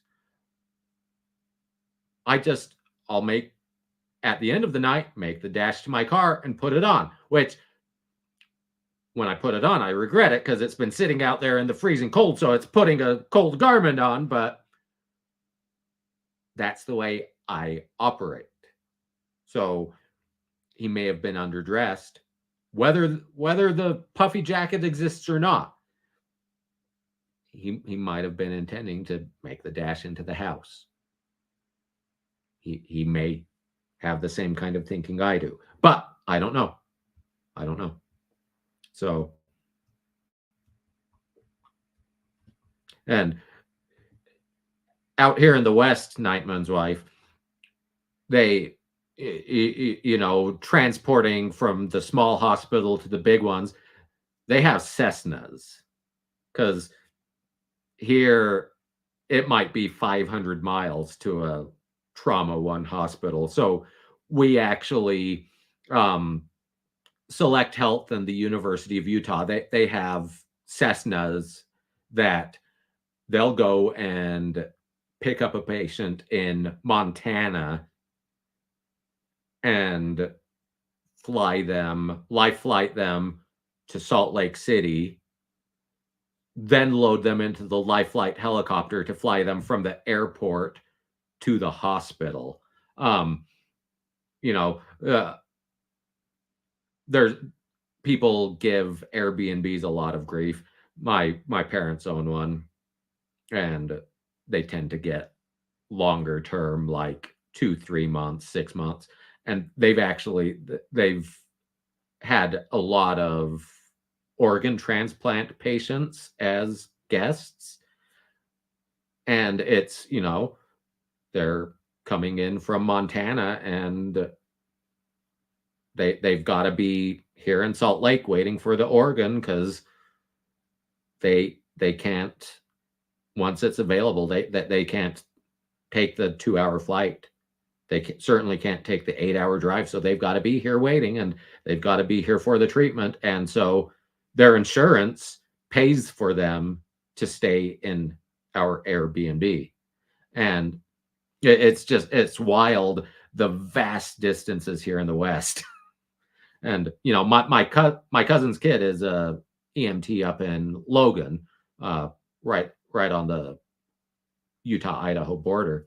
And Logan is big enough that they'd have, they're attached to the fire department, but they certainly get transferred here to Salt Lake.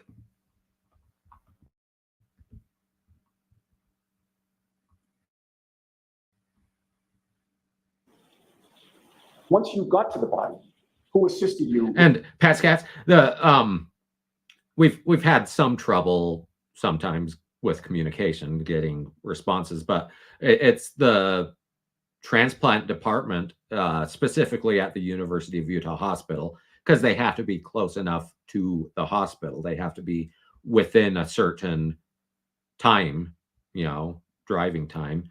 And without traffic, if you don't hit the traffic lights, we're 5 minutes away. With traffic, 10. But they're the ones that recommend us. So it really is, for all the grief Airbnb gets. It's like, hey, we're helping save lives.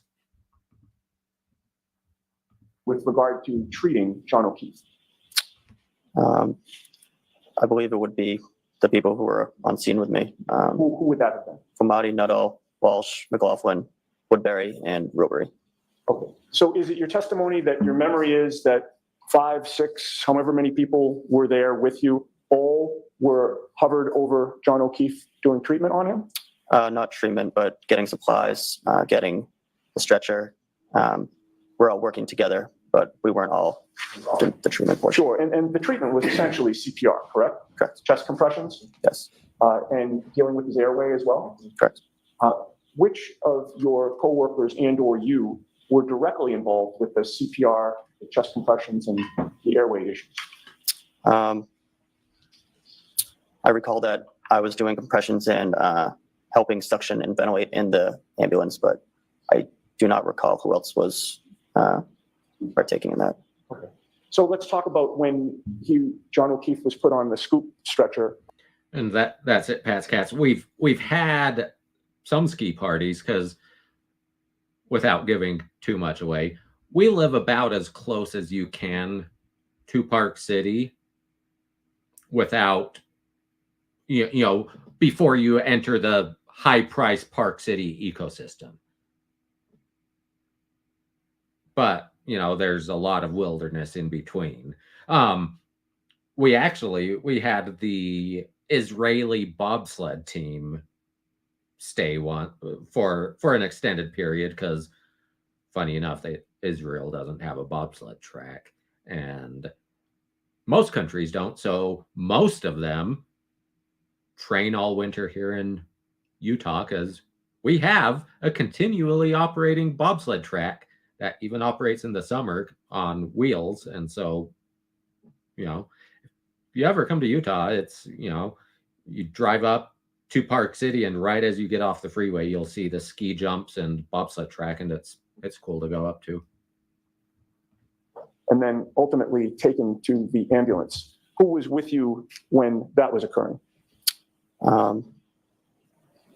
So it would have been me, Nuttall, Flamati, and Robery, I believe, were trying to get him on the scoop.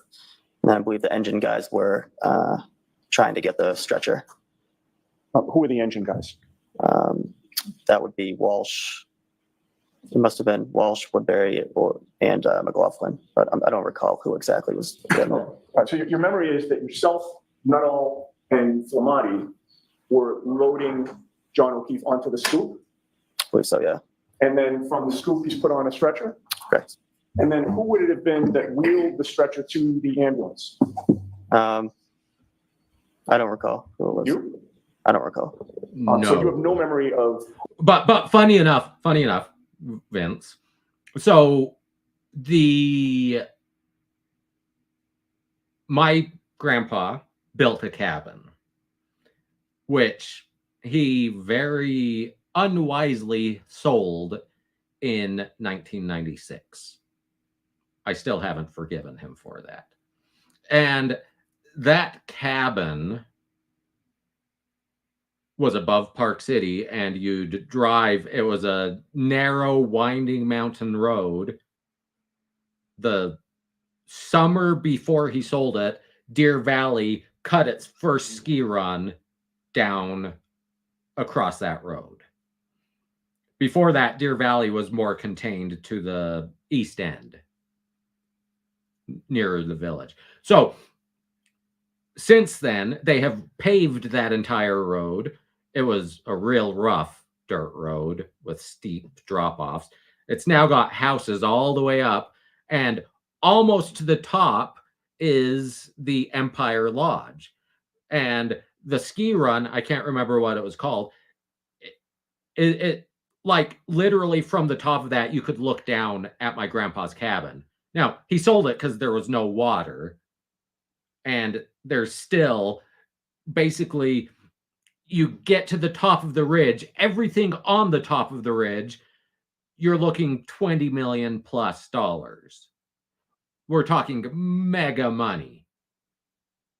That's where Gwyneth Paltrow would have stayed. You go over the ridge, there's no sewer, no water, no, it's rustic cabins, and it's still expensive now, but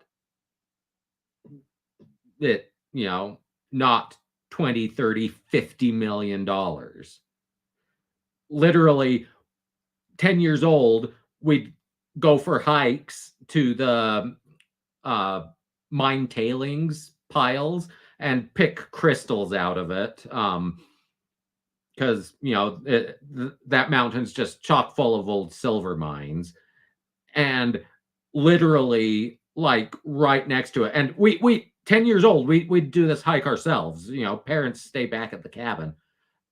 And, like, within, you could throw a football from those mine tailings piles to a $30 million mansion. It's just wild. And,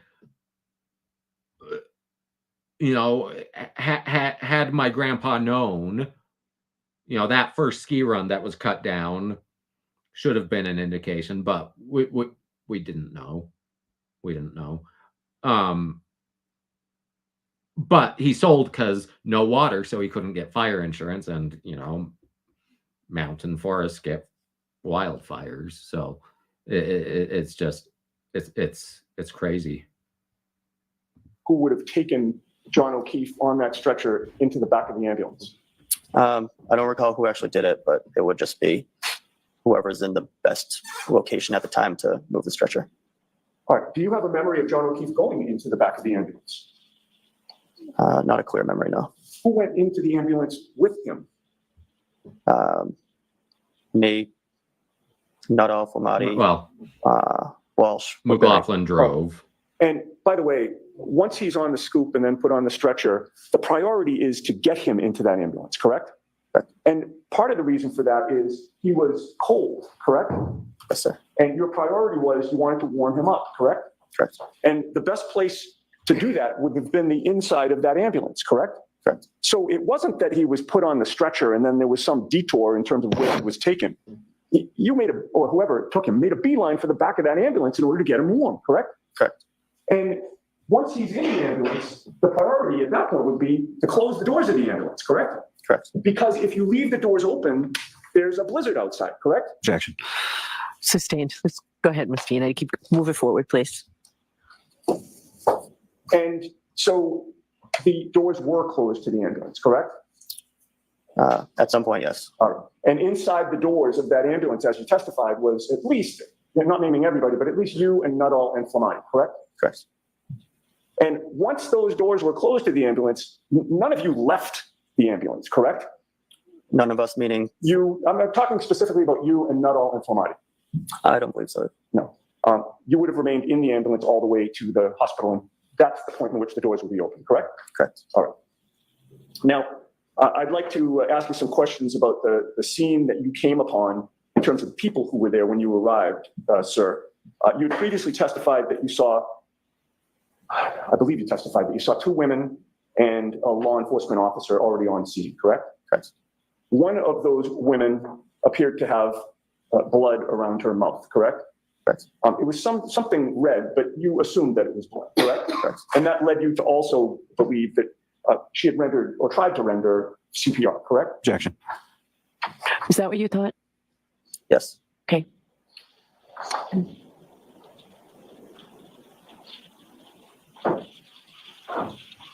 And while you were on scene, it was the woman who had the blood around her mouth who appeared to be most upset, correct?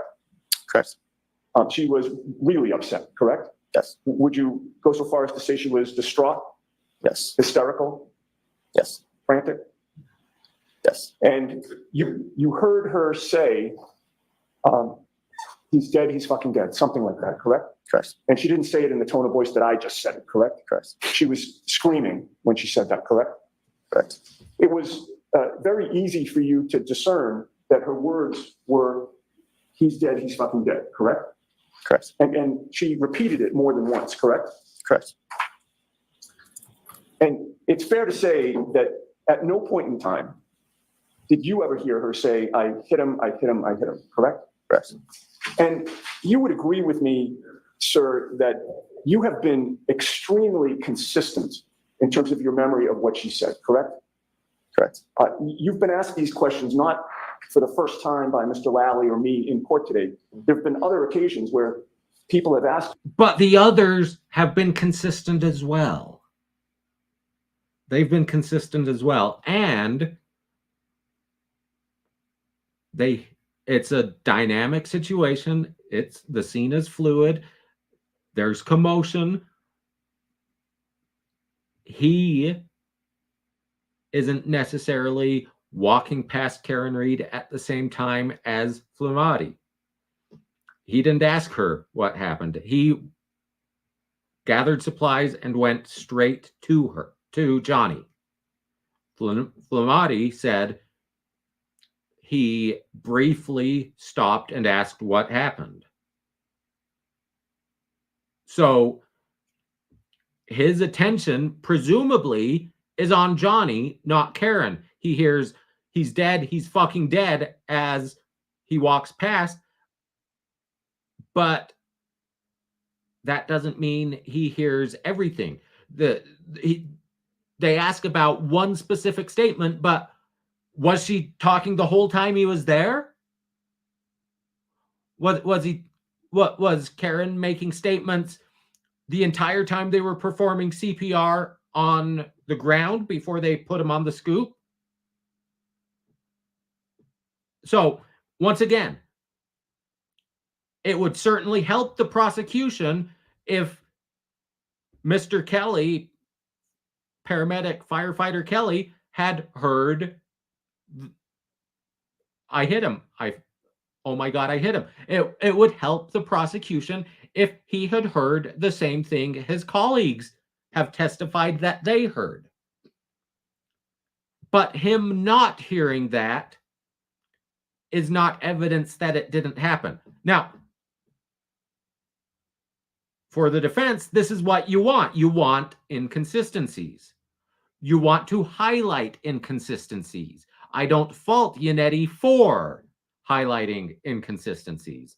But once again, it's a dynamic, chaotic scene. She's moving around. We've seen on video, she's not stationary.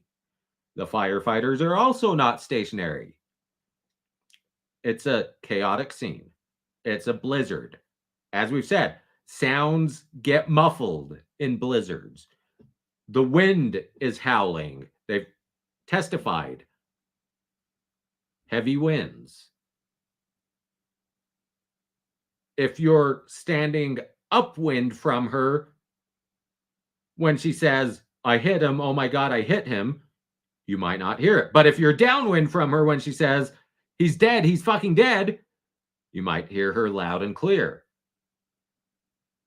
I'm not saying that's what happened. I'm saying it's possible.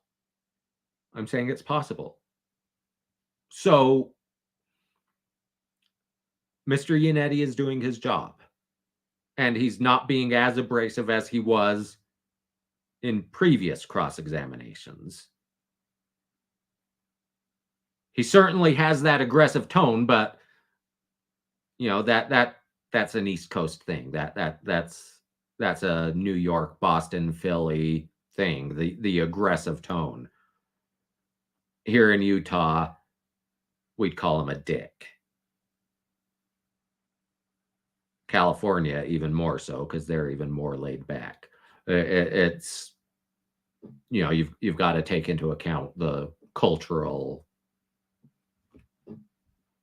issues.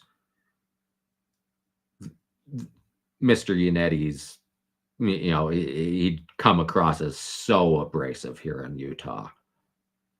You know, think back to the Paltrow trial. Now, and the Paltrow trial is kind of embarrassing for me, actually, because, you know, it's funny.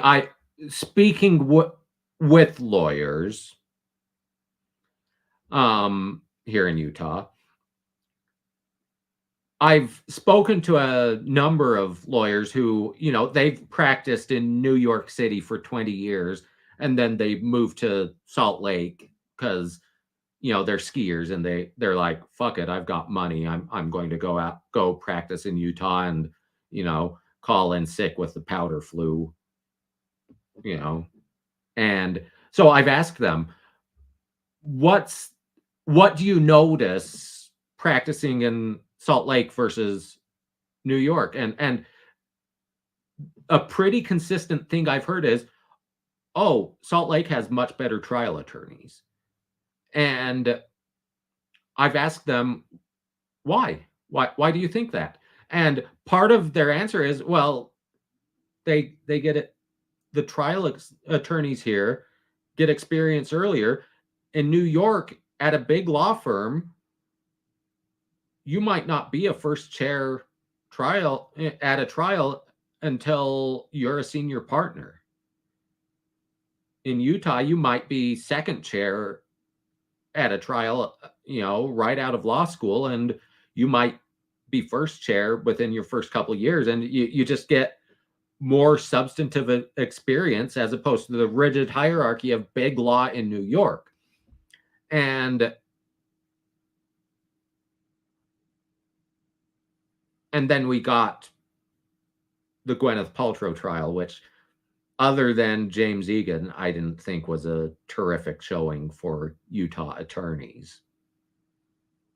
But, you know, the Corey Richens, I'm not covering that case, you know.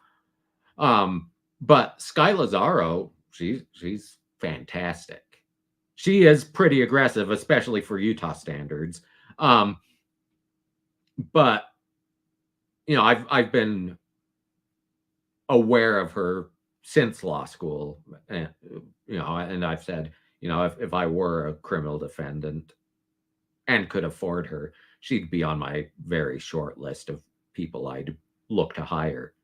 Just fantastic. And she's, I think, representing the state of Utah very well. The prosecutors in that case as well. So it's just, I realize fascinating tangent, but the moral of the story is, you've got to know your audience. This Mr. Yannetti wouldn't play out very well here. So, what did the woman with the blood on her mouth say when she was on scene, correct? Correct. You were asked that by Trooper Proctor on February 9th of 2022, correct? I don't recall.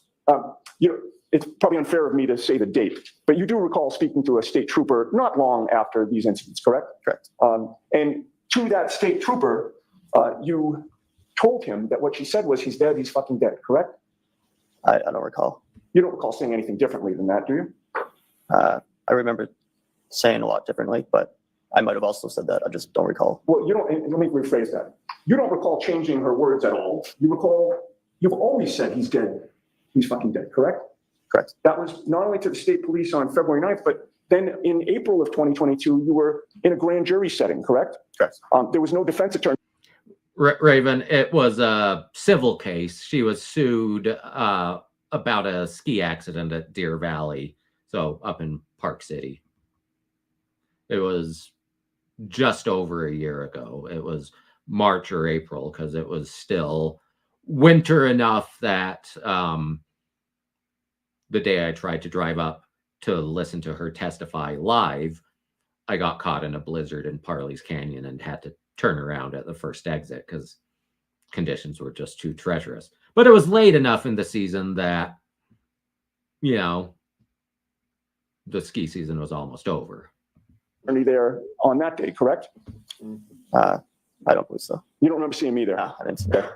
Mr. Lally was asking the questions, correct? Correct. And there, you also said that what the woman with the blood on her mouth said was, he's dead, he's fucking dead, correct? Correct. And you've testified to that today. Yes, sir.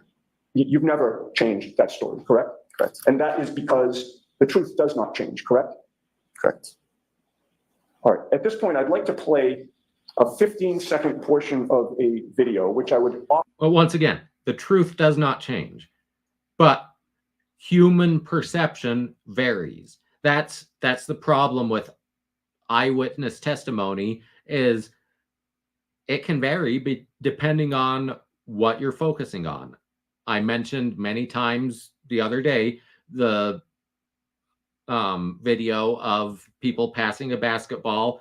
You're told, count how many times the basketball is passed, and you're so busy counting that you miss the gorilla walking through the middle of the screen.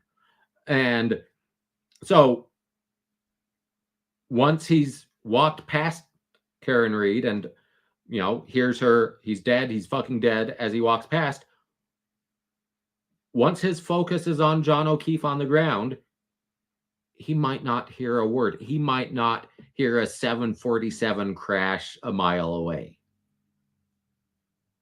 Because human perception is a funny thing. Him not hearing, I hit him, oh my God, I hit him, doesn't mean his colleagues didn't hear it.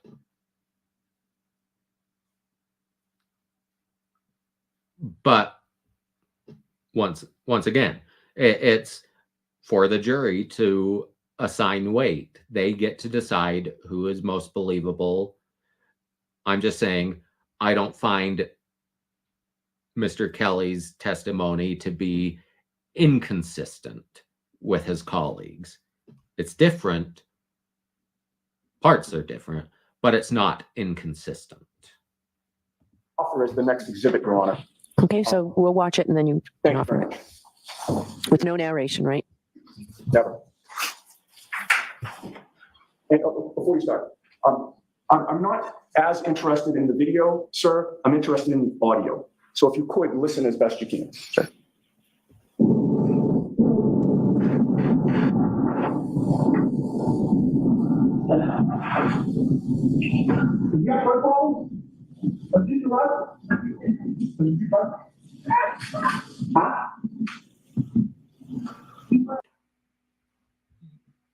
The ambulance isn't on scene yet. I don't think. He's playing video for him of before he arrived, if I'm not mistaken.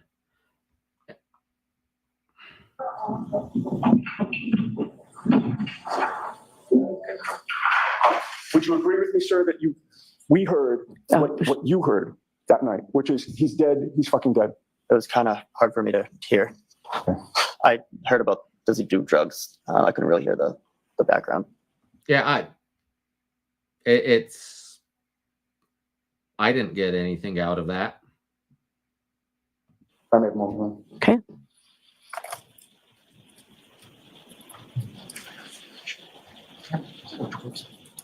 New approach. Okay.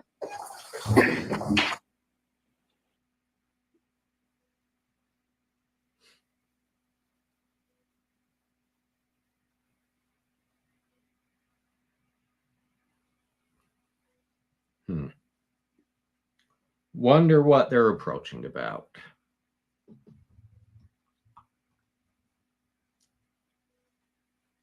Wonder what they're approaching about. I mean, it's almost clearly a evidentiary issue, making sure they can get a exhibit in or ask a certain question that they know is going to be objected.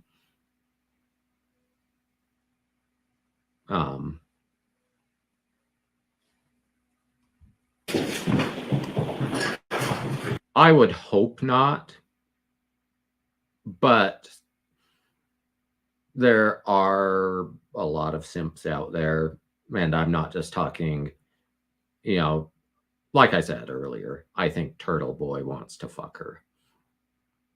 But even if she's convicted, there's, you know, the whole prison pen pal system. Gypsy Rose Blanchard got married in prison, and she's now divorcing him. But I kind of think the marriage was a ploy to get, you know, a stable housing situation for her parole. And so I am skeptical about that. But yeah.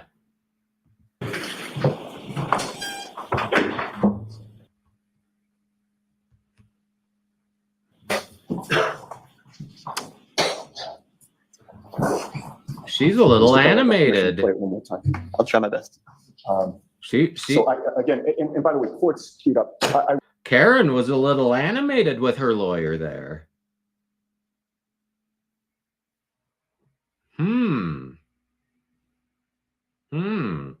Couldn't tell what she was saying, but that her stoic, you know, facial expression. She showed emotion. She was animated there. She was upset about something. I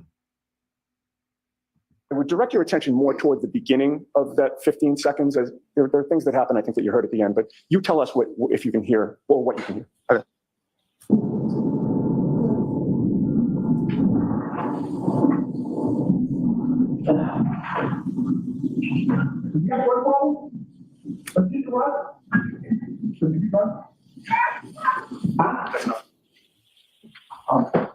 What did you hear?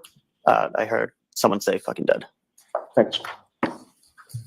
Okay. Any redirect? But there were other things, but they were incomprehensible. It was just assuming it was fucking dead. That was shouted. She said other things. It was the same voice, but a lot quieter. So did he just hear he's fucking dead because she shouted that, but the other parts, other people closer to her heard, but he didn't because she didn't shout it.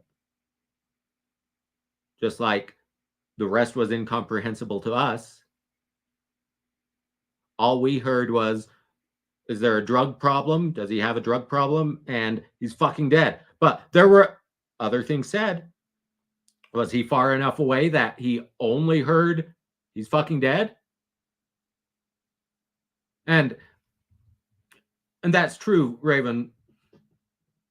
I didn't necessarily hear he's fucking dead. I just heard mumble, drug problem from someone else, mumble, and then fucking dead.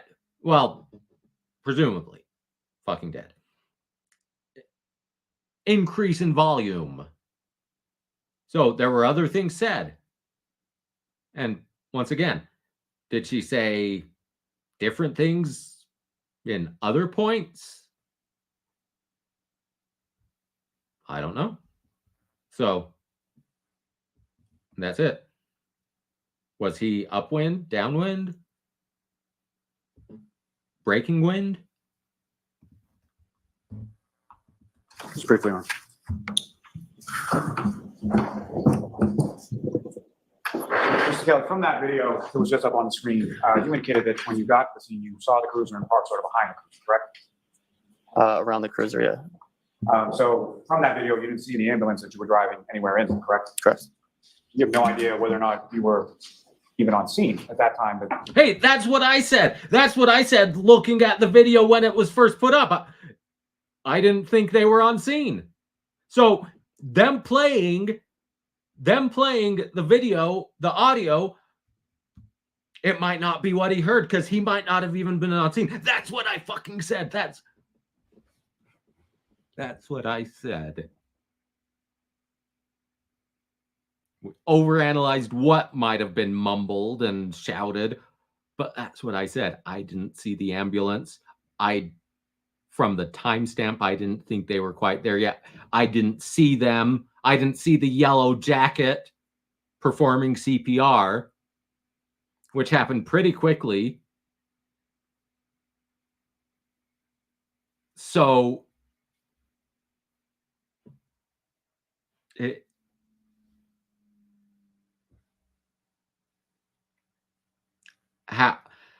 how can he testify about what he heard if they're playing something when he wasn't even there yet?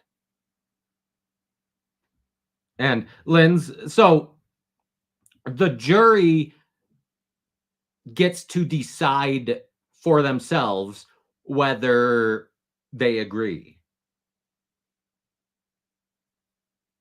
Basically, they, if he testifies, because he's not supposed to be testifying about what he hears on the video. This is more for confirming, corroborating, because his testimony is supposed to be about what he witnessed on the scene. So it's, I heard this on the scene. Because if he wasn't on the scene yet, frankly, Mr. Lally probably should have objected and said, hey, this is before he's on the scene.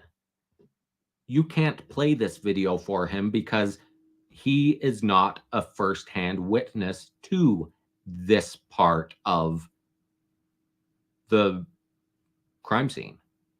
He wasn't there yet. Now, because Mr. Lally didn't object, he's got to try and rehabilitate the witness. But the jury gets to decide. I agree with the witness. That's what I heard. Or you need to get your hearing checked. You think that's what was said? Or how could you tell that was incoherent babble? So the jury, as the decider of fact, gets to decide what they believe and what weight to give it. So any of those statements that were made in that video were made, correct? Correct. Now, as far as patient care was concerned, Firefighter Nuttall, Firefighter McLaughlin, Firefighter Walsh, Firefighter Woodbury, were you all together all the time, or were you doing separate things in separate places during the course of your time on? Separate things in separate places, yeah. So fair to say that everything that you heard may not be everything that someone else that was there from your department that day heard, correct? hey, that's what I said. That's what I said. So, Correct. but once again, Mr. Yannetti was doing his job. His job is to create doubt. He doesn't have the burden of proof. Mr. Lawley does. So, you know, you didn't hear this? How could you not hear this? You're all on the scene together. But we're you know, the scene is 50 feet in either direction, and we're not holding hands, skipping, you know, la-di-da. We're all doing our bit, but that doesn't mean we're shoulder to shoulder the entire time. You know, one of them may have rushed straight to Johnny while the others were gathering equipment, while another was, you know, taking a history. Because what one of the primary components of first aid that they teach you is you take a history. And frankly, that's you check the airway, you check that they're breathing, but taking a history is either the first or second step of rendering first aid. And if you've got multiple people on scene, one of them taking a history is the first step. And if the patient's unconscious, you're not taking a history from them. You're taking it from witnesses on scene. So they're going to hear and see different things because they're paying attention to different things. They're in different places in the same general area, but once again, sound travels differently in a snowstorm. Your perception varies depending on what you're paying attention to. So it's just both lawyers to me are doing their job. Mr. Lawley, hey, you didn't necessarily hear the same things as they would. You wouldn't expect to. No. Whereas Mr. Yannetti, so you didn't hear it at all. They're both doing their job. That fine. The jury gets to assign weight. The jury gets to decide fact. Me, I'm using my perception, my knowledge, because you can apply generalized knowledge. You know, if you've experienced a snowstorm, you can use your knowledge of what it's like being out in a snowstorm, what it's like being out in a blizzard. They have to describe, the witnesses have to tell you it was a blizzard, but you get to use your own common sense, your own experiences of what it's like in a blizzard. So, you know, to me,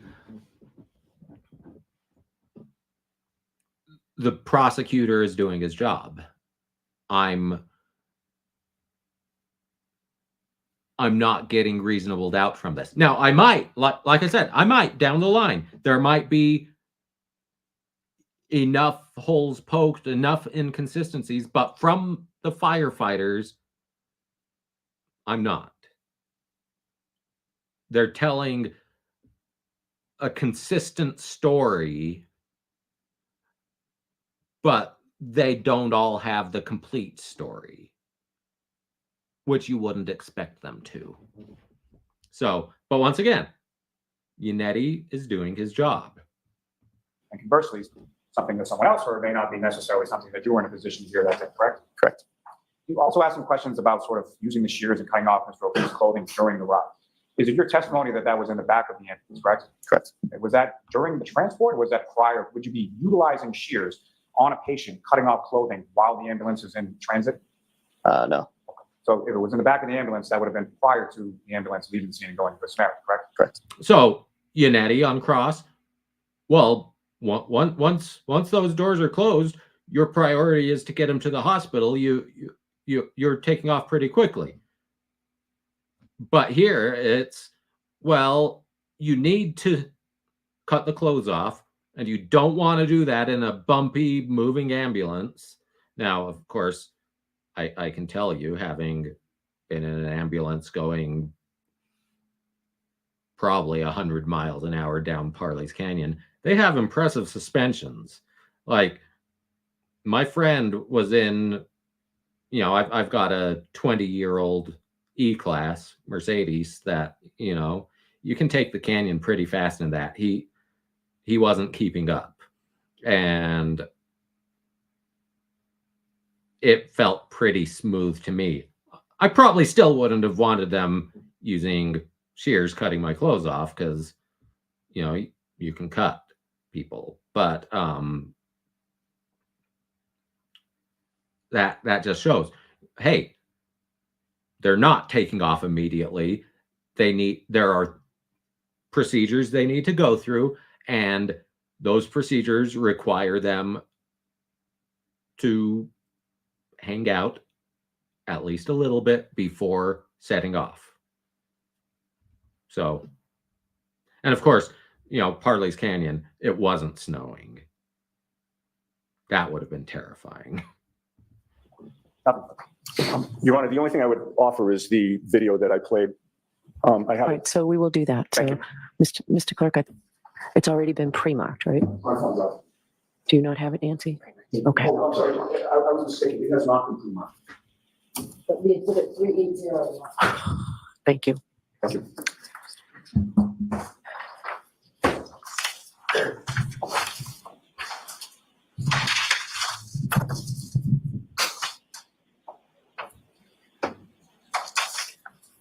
All right, so we're all set? Yes, thank you, Your Honor. Okay, thank you. You're all set, sir. Thank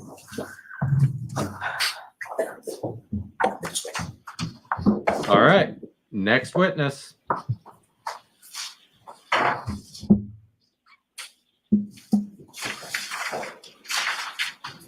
Your next witness. Yes, Your Honor. Call Mr. Francis Walsh to the stand. Okay.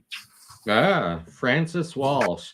I don't believe Francis Walsh was one of the firefighters mentioned. So, firefighter, or not? Sorry, police officer, detective, neighbor, bartender at the waterfall. We'll see. Tori, what do you have for today? Numbers.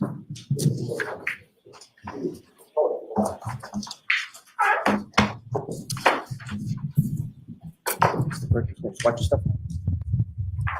It's Danny, the case clerk. You solemnly swear the evidence given to the court and jury in the case down here and should the truth, the whole truth, and nothing but the truth, so help you God.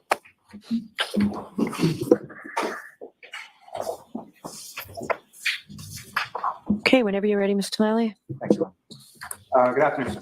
Good afternoon. Could you please state your name and spell your last name? Francis Walsh, W-A-L-S-H. And what do you do for us? I'm a lieutenant paramedic with the Canton Fire Department. Oh, And how long have you been a firefighter paramedic with the Canton Fire Department? Just shy of 10 years. And you indicated that you have the rank of lieutenant, is that correct? That's correct. How long have you been a lieutenant with Canton? Since September of last year. Now, with regards to, you have certifications both as an EMT and paramedic, correct? That's correct. And with regard to those certifications, when was it first that you sort of received those? I received my paramedic certification in June of 2014. That's when I was officially certified. Is that something that you've been subject to sort of continuing educational components and recertification since then? Yes, yeah, every 2 years we have to recertify and take continuing education classes. And is your certification up to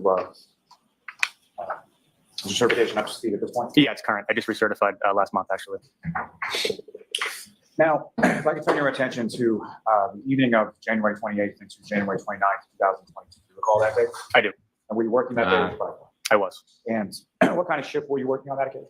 24-hour shifts, which is standard. Is that 8 a.m. to 8 a.m.? That's correct. Correct me if I'm wrong, but that would be 8 a.m. on the 28th until 8 a.m. on the 29th. That's correct. And so where were you assigned to on that particular day? I was assigned to headquarters, which is on 99 Revere Street, and my position was engine driver. So fair to say people within your department get different sort of assignments on different apparatus based on the different shifts that they're working. That's correct.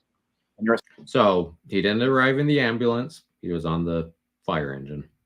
Simon that day was the driver of the engine. Correct, yes, engine 3. Now, beyond sort of your assignment as the engine driver in that particular shift, what, if any, sort of specialized assignment do you have, or did you have at that time in regards to snow removal? Yeah, so on that particular shift, I was also the snowplow driver. We have an in-house truck and a snowplow for the fire department, and that was my responsibility on that shift. How many people within your department have that sort of responsibility when it comes to It kind of depends group to group. So some working groups will just kind of rotate and have a different person do it each time. At that time, the group that I was on, I kind of had the most experience plowing, so I was always the go-to person to be in the plow truck when it snowed. And so with respect to that, Julie, about what time did you sort of get up on that morning of the 29th? I believe it was around 4 a.m. And why was it that you got up at that time? It was snowing pretty heavily. I mean, we knew the forecast called for a lot of snow. So I got up early and hopped in the plow truck. And so, and just briefly, in addition to the snow, what, if anything else, did you observe as far as the weather conditions when you were out in the plow truck? It was very windy. Yeah, just windy and really heavy snow. Now, at some point, shortly after 6 a.m., does your department get dispatched to a call? Yes. And where was the dispatch to, and what was it in regards to? So I didn't hear the actual dispatch because I was in the plow truck. I was in the rear of headquarters in the plow truck. But my captain, Captain Robery, came out and told me that we had a call for 34 Fairview Road for an unresponsive male party. And he told me, to hop in the engine and head to that call. And when you hop in the engine, who, if anyone else from your department, was assigned to the same engine as you on that day? So I had Lieutenant Woodbury to my right in the passenger seat and Firefighter McLaughlin in the rear. And beyond the engine that you were driving, what, if any, sort of other apparatus from your department was dispatched to the call as well? So that would have been Ambulance 1, and then also Car 5 went as well. That's kind of like an optional thing, but with a call of that severity, the captain will go as well. And who was in Car 5 on that day? Captain Robery. And you drove the engine, is that correct? That's correct. If you could describe for the jury sort of what you observed as far as the road conditions, visibility, things of that like en route from the station to Fairview. Yeah, so it was really, really poor driving conditions and visibility. I can't recall ever driving to a call of that nature and that severity that slowly. The visibility was so poor that we were just driving extremely slow. So further away. Okay. And from, if you could describe to the jury sort of the route of travel that you took from Station 1 to Fairview. Sure. So out of Station 1, take a right onto Revere Street, and then a left onto Sherman Street, a right onto Chapman Street, and then a left onto Fairview. Now, if you recall, what was sort of the order? You're all sort of dispatched and you're all sort of responding around the same time, being Car 5, the ambulance, and the engine, correct? Correct. And if you recall, what was sort of the order of the vehicles in response? So Engine 3, we were the last vehicle for the fire department to arrive on scene. So when we arrived on scene, Ambulance 1 and Car 5 were already on scene.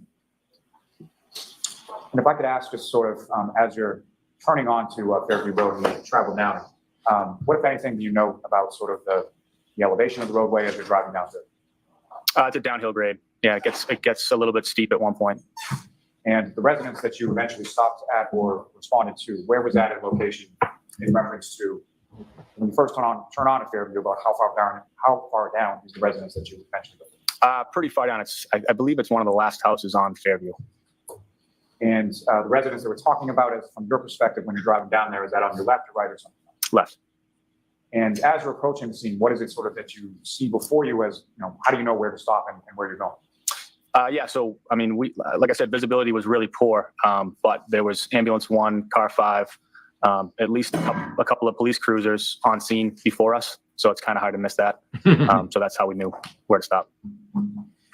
Now, in regard to you're responding to an unresponsive male, correct? Correct. And just to be clear, at some point you were able to identify, or you were told what the identity was of that unresponsive male patient, correct? That's correct. What was it? John O'Keefe. And so with respect to Mr. O'Keefe, as you're approaching this, when was the first time that you were able to sort of see where Mr. O'Keefe was on scene when you arrived? It wasn't until a little bit after we actually arrived on scene that I could see the patient, because as we pulled up, the ambulance was blocking our line of sight to where the patient was. So I couldn't see him right away. And what was sort of the I know you talked about visibility, but as far as had the sun come up yet? No, it was pitch black. And so when you arrive on scene, what is it that you and sort of the other people on your engine are doing in relation to patient treatment? So at that point, I got out of the engine and I started walking towards where the ambulance crew was. But at that point, firefighter McLaughlin was coming around to the rear of the ambulance to get the stretcher out. So I went directly to that to give her a hand with that. And we proceeded to bring that around the front of the ambulance where firefighter Nuttall, Flamati, and Kelly, and I believe Captain Robery were working on the patient. Now, in reference to where patient Mr. O'Keefe was, where was he? Could you see sort of how in reference to the ground? I could see the other firefighters and captain that I just mentioned had just put him on the backboard at the first time that I saw him. I'd say that was like roughly 10 feet in from the road. And to that point, how were you able to say that it was approximately 10 feet in from the road? Just an estimate. Let me ask you, as far as the stretcher was concerned that you and firefighter McLaughlin retrieved, where did you place that in relation to where Mr. O'Keefe was when you first brought it over? So we placed that. We decided to leave it on the street and get it as close to the grass or snow as possible. It was unspoken, but we knew that we didn't want to put the stretcher onto the snow because it would be too unstable. So we put it right up against the curb. So right at the edge of the street where the street meets the yard. Makes sense. And so you put the stretcher basically right up against the curb, and Mr. O'Keefe was approximately 10 feet from that. That's correct. And with respect to positioning the stretcher, was that parallel with the curb or perpendicular to it, or how was it? Parallel. And you mentioned that obviously Mr. O'Keefe is on scene, and there are a number of different firefighters from your department, correct? That's correct. There was at least a police cruiser. Did you see any officers sort of around the scene? Yes, I remember Officer Saraf and Sergeant Good. And with respect to civilians, what if any civilians did you observe around the scene? I observed 2 female civilians. And where were they in relation to where you were, or in relation to where Mr. O'Keefe was? I mean, they were pretty worked up, so they were moving around quite a bit. But I'd say they were somewhere in between myself and the stretcher and where Mr. O'Keefe was. And did you yourself have any conversation with either of the 2 females yourself? I did not directly, no. And you just testified a little bit before that they were upset. Is it sort of both of them were? Yes. And what, if anything, leads you to that sort of conclusion as far as their demeanor? What, if anything, did you specifically observe? I mean, I observed one of them like screaming and crying, and they were both just frantically like moving around a lot. As far as the one that you observed screaming or crying, do you recall specifically what, if anything, that person said? All I recall her saying was, "Is he alive?" And at this point, I actually would have, as defense, I would have objected to hearsay, because we don't know for certain that that is Karen Reed. And so, if he had said, built the foundation that it is Karen Reed, built the foundation, did one of them have, identifying features, blood on her face, let's say. He said, yeah, one of them had blood on her face. Did she say anything?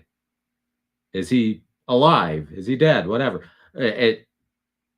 But they haven't established that it was Karen. It was just one of the 2. So it's a 50-50 chance that this is hearsay, assuming it's being offered for the truth of the matter asserted.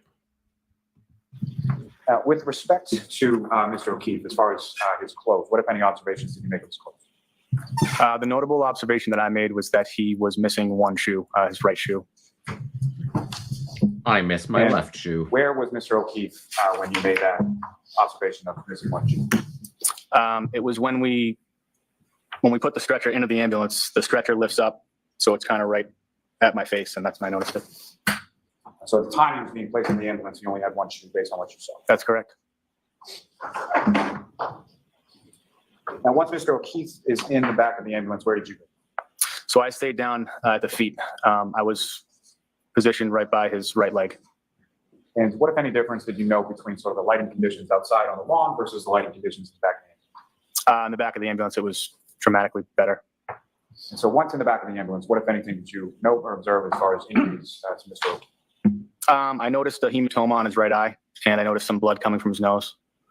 And just to be clear for the record, so when you say hematoma, based on your training experience, can you explain what your understanding of that term is to the jury? Swelling and bruising. Now, at some points, with respect to the clothing that Mr. O'Keefe was wearing, what, if anything, did you or other firefighters or paramedics from your department do with reference to Mr. O'Keefe's clothing? We removed all of his clothing. And let me first ask, how was that removal sort of accomplished? Can you repeat that? When you removed his clothing, how was that? How did you do that? With trauma shears, basically scissors that cut clothing. And once sort of, was that pursuant to some sort of protocol, or Yes. why was the clothing? Yeah, on any trauma call, it's protocol to expose the patient so you can see all injuries and you don't miss any injuries. And once the clothing, It's also important. Clothing could have an impact on treatments. Like women, if you're going to administer CPR, you actually do want to clear their chest first, because let's say they're wearing an underwire bra. That could cause injury. Like I've heard stories of the wire piercing the skin and not being fun, shall we say. So, like, it's not just for observing injuries, for doing an assessment. It can be important for treatment purposes, for safety purposes. was removed with trauma shears. What, if any, additional injuries or anything did you observe? I noticed some scratches and lacerations on his right arm. Now, in reference to treatment in the back of the ambulance with regard to Mr. So I mentioned previously the previous 3 firefighters referred to the injuries on the arm as lacerations, scratches and lacerations. So, but once again, what's the mechanism? Can you be scratched with the coat on? We'll hear from the medical examiner, I'm sure. I'm sure we'll hear from multiple medical examiners, and we'll have a battle of the experts. What, if any, sort of role in that did you sort of assume, or were you sort of assigned by the lead paramedic? Yeah, so I was responsible for the IO drill and access. It's intraosseous access. Can you explain to the jury sort of what that is and how that's done? Yeah, so you do that instead of IV access. So when somebody's in I'd be very glad to be unconscious for that. cardiac arrest, it's really hard to get an IV. So what you do is you actually drill into a bone, and you can administer medication and fluids like into the bone marrow space. And so pursuant to, so Mr. O'Keefe was undergoing cardiac arrest, correct? Correct. You explained your understanding of that term based on your training experience to the jury. What is cardiac arrest? There's no cardiac function. His heart isn't pumping blood anymore. And so what, if any, sort of protocols are there as far as medication administration is there in reference to a cardiac arrest? Yeah, so the frontline medication for that is epinephrine. That's what we gave through the IO access. What is the purpose of the epinephrine? Epinephrine, I mean, basically in layman's terms, it gets the heart pumping again, if that's a viable option. I was listening to the song last night. It's to kickstart your heart. Vince Neil, I think it was Vince Neil, claims he wrote the song after a drug overdose, stopped his heart. The paramedics kickstarted his heart, presumably with epinephrine.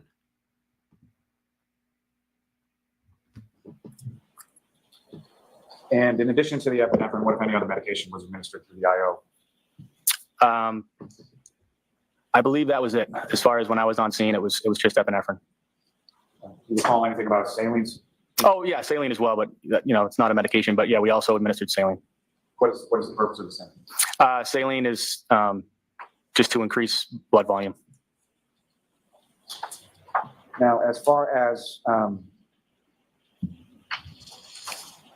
far as the transport, Mr. O'Keefe was then taken from the scene to a hospital, correct? Correct.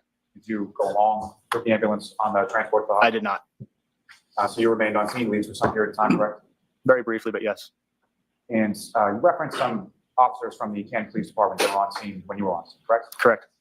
And without reference to anything that was said, which of them, if any, did you have any conversation with prior to leaving the scene? Sergeant Good. And just as far as what you told Sergeant Good, what, if anything, did you relay to him before you left the scene? I relayed to him that there were signs of trauma in the patient. And did you give it any sort of further explanation as to the signs of trauma that you observed? Yes, I believe I told him what I told you about the hematoma on the eye and the blood in the nose and the scratches and lacerations on the arm. So you told Sergeant Good what you just testified to this jury that you observed? I believe so. Ms. Gilman, if I could ask for exhibit number 18.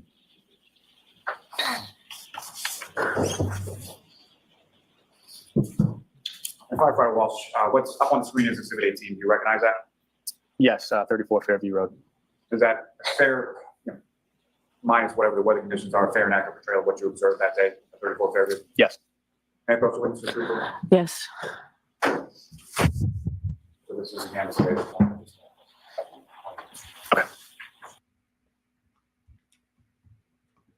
Yeah, I was just looking it up on Wikipedia. We were all wrong. It was Nikki Sixx. I knew it wasn't Tommy Lee. I thought Vince Neil, but Nikki Sixx. Not the biggest Motley Crue fan, so I'll listen to them when they come on the radio.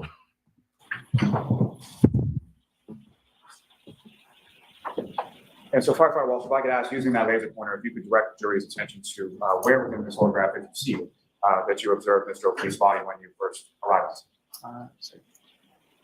Right in that general area. Thanks. May I have one moment, Ron? Yes.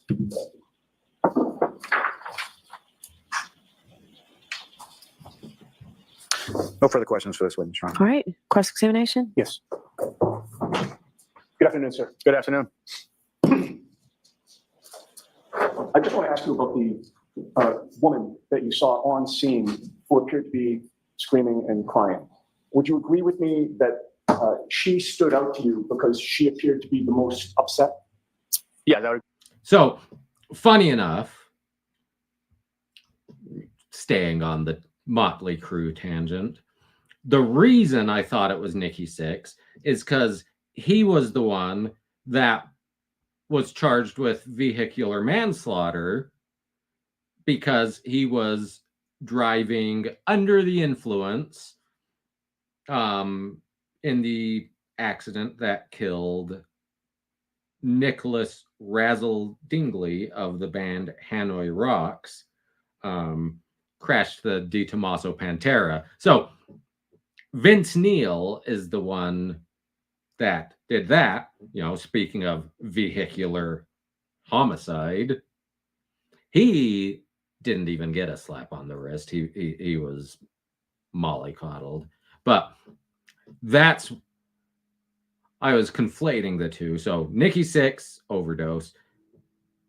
Vince Neil, driving under the influence, killing someone. So Agree with that. Yes. And the louse, Yes. and she's screaming, right? Yes. And what you heard her say, I understand your testimony, was that she just said, "Is he alive?" Correct? That's what I recall. Correct. In a loud voice, Yes. in a distraught voice, Yes. while she was crying. Correct. I have nothing further. There's nothing, Mr. Lally, right? No. All right, you are all set, sir. Thank you. Thank you. Who is your next witness? Ms. Katie McLaughlin. So, once again, I don't think he helped or hurt the prosecution or the defense. He was just there. He didn't hear anything incriminating, but he also didn't hear anything that was not incriminating. They just, he was on the scene. They've got to, question him, but he didn't hear I hit him. Oh my God, I hit him. But that doesn't mean it wasn't said. You know, the two that did hear it, you know, whether they heard correctly is for the jury to decide. So McLaughlin, that one I remember, is a firefighter for the ASPCA.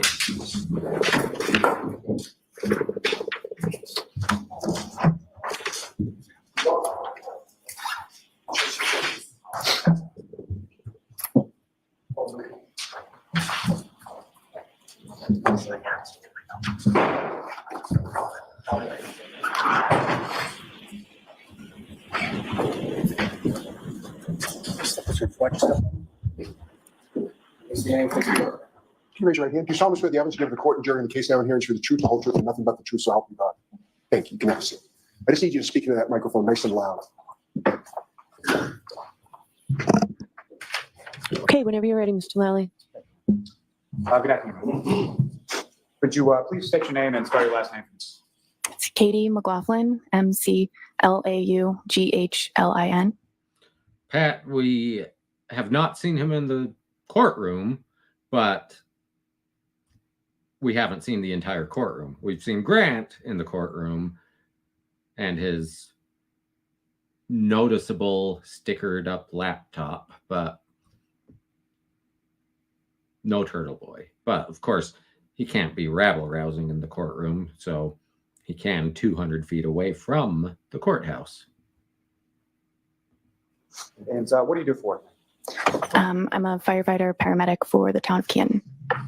And how long have you been a firefighter paramedic for the town? Probably about 7 years at this point. And prior to working for the Canton Fire Department, what, if any, other work did you do sort of within that general field?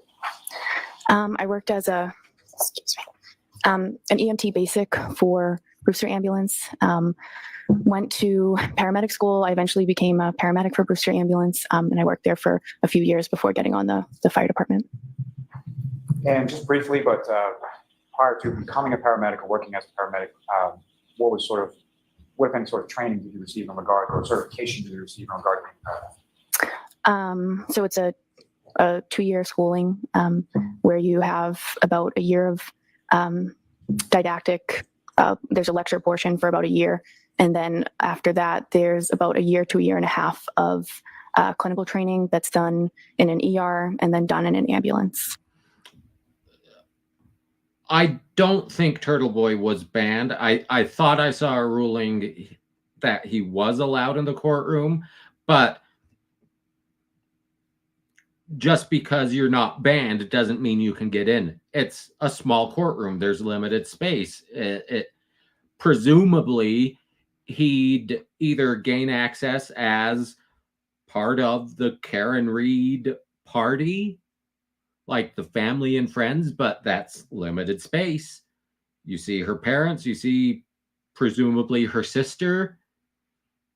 There's not a lot of space with the family. There's no general admission. It's basically the family and media. And, you know, if he wasn't quick enough on the draw, he can't get in his media. So it's, you know, I'd prefer not to have him in there, but I'd prefer to have him just not there, period, not outside the courtroom either. So that whole period is around 2 years. And prior to working in the Canton Fire Department, you received certification from the state or some other sources being a paramedic, correct? Yes, it's through the state and through a national registry. And both those certifications to the state and the national registry, are those granted sort of forever, or is there like a continuing educational component and a recertification process? So you recertify every 2 years. You have to take continuing education classes in that 2-year period. And that's just on a 2-year cycle, you recertify. And your certification is up to date at this point, is that correct? Yes. And if I could turn your attention to the dates of January 28, 2022 into January 29, 2022. Do you recall those dates? Yes. And were you working with the Canton Fire Department on those days? Yes. Do you recall what kind of shift you were working from the 28th to the 29th? It was just my regular 24-hour shift. And 24-hour shift in Canton Fire is essentially 8 a.m. to 8 a.m., is that correct? Correct. And where were you sort of assigned within the town of Canton Fire Department on that day? So I was on the engine for that shift. So I was the third person on the engine. There's an engine driver, there's an officer, and then there's a third person who's in the back. And so your sort of role with respect to the engine, is there sort of like a name for that position? Some people call it like the back step. Third And, wheel. which station house were you assigned to on that engine? The Station 1, which is 99 Revere Street. And in addition to yourself, who, if anyone else, was assigned to the other sort of roles on the engine? Frank Walsh was the engine driver that day, and Greg Woodbury was the lieutenant on the engine that day. Wasn't Ivor the engine driver? Missed opportunity. Now, turning your attention to that morning of the 29th, do you recall about what time you got up or what time you went outside that day? I think we were up maybe a little before 6 because it was snowing, and we had to like shovel the front apron. So we were up maybe 5 a.m. So when you were up around that time, around 5 a.m. outside, you were outside shoveling, is that correct? Yep. Intermittently. Sorry? Intermittently, yeah. So during the times that you were outside shoveling, what, if anything, did you observe as far as the weather or conditions at that point? It was snowing pretty heavily. It had been snowing. We were shoveling, and it was pretty cold and windy. And if you know around that time that you initially sort of went out for shoveling, about how much snow had accumulated at that point? I don't know how much. I mean, enough for us to shovel that front apron, but I don't know how much. Sometime shortly after 6 a.m., were you and other members of your department dispatched to a call? Yes.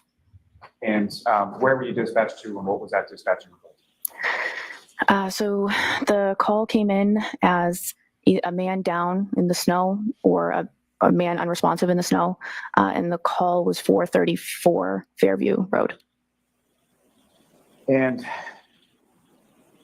about how long was it from the time that you sort of received that dispatch and go sort of on the engine to that residence on Fairview Road?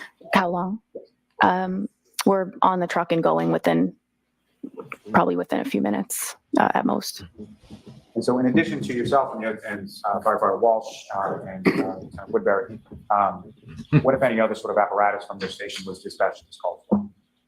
The ambulance was dispatched as well, and I believe the command car 5, also was dispatched to the call. And as far as car 5, if you recall, who was in car 5? At the time, Captain Robery. And with respect to the ambulance, if you know who, if anyone, was assigned to the ambulance and went with the ambulance that day? Firefighter Kelly and Firefighter Flamati were on that ambulance, and I believe Tim Nuttall was also there. He came in early, and so he jumped on the ambulance as well. And Eager Beaver. with respect to when you get to Fairview Road, do you recall what sort of order the vehicles were in as far as car 5 and the ambulance and fire engine? I think car 5 was maybe first, and then the ambulance was in front of us, and then we pulled up behind the ambulance. And so when you sort of arrive on scene, pull up behind the ambulance, other than vehicles from your department, what, if any, other sort of vehicles did you observe or see on scene that day? I noticed there were multiple police vehicles and at least one civilian vehicle. Now, obviously, you're responding to a report of an unresponsive male party, correct? Yes. And when you're sort of first arriving on scene, or just in reference to when you arrived on scene, when was the first time that you were able to see that unresponsive party? So when I got out of the engine, I went right back to the ambulance to get the stretcher because I knew that from wherever they were, they seemed to be kind of off of the road. So I got the stretcher with Firefighter Walsh, I believe, and then we brought the stretcher as close as we could to the patient, and that was about. So she didn't run straight to the patient. Conspiracy. went to the ambulance first. Can't believe her. That was like parallel to the curb, and that would be the first time that I observed them working on a patient. And so if I could just ask you, just with regard to sort of those duties as the backstep person, so what sort of So the role of the person in the back of the engine is, it kind of is dependent upon what that lead paramedic needs you to do. You're there to assist the ambulance in any way that they need. So that could be assisting with extrication of a patient. It could be obtaining information about a patient or bystanders. It could be assisting with patient care if they need you in the back of the ambulance. It really depends on what they need you to do for that particular call. And turning back to your testimony just a moment ago, you said they were over rendering sort of patient care. Is that correct? Yes. What do you mean by that? I noted Tim, I noted Tony, and there were a lot of people that seemed to be around that area. So I'm not sure exactly who else was there, but I did note Tony and Tim were in that area. It'd be nice if she used their last names, since just for continuity, for ease of connecting the dots. But Tony was Flinetti, and I think Tim was Tim Nuttall. Yeah. As far as sort of the other people in that area where Tony and Tim, so people sort of beyond people from your department, what, if any, other sort of people did you notice around that area? I don't know specifically. What do you mean? Like as far as outside of the... Right. So outside of fire department personnel in that area, what, if any, observations did you make of those people? Who were those people? Well, at that point, I couldn't really make out like the identities of like other people. I noted Tim and Tony, but I didn't really pick up on who anyone else was at that point. They were still like in off of the road at that point. And so from where they're positioned with regard to the patient, just for clarity purposes, you were subsequently learning the identity of the patient, correct? Yes. And who did you learn him? John O'Keefe. And where you and firefighter Walsh were with the stretcher, how far away from where you were was Mr. O'Keefe and the other firefighters? They were, I don't know that I could give a number, several feet away. They were like, I remember. Some people are better at estimating distances than others. Is that an inch? Is that an inch? Kind of seeing a fire hydrant, but I don't know exactly number wise what that would be. And from your observation of where Mr. O'Keefe was, could you tell how his body was positioned? He was supine, so he was lying on his back or face up. And what, if anything, by the time that you arrived with firefighter Walsh on the stretcher, what, if anything, could you see that firefighters Flamati and or Nuttall or anyone else was doing with reference to Mr. O'Keefe? By that point, it seemed like they had already got him pretty much secured on a backboard, and they were ready to move him to the stretcher. And once Mr. O'Keefe is then moved with the backboard from where he was to the stretcher where you are, what happened? So I remember Tony was kind of at the head of the stretcher. I was standing on the side. There was a woman next to me, and Tony said to me, "Can you try to figure out what happened?" And he kind of motioned to this woman that was next to me. And so firefighter Flamati, who's the lead paramedic, directs you to ask questions of this female, correct? Yes. And fair to say this woman that was next to you, you didn't know her, you never met her before? No. From your conversations with her that day, did you see that woman in the courtroom today? Yes. Can you just direct us to where she's seated or an article of clothing she's wearing? That's record reflect identification kind of by what you're. Okay. Now, with respect to this woman, she's standing next to you when you're at the side of the stretcher, correct? Yes. Bloody vampire mouth is an identifying feature. And what, if any, observations did you sort of initially make as far as her demeanor, or how was she sort of acting when you first started to engage? She seemed very upset. Very upset. And when you say she seemed very upset, what What about her did you observe that made you say that? Just her facial expression. She was just visibly distraught. And so as far as your questions, what type of questions are you asking, or what type of information are you looking for from this person? So just basic demographic info, who the patient is, his name, his date of birth. And then as far as any more questioning, you're trying to gather information that would basically help explain how this person ended up in the scenario that they're in. So did he have any medical problems? Does he take any medications daily? Does he have any allergies to medications? On drugs? So I was asking those questions. Alcohol? And as you're asking those questions, what, if anything, is the defendant doing while you're asking those questions? She answered who the patient was, his birthday. I think she answered maybe some of those initial medical questions that I asked. But as I said, she's very distraught. She was kind of moving around the scene a little bit. So I was just kind of following her, and then we came to a stop at one point, and I continued to ask her. Questioning a hysterical witness can be difficult. Their thinking isn't linear, so you ask questions, they're not necessarily going to answer, or they even hear it. There are questions she might have not even perceived, because, it's commotion. Or I asked one more question. What was that one more question? So at that point, I asked her if there had been any significant trauma that happened before this. What, if anything, she said? So she said, I hit him. She repeated it.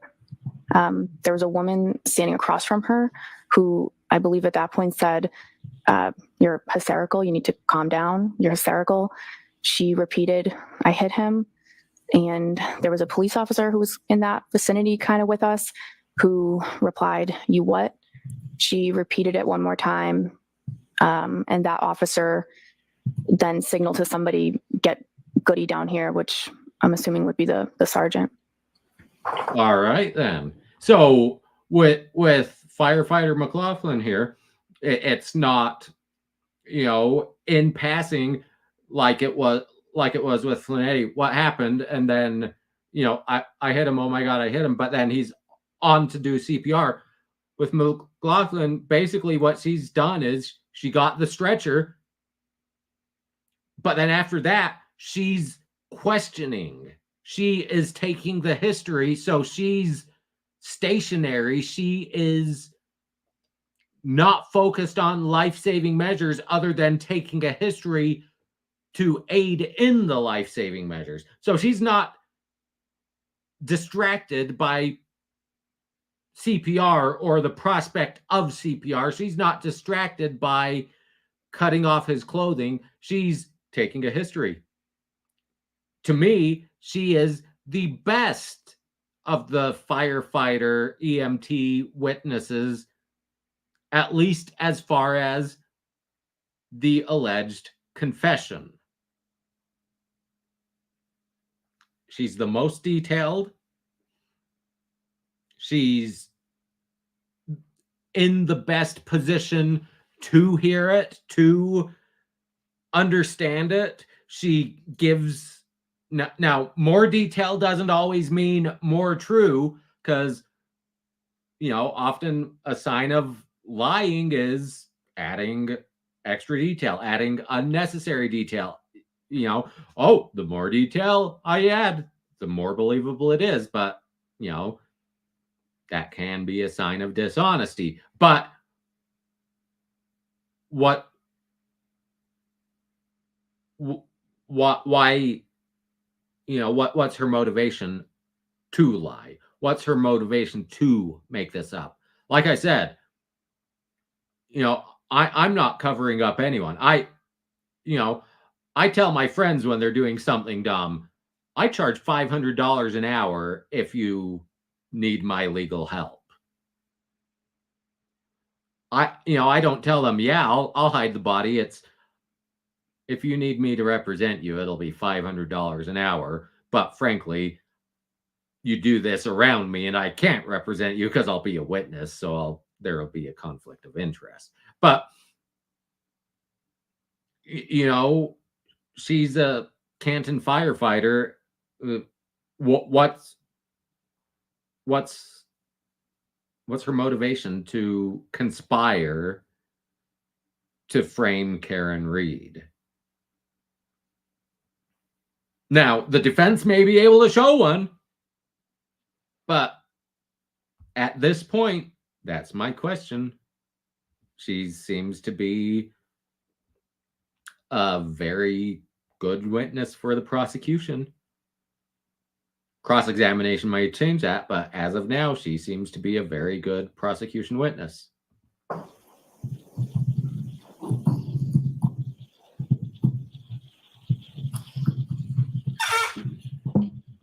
And that's the thing, CJ5. It could. It's not specific. It is open to interpretation. But the thing is, like I've mentioned, you're building a case. It's each brick builds up. You know, you're building the foundation and then you're building the wall, and you take everything into account. And, you know, if you say I hit him and, you know, there's finger marks across the face, you take all the information, you take all the evidence, and, you know, if there's finger marks across the face, it's like I hit him means I slapped him across the face. If, you know, there's evidence consistent with a punch to the temple, I hit him probably means I punched him in the temple, knocked him out.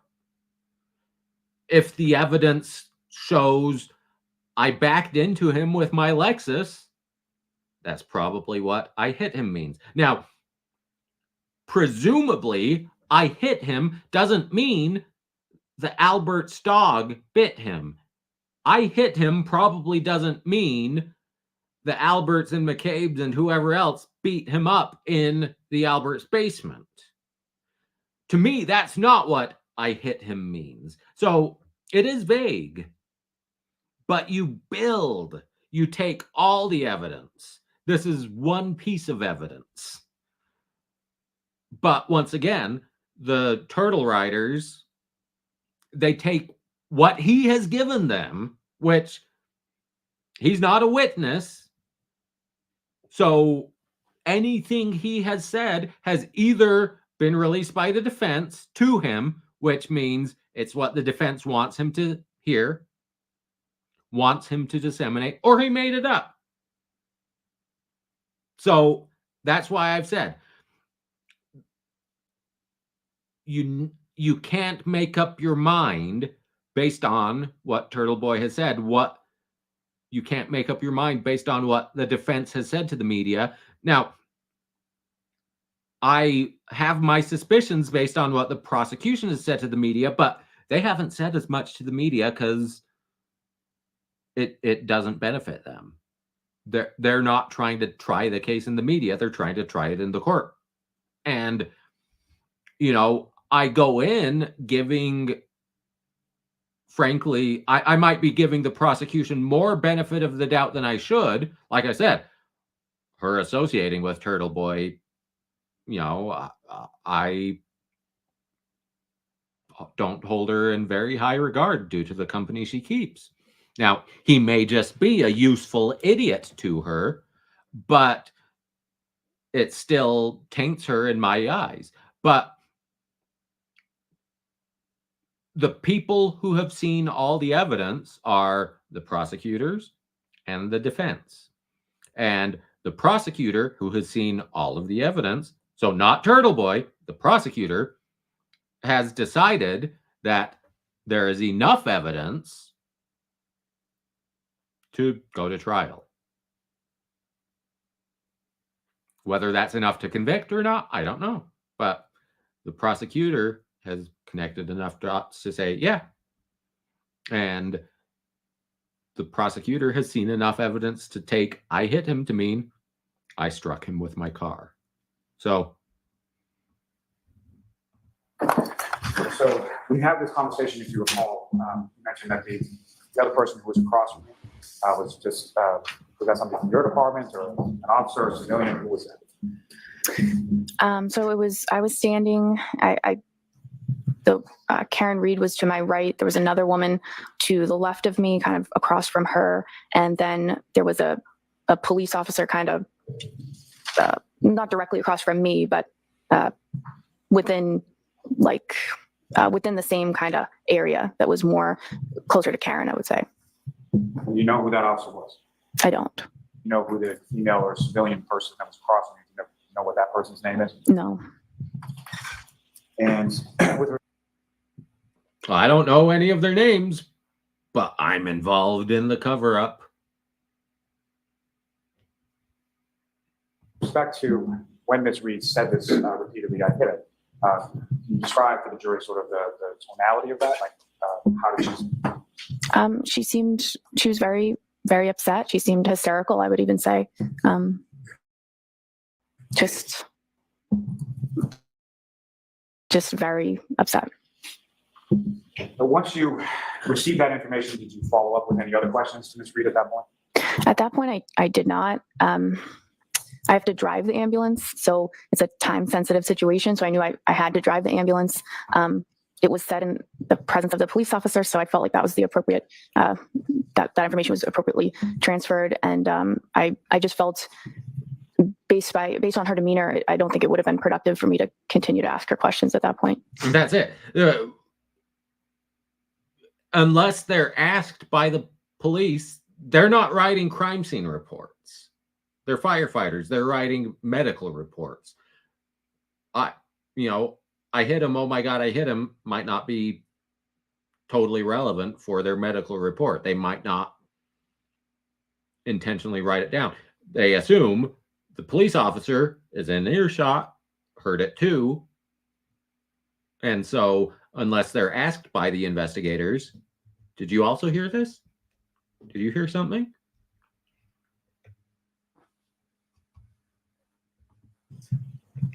And so after asking and receiving that answer of I hit him, where did you go? So I went to the ambulance. And in reference to the ambulance, did you go to the back of the ambulance, in front of the ambulance? Where did you go? So I went to the back of the ambulance where the patient care was happening. And as far as the information that you had received from the defendant, did you relay that information to any of the other firefighters from your department in the back of the ambulance? I did. And you recall who was there in the back of the ambulance when you relayed that? Tony was there, Tim, I think maybe firefighter Kelly, firefighter Walsh maybe might have been in there at that point.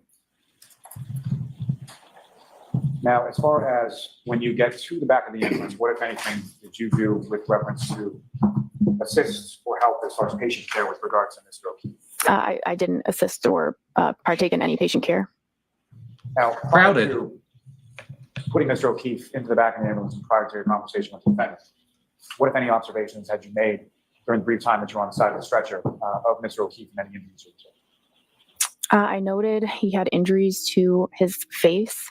I noticed some blood from his nose, from his mouth, and most notably, he had some swelling to his eyes, mostly the right eye, and a laceration above the right eye. So that's also, to me, notable that, if you're beaten senseless, if you're gang beaten, if you're attacked by someone, presumably you're going to have injuries left and right. But the fact that the predominant injuries to his face were on the same side as the injuries to his arm, that would indicate to me it's one impact, like, let's say, being struck by a car. Because the car hits his right side, let's say, hits his arm, slams his head into the car. To me, having predominantly right side injuries, is consistent with being struck by a car. Now, there was some injuries to the left side of his face. He hit the ground. You fall, you're hit on the right side, you fall to the left. To me, that's consistent. I'm not saying that's what happened. I'm not a accident reconstructionist. I'm not a biomechanics expert. I'm not a medical examiner. But to me, as a layperson, that makes sense. And same as far as when you went to the back of the ambulance to relay the information that you have been asked to obtain. What, if any, injuries did you observe from Mr. O'Keefe once he was in the back? Oh, I'm sorry. I observed those injuries in the back of the ambulance. I didn't observe those injuries while he was out on the stretcher. I didn't get a good look at him. You really hadn't got a good look until Right. Right. Now, as far as you indicated, you drove the ambulance from Fairview. Where did you go to? Good Samaritan Hospital. And as you were driving that ambulance along the roads from Canton to Rockland, what, if anything, did you know as far as visibility, road conditions, things like that? There was poor visibility. The roads weren't plowed yet, so took probably longer than usual based on the conditions. And I apologize, but if I can take you just a step back further for a moment, just in reference to when you're in the back of the ambulance, you indicated the injuries that you observed. What, if any, observations did you make as far as the clothing that Mr. O'Keefe was wearing? I noted that he was wearing jeans. I noticed a lighter, like a black zip-up jacket or sweatshirt. It was like a lighter jacket. I noticed he had one sneaker on, and that was it. Do you recall which foot the sneaker was on? I don't. All right, could I see counsel for a second, please?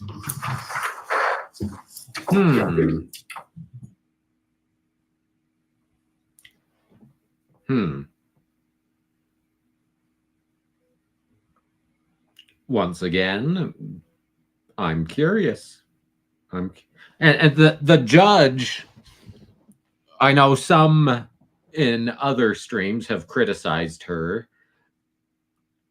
but she seems to be proactive, shall we say. She's making sure they're not veering into forbidden areas, shall we say. So I don't know what this was going into, because, mentioning the shoe, everyone's mentioned the shoe. All of the firefighters have mentioned the shoe. So I don't know if there's something that has been suppressed as to this witness, if they're on the road to testifying about something that only she knows and has been suppressed. But that's what I'm thinking. If I'm on the jury, it's like, wait, why do you need them to approach? Of course, it could be, hey, how much longer do you guys want to go tonight? Is now a good time to break, or do you want to go until the end of direct examination? So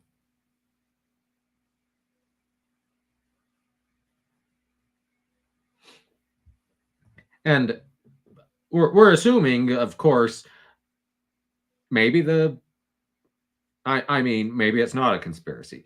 Maybe it's the truth. I have serious doubts about that. But what if it works? It's $1 million, compared to eating the young tender crow. But She's trying to figure out some logistical things, because we're going to go on review tomorrow. We're going to finish with the testimony first, and we'll go on review after we finish with firefighter testimony. So, but a couple of things about review. Please dress comfortably. I really appreciate everybody's dressing respectfully for court, but wear comfortable shoes at least for tomorrow. So I think that they're saying they're going to the scene tomorrow, is I believe what she's saying. Those 3 cautions: please do not discuss this case with anyone.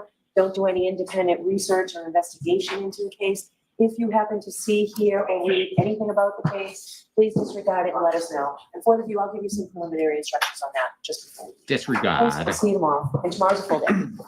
All rise for the court, please. Stretch holding.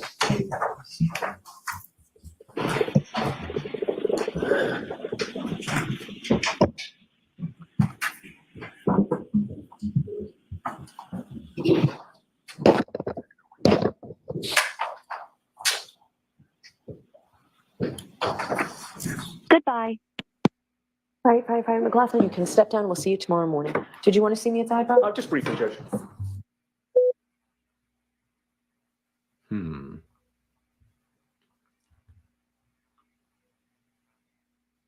Let's see. Karen's got stuff to say.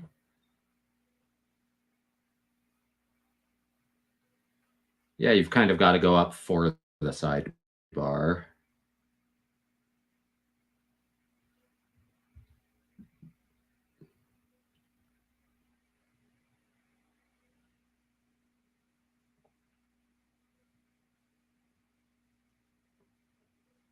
I don't think there's gonna be anything else, but like I said, I think she was saying they're doing the jury view, going to the scene tomorrow, which I kind of doubt there are going to be cameras for, or at least live streamed. So she said to the jury, tomorrow's a full day. I don't know that we will have a full day, if that makes sense. But it's hard to tell if she's panicking because she's kept this expression most of the time, which, as I've said, I'd counsel clients, you know, you're worried about the jury reactions, but you don't want to come off as inauthentic. So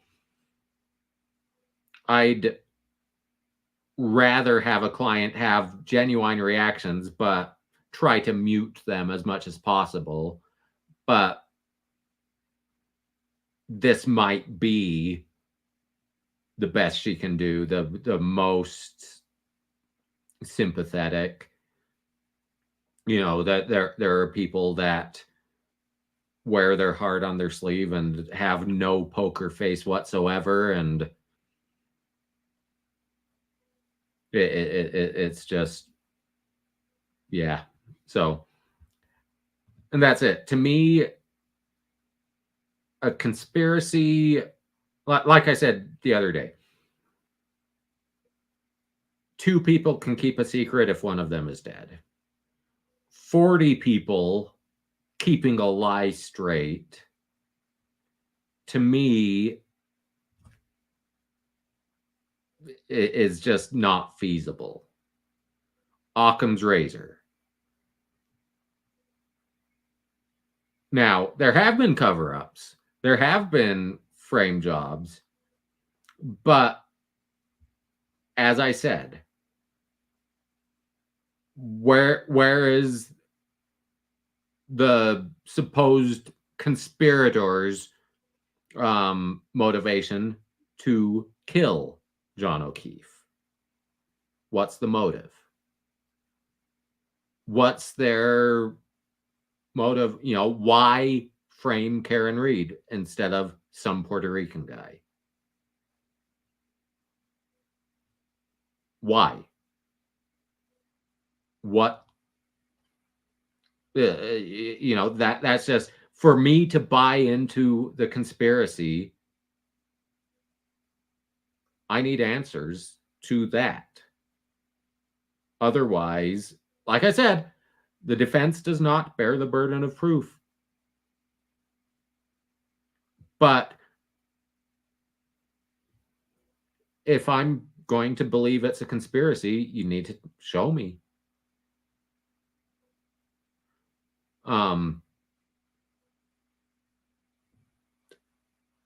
if you can't show me, like, if you can't prove to me that there's a conspiracy, I think incompetence, police incompetence, is a better defense strategy than conspiracy. Because the jurors can understand people are human, people make mistakes, and if you can show enough mistakes and show, hey, the police were incompetent, they should have followed this lead, but they didn't, and that's reasonable doubt.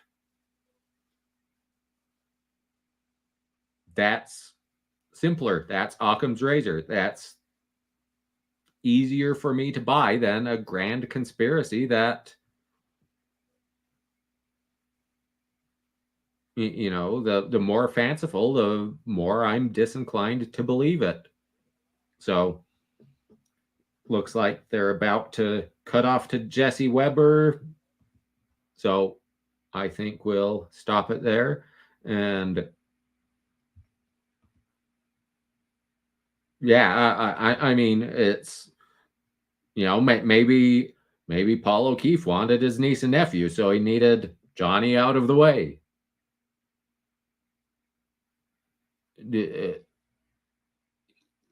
I'm not saying that's with any seriousness, but you've got to throw something out there for me to buy the conspiracy.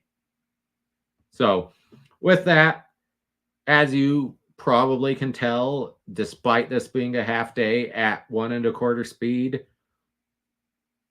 we're almost at 6 hours and I am fading. So I will, I guess, see you guys tomorrow. I'll schedule a stream, but we'll see how the day plays out, depending on, if they're traveling to the scene tomorrow. That could be an all morning thing. It could, I don't know. But either way, thanks for joining me. Do all the YouTube-y things, like, share, subscribe. If you're on Twitch or Facebook and see this, please subscribe on my YouTube wherever you prefer to join, because that certainly would help. And that's what I've said from the start. I came in, I think her car struck him. I would need to be convinced that she intended to. Now, them having a fight, her phone call with Aaron O'Keefe certainly gives an idea of a motive. So it's, yeah. They, like I said, you send me to deliberate as a juror right now, I'm coming back not guilty, at least of the top level charge, murder. I'm probably also not convinced of the automobile harm or drunk driving homicide, which would also leave me with not guilty on leaving the scene. So as of now, I haven't been convinced of any of the charges. But even, if I had been, I'd, you can't send me back to deliberate without the defense putting on its case in chief. So, it's premature to judge, is what I'm saying. So with that, though, like I said, for the third time, I'm out. Thanks for joining me. Bye-bye.